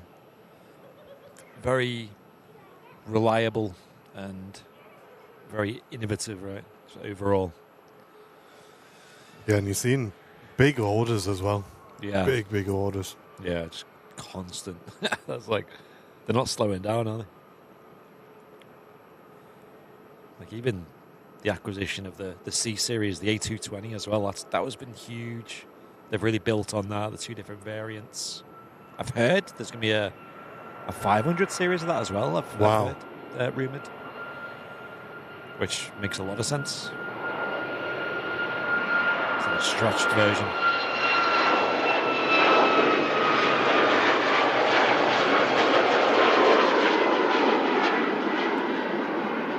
Well, yeah, Boeing seem really stagnant, don't they, since the MAX? They're just struggling to get things certified, mate, is a problem. Yeah. They had that issue with the MAX, and then it's just kind of been everything. Yeah, maybe it's all just catching up to them a bit. Yeah. And that's it. I think maybe the heat of Airbus has kind of pushed them a bit too far.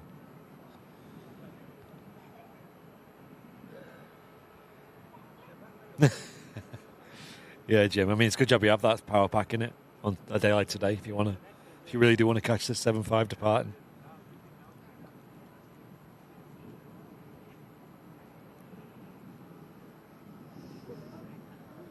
I don't mind the slightly longer streams, but I just don't like keeping everyone in the chat waiting, just to see it. Obviously, it's not our fault, but it's just such a long wait compared to the 9 a.m. that it was meant to go out at. I think that's what makes it difficult for us as streamers as well, is that, listen, we're not important in this whatsoever, so don't take it that way, but the not knowing on the delay just makes it really, really hard to schedule the show. Yeah. Because you don't want to miss it. But we were really worried this morning. We were like, we're not going to be able to get in and set up till like 20 past 8. And like, what are we going to do? And this, that, the other, like, there's not going to be enough time to get people in. And what is it now? 2 o'clock and we're still here. It's mad, isn't it? It's just really, really difficult to... And then, like Andy said earlier on, you just assume it's going to be late. And all of a sudden, then it goes out on time. Yeah, that's when it's going to happen, isn't it? Guaranteed.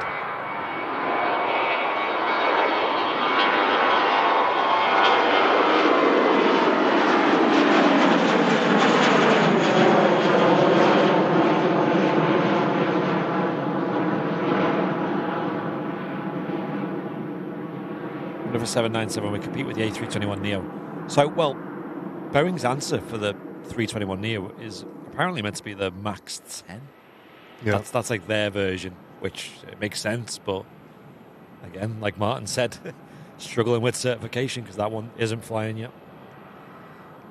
Likewise with the MAX 7 as well, which is a bit of a strange. And the 777. 777. X pushed back another year. Yeah. And then, like you said, a 797. I mean, I'm sure it's something they'd love to make, but yeah. You'll have to wait a while for that.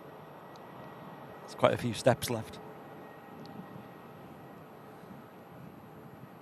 And as Captain Mark said, when you look at the 7.5s, it is back when Boeing's knew how to make planes, for sure. Like, look how much they've changed since. Them planes back from that era were legendary. The 7.4, 775, way back when the 707 as well.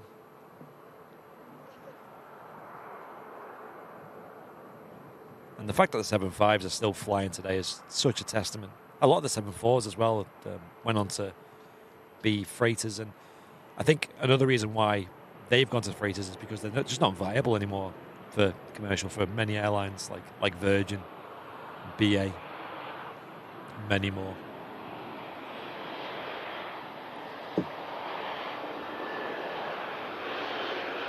I don't think the 787 was as successful as they hoped. Yeah, it's a bit of a shame, that, isn't it? Because it is. I don't think it's a bad plane. I think it's a good plane. You did a good job there. Hasn't that had its troubles as well, has it? Yeah. Engines? Huh? Yeah, there's been a bit here and there. But it's got so much cool tech on that plane.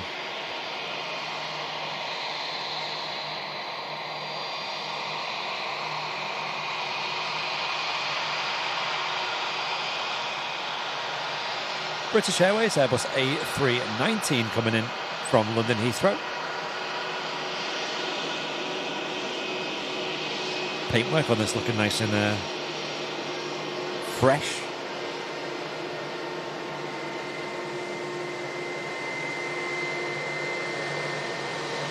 And having a quick look at the British Airways 380. Number 1 tracked worldwide on Flight Radar 24. Still circling. Is this a live stream, guys? It is indeed, Dave. Yes. It's currently here at Manchester Airport, 2 o'clock in the afternoon. As we anticipate the last ever flight of Alpha Juliet, the Jet 2 Boeing 757.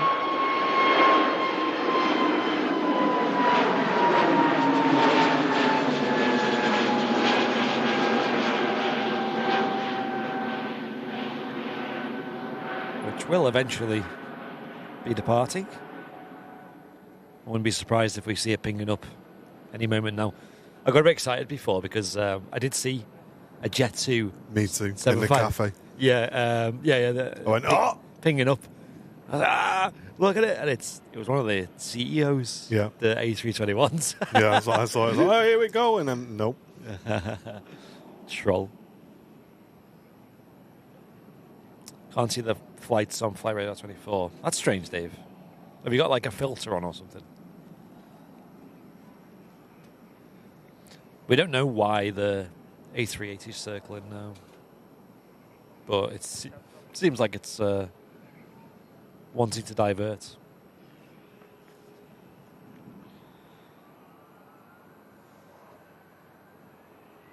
You forgot to say you've been there for 4 to 6 hours, yeah. It's all good. It's worse places to be, isn't it? Absolutely.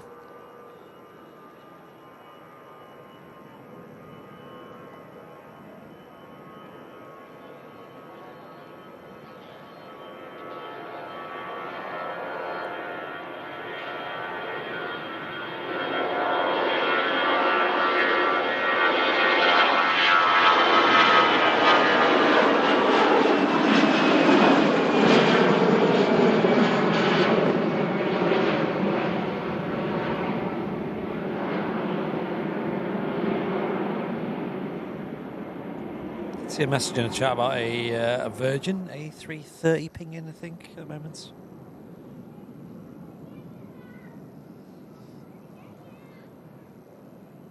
Yeah. JFK. Up to JFK, yeah. Egypt Air looks like it's going to be next, though. The A321neo heading back to Cairo.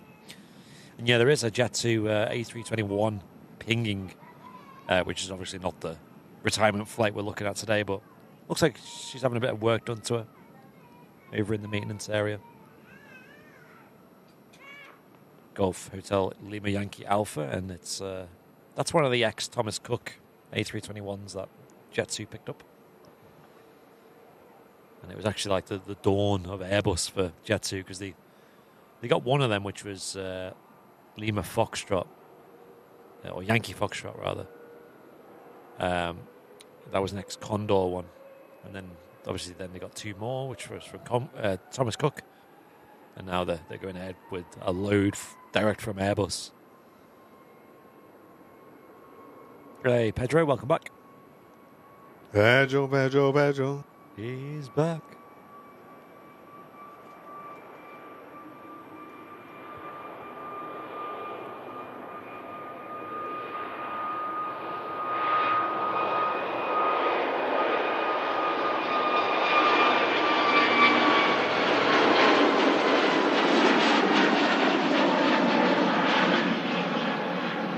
Paul says, just securing spares in the hold on Alpha Julia. If you're on a hand, mate, come give you a hand if you like. Flipping heck. Well, they were just securing spares in the hold. I might drop you a message, Paul, because I've got a question that I probably won't ask on stream, but yeah, I'm curious. But closing up, should be ready for departure anytime now. Haven't we heard that? I'm joking. I'm only winding you up, Paul. Thank you, mate. Thanks for the continued information. Appreciate it. Yeah, nice one.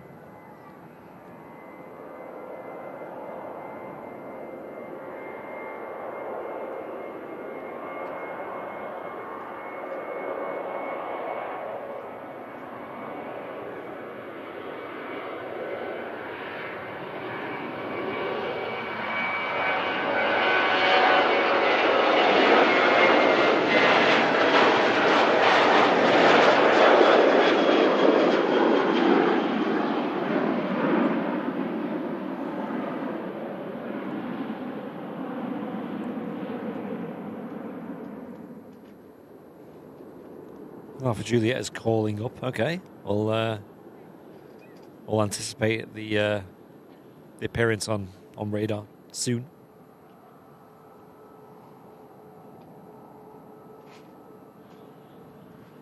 We have the Qatar Airways A350 pinging up though.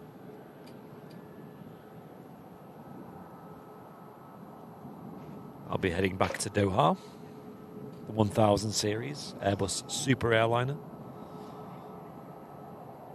And we've got this beautiful KLM A321neo on the move. Yeah, thanks for sticking with us, folks. Really hope you've enjoyed it today.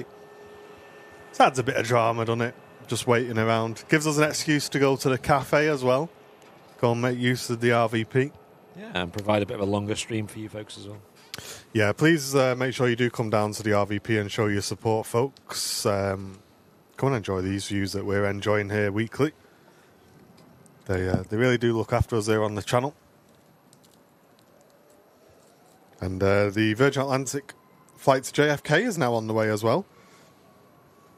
Oh, I'm settled now. I need another half an hour. Sat down now after that scran. Paul, just tell him no rush, mate. I'm not going anywhere for the next half hour. You're securing bacon butties in the hold at the moment. Buzzing.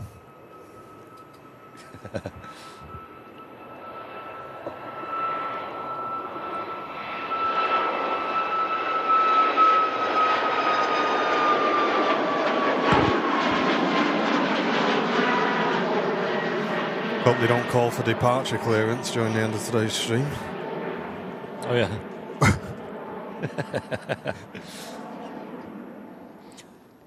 Have a nap. Yeah, I might have a loopy nap. I think that'd be quite nice. You could have, to be fair, if you did it earlier. I know. We could have took it in turns, Andy. Shift work. Could have gone and done a Paul. Could have had a quick kip in the car. Like a long haul flight, this. It is, isn't it? It's coming round with the second scran now. Watching a bit of coffee and an after 8. I'm watching the Avengers on the little screen here. Yeah. Mini screen.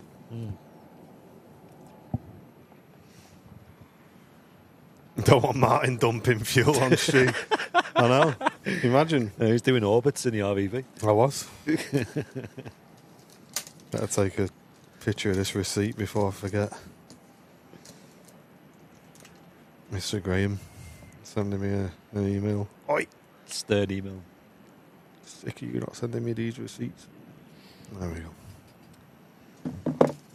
Yeah, I bet it's funny if you just see our biggest business expense. RVP cafe. It's a good job it's not on Mon. Oh, it is on Monzo, isn't it? Because have a look at all the trips you've had to there. I am curious. It might be funny to have a look at some point. Because Monzo, it's good when you go abroad and you go on a road trip and you can see plots a graph of all the places you bought stuff. Does it give you a total? Yeah, it tells you oh, welcome back to the UK. You spent this much in. Yeah, but if I go in Spain. Monzo and I just search for RVP cafe. Oh God, no. I think that's a good idea. No, I wouldn't. Hey, what's going on here? I've not been charged yet. How does that work? You're on the right card. Oh, did I pay on my card? Or did they give it for free? Oh, I paid on my card. What an idiot. F. Ah, well.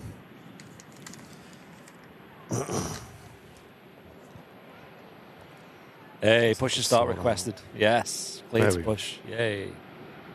Thanks, folks, in the chat. Thanks for sticking with us as well. Yeah, great to have you all with us. Can't wait to do it all again next week. Well, it's actually not as bad as I thought, to be honest. It only goes back to April, though. Yeah, maybe. Never mind. I thought it's whole life. It's nah, mate, that's just April. Oh, no. That's all. Oh, no, wait.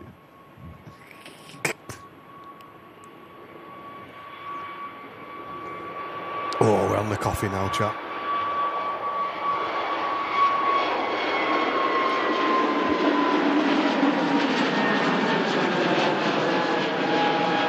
Did you get Americano? Just got black coffee. Black coffee. Yeah. whatever the posh word for that is. Yeah, I don't know. Aragon, thank you very much for the 4 months, mate. Really, really appreciate that. And here we go, folks, courtesy of our friends over at Flight Radar 24, now pinging up to St. Athan. Lima Sierra Alpha Juliet. We'll be seeing this aircraft depart one final time here from Manchester Airport. Thank you all for sticking with us. Now is the time to share the stream. I'm going to head over to Twitter, get some viewers in who haven't been with us since 6 o'clock this morning. Oh, man, it's going to get emotional now. From 8 o'clock. 6 o'clock was when I got up. 8 o'clock we got here. Early. Yeah, such a shame. You know, such a beautiful aircraft. I didn't actually look up the history of this plane. Maybe we should have a look real quick before she's gone and it's all too late, right? Golf Lima Sierra Alpha Juliet.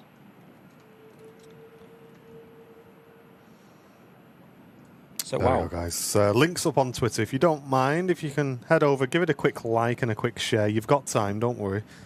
And let's get as many people in here as we can. Welcome into everybody if you are just joining us as well.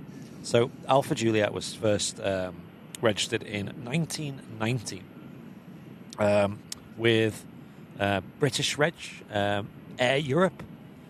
It also in the same year went over to a Spanish Reg, Air Europa. And then went back to Air Europe in the same year as well.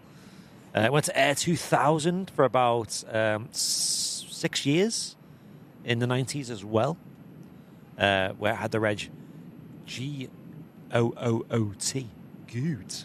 Nice. Then it went over to Blue Britannia for a few years, over to Britannia, Blue Scandinavia, so to say, and then over to Britannia in 2002. Spent a few years there. Then went to TUI Fly Nordic. Wow. In 2006. I did not know that. And then came to its last airline of Jet2 in 2008. So it's been there for Jet2 for quite a while now, actually. Yeah, 16 years with Jet2. If my quick maths serves me well. Yeah. Oh, it's already working its way up on Flight Radar as well. People saying.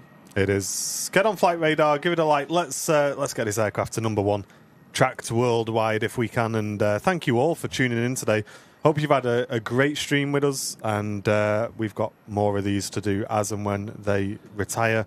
So if you are looking for live coverage of the retirement flights, just look for Airliners Live, and we'll be right here with you guys. And Andy Polo, thank you so much, mate. 7 months saying thanks for sticking around today, guys. Hey, you're welcome, Andy.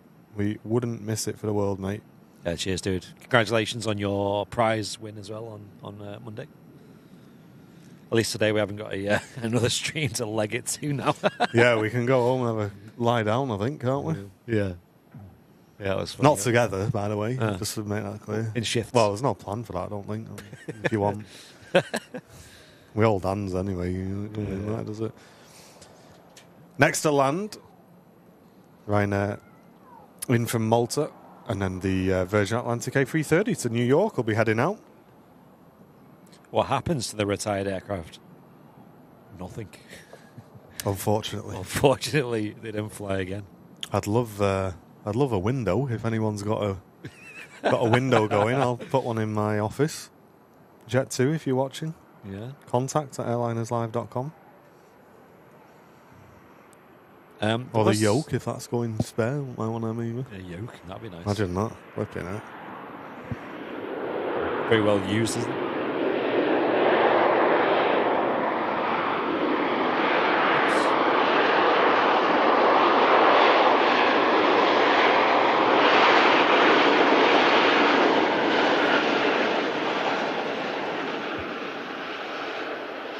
Could you imagine how many flights that 757's done, though? Since 1990. Crazy, isn't it? Yeah. Especially at Jet2. It's been flying like almost every day. No, it's not cheap, is it, Seb? Have a look at Plane Reclaimers. I think they're based at St. Athan, and they have a lot of the parts from some of the 75s and stuff. And yeah, it's crazy.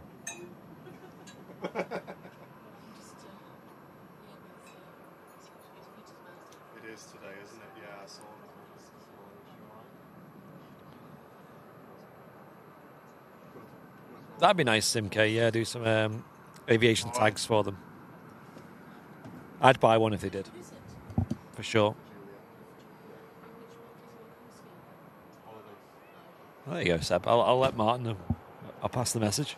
Debbie's just popped in. Chat, let's fill the chat with hearts today, guys. It would have been Peter Hampson's birthday today. Oh, man. So Debbie and I think some of the family are down just tending to the flowers here at the memorial there for the RVP. So got some love in the chat for Peter. Hope you got a good view up there, mate.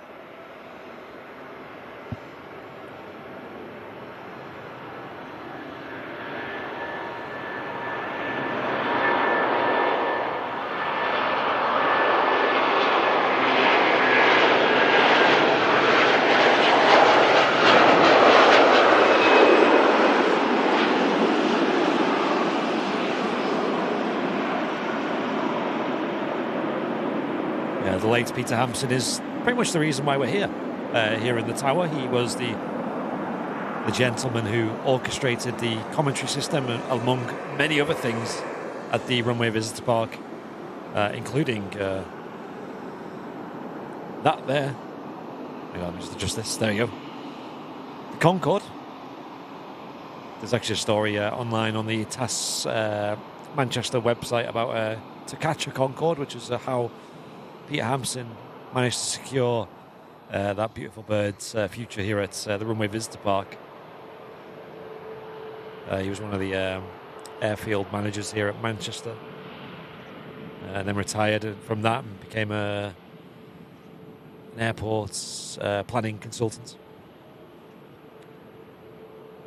He was also the chair of the Aviation Society. Good friend of the channel, viewer, VIP.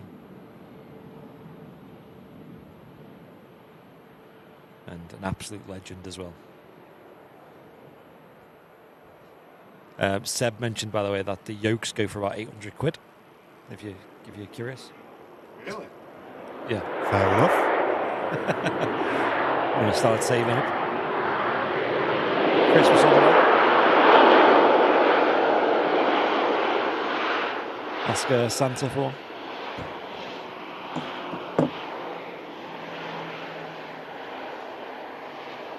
Oh, nice. Terry saying 18 more likes to 1,000. Oh, nice. Folks, hit the like button if you haven't already. Let's see if we can hit 1,000 before Alpha Juliet takes off. Requesting taxi at the moment, apparently. Nice. Thank you, ALATC. Thanks for sticking with us, folks, for this long, short stream. Cheers, everyone. As Comrade calls them.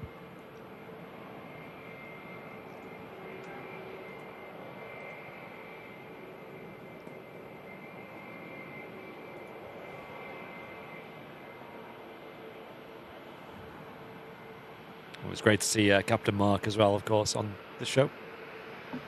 Always really nice to have him on. He'll be back, he says, on Friday during Matt's show. Although he won't be on the whole show because he is flying out again on Friday.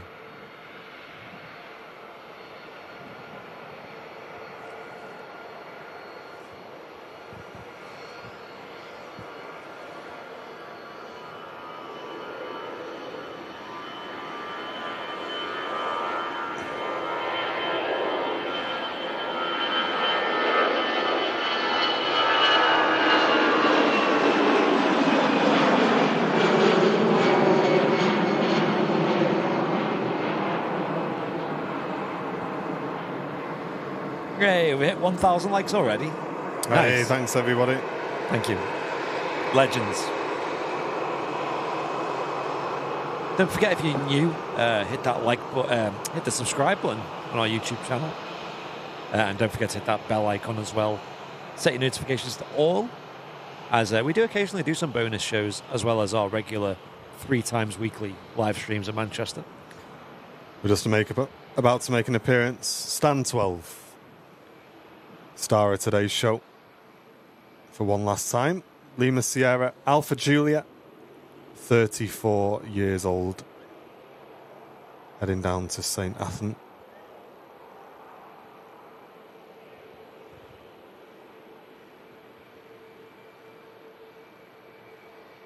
Yeah, as I mentioned, served many years for Britannia, Air 2000, TUI as well. And also Jet 2, of course. Very well looked after. Done many, many, many flights along them 34 years. Predominantly at leisure airlines.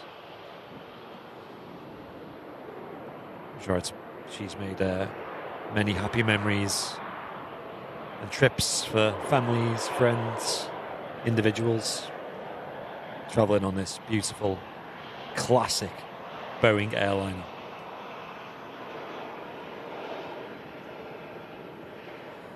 It's very sad to see these go. It's definitely an end of an era for Jet 2 in aviation, as they do move on from the 757 onwards to newer and more efficient, more modern aircraft such as the Airbus Neos.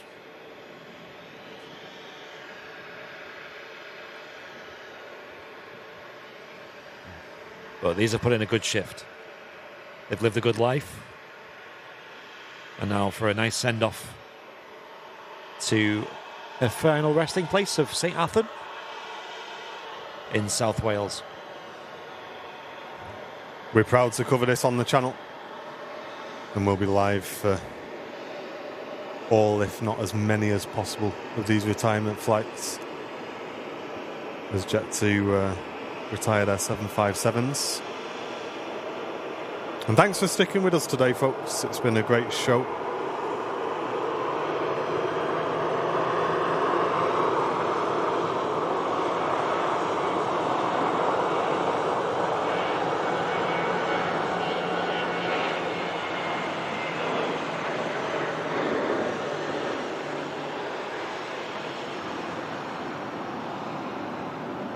Chris saying that this plane took them from Zante in July 23. Very great plane and very smooth.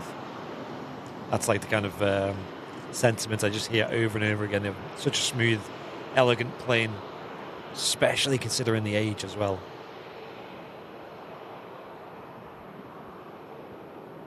Planes were built different back then, especially Boeing's. It's actually taking full length as well. Yeah, this is going to be crazy because they're not going to use much runway, are they? Of course, there's a bit of cargo on board by the sounds of it, but really not much. Yeah, there's some spare parts, I think. Qatar A350-1000 will be departing as well. We'll stick around for that, and most probably the aircraft just behind it as well to wrap up today's show. Aer Lingus A330-300 for New York, taxiing out as well. We're just about to line up down at Juliet 1. A huge thanks, of course, to Flight Radar 24 for their assistance. Number 2 tracked worldwide on Flight Radar. Ooh. I'm sure a lot of people watching the British Airways 380 at the moment. Yeah. A worthy place for the 757, I think.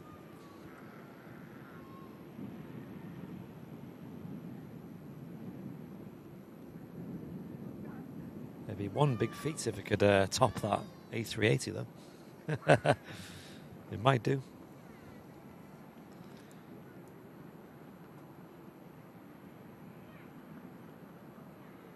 Ryanair just arriving in from Barcelona. And then our 75 will line up.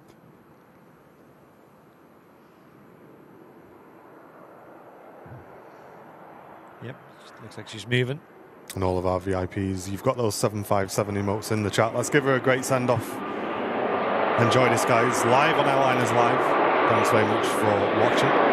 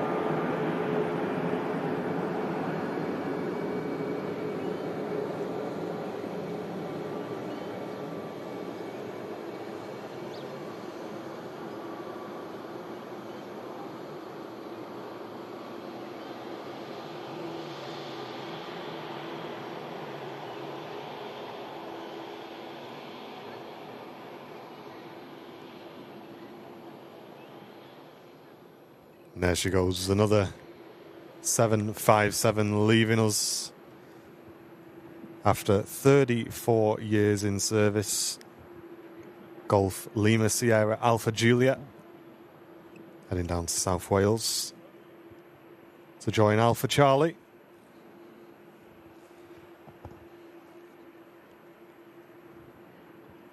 Thanks for all being with us today, guys.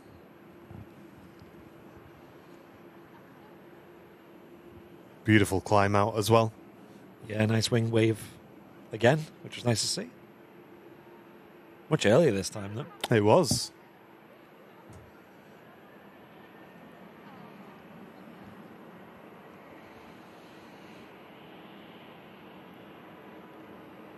Hey, you're welcome, guys. You don't need to thank us for staying. We want to be here just as much as you guys to give these awesome aircraft a great send-off.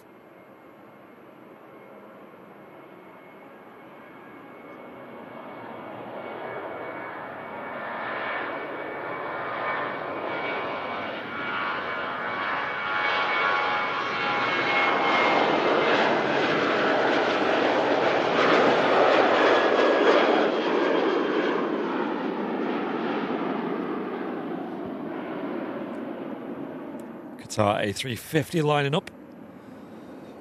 Yeah, we'll get the Qatar out. Aer Lingus right behind A330.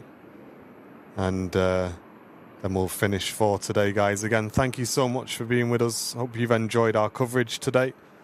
Matt will be live on Friday, so make sure you come and show him some support as well. Thank you to everyone who sent donations and everybody who has gifted memberships as well. That really does keep our shows online and free for everybody as well. It's been great to have you with us. Thanks everybody for getting involved in the chat. Great viewing figures. Absolutely awesome viewing figures.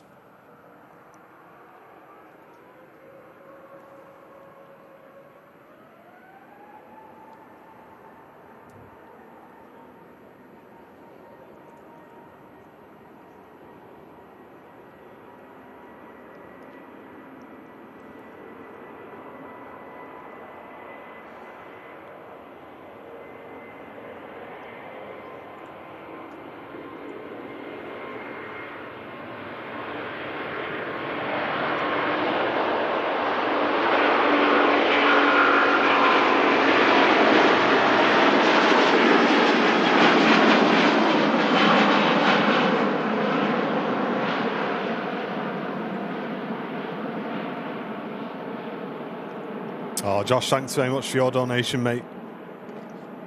Thank you very, very much. Thank you. Huge thanks also to Dynamic Duo for 23 months as well.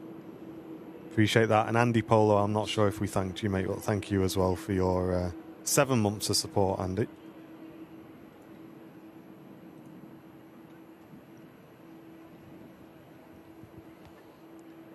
Crazy noise from that A350. It was, wasn't it?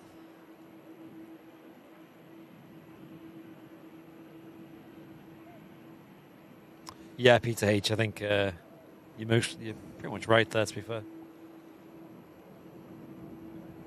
was a big, heavy, thirsty aircraft.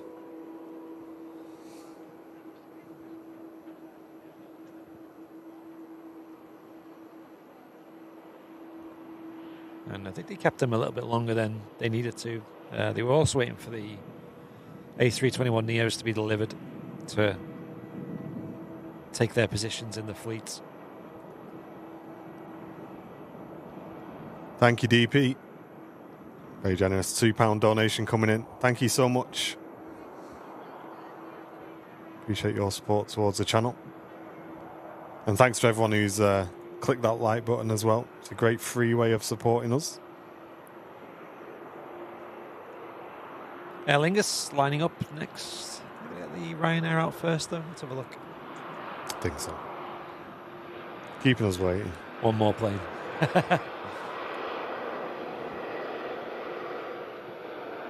Yeah, it was mega, wasn't it? That Qatar.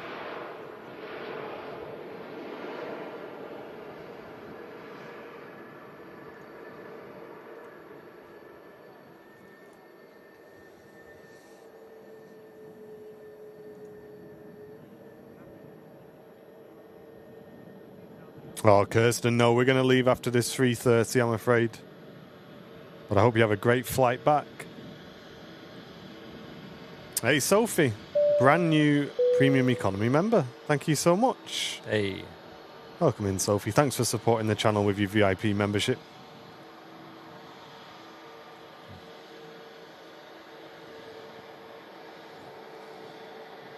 Alpha Juliet already at 16,000 feet. Wow. Why does that not surprise me in the slightest?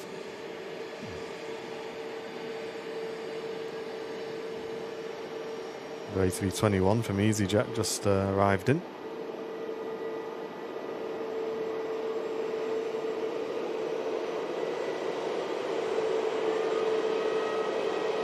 Brake fans as well.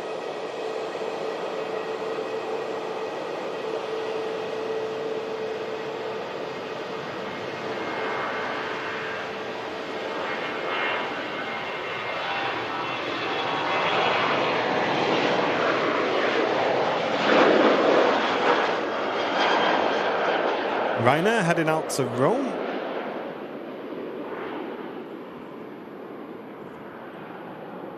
And the Aer Lingus to JFK is now lined up. Our final departure for today. If you are new to Airliners Live, please subscribe to the channel so you don't miss our future shows. We're live on Wednesdays, Fridays and Sundays, with shows outside of our schedule for things like this as well. So plenty of aviation action on the channel. If you enjoy flight simulation, then please head over to our second channel, the Airliners Live Crew Room, and drop a subscribe on there as well.